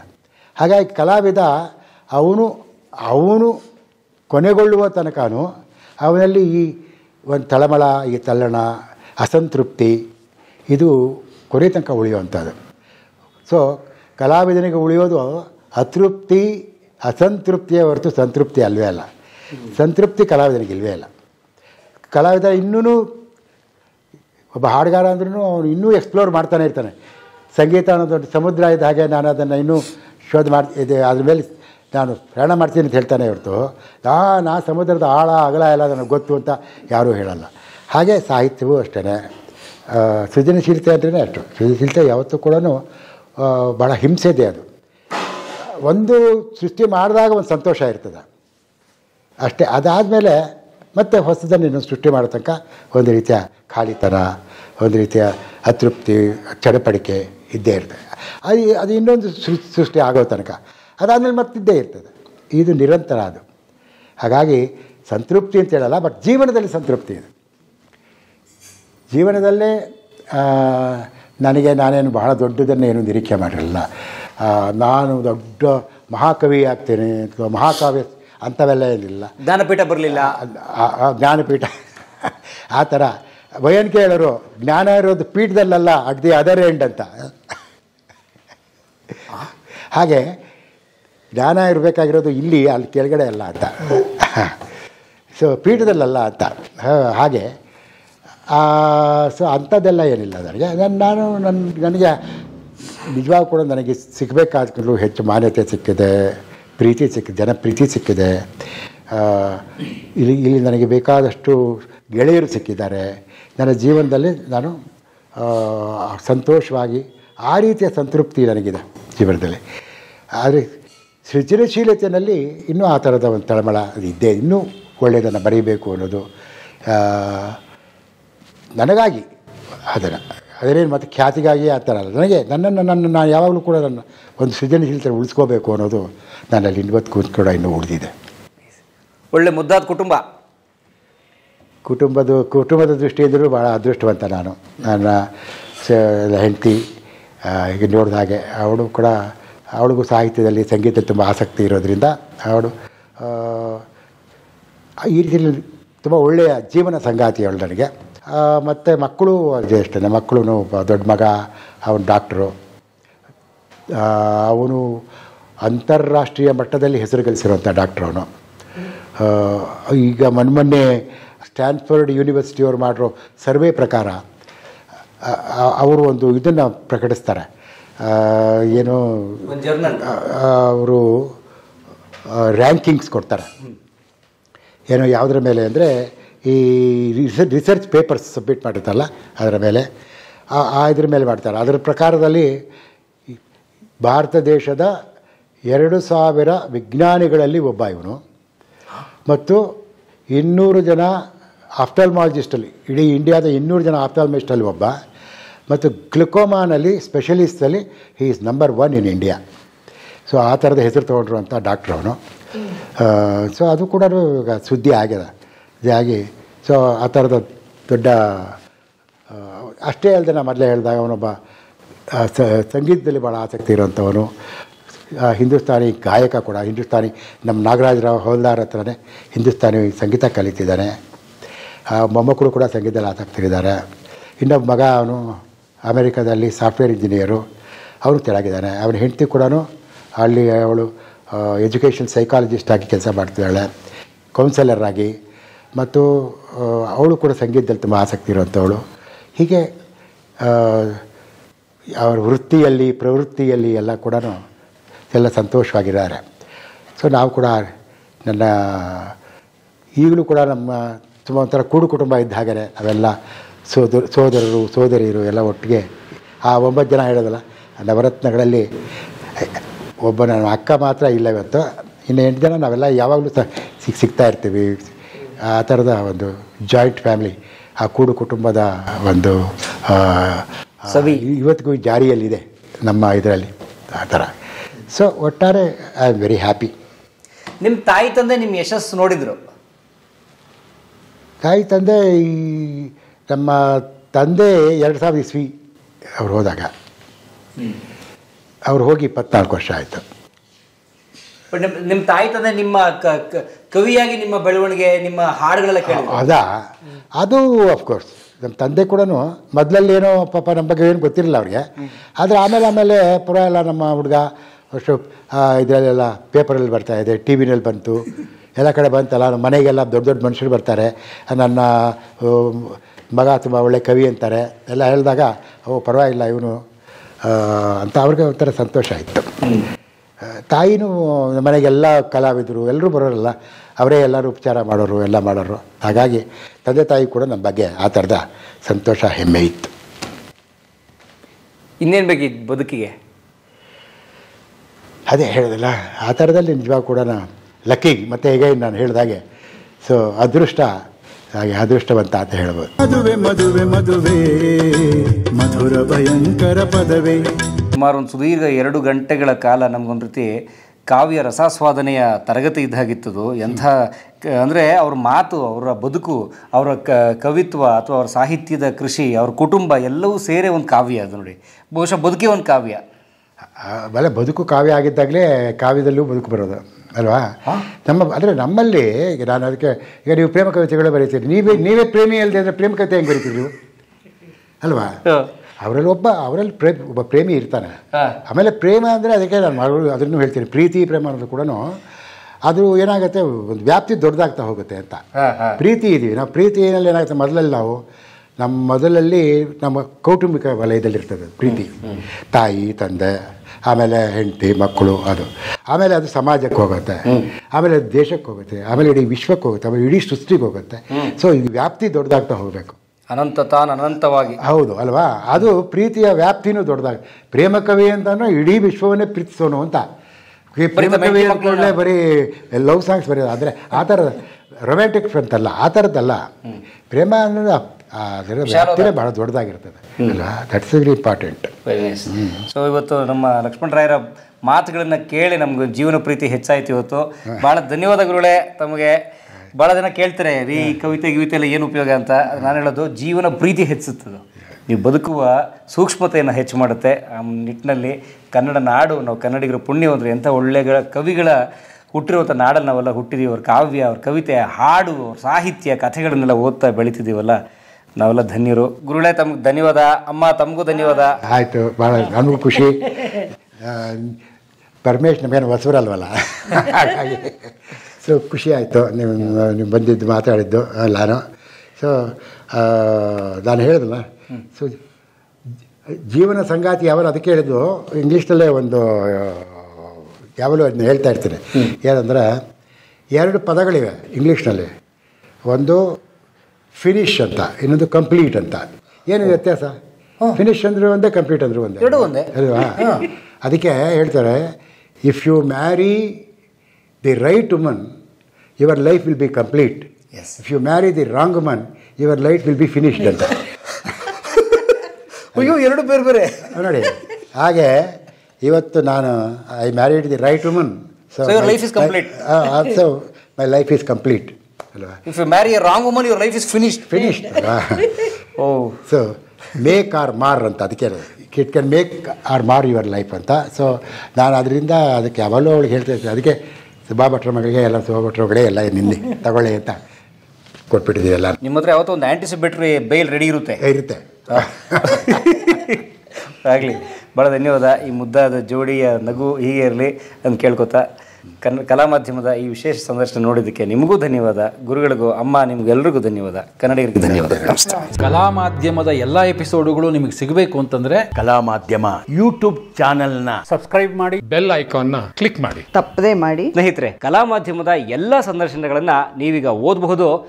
www.kalamadhyama.com ಈ ವೆಬ್ಸೈಟ್ಗೆ ವಿಸಿಟ್ ಮಾಡಿ ಇಂಟರ್ವ್ಯೂಗಳನ್ನು ಓದಿ. ಓದುವ ಸಂಸ್ಕೃತಿ ಹೆಚ್ಚಾಗಲಿ. ಧನ್ಯವಾದ.